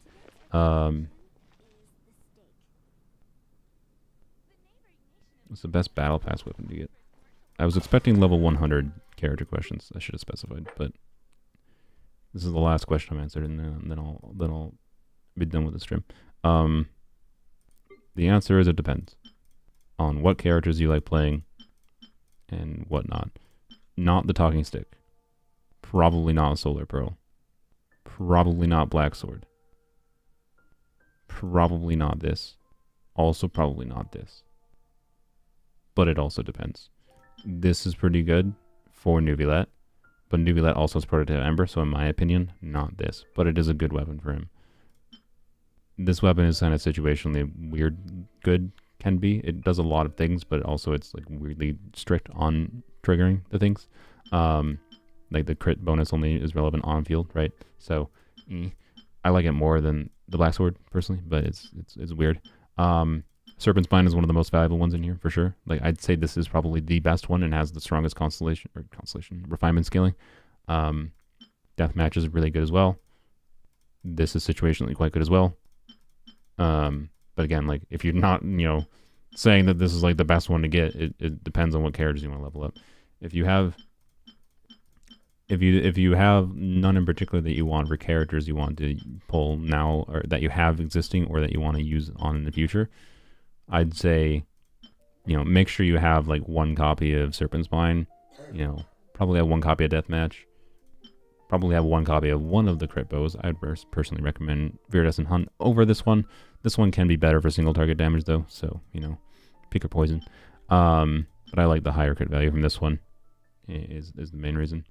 And then, getting this, if you have Nuvilet, might be nice eventually. I got this just in case I need it because it's weird. It's also good for crit Kokomi, if you like doing that. And then, getting one of the swords might be useful because there's a lot of sword DPS characters, and just having this as a generic stat stick for, I don't know, like Alhaitham might be nice, kind of thing. So, yeah. What are good alternatives for Dio weapon-wise until Beacon comes back? I mean, Beacon is, in my opinion, because Dia's main problem to make her usable, and ignoring Plunge Dia, which is the best way to actually play Dia for seeing big damage number and making her feel good performance-wise, but that's something you can do kind of with any Claymore. So, right. But actually using her, like, as intended, ignoring her use just as, like, a Nuvilet interruption resistance giver and burning enabler kind of shenanigans. She wants an ER weapon, I think, most of the time. I genuinely think in many contexts something like this or this is probably a better weapon, realistically. But if you have enough ER and emblem or whatever, regardless, to be able to use a crit weapon, then Serpent Spine, probably. Oh, actually, wait. Serpent Spine doesn't work with her, does it? I forgot about that. I don't know, just still use an ER weapon then. Because, like, just use this, right? As well, hopefully you have this. This was a relatively recent one. That's my opinion right now. I think, honestly, use this.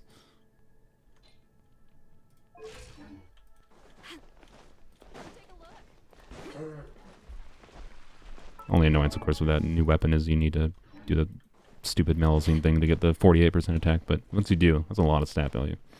So, anyways.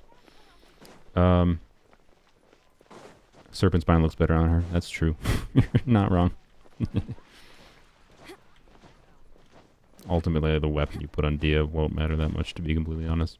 She's never going to deal that much damage. She's going to be far more.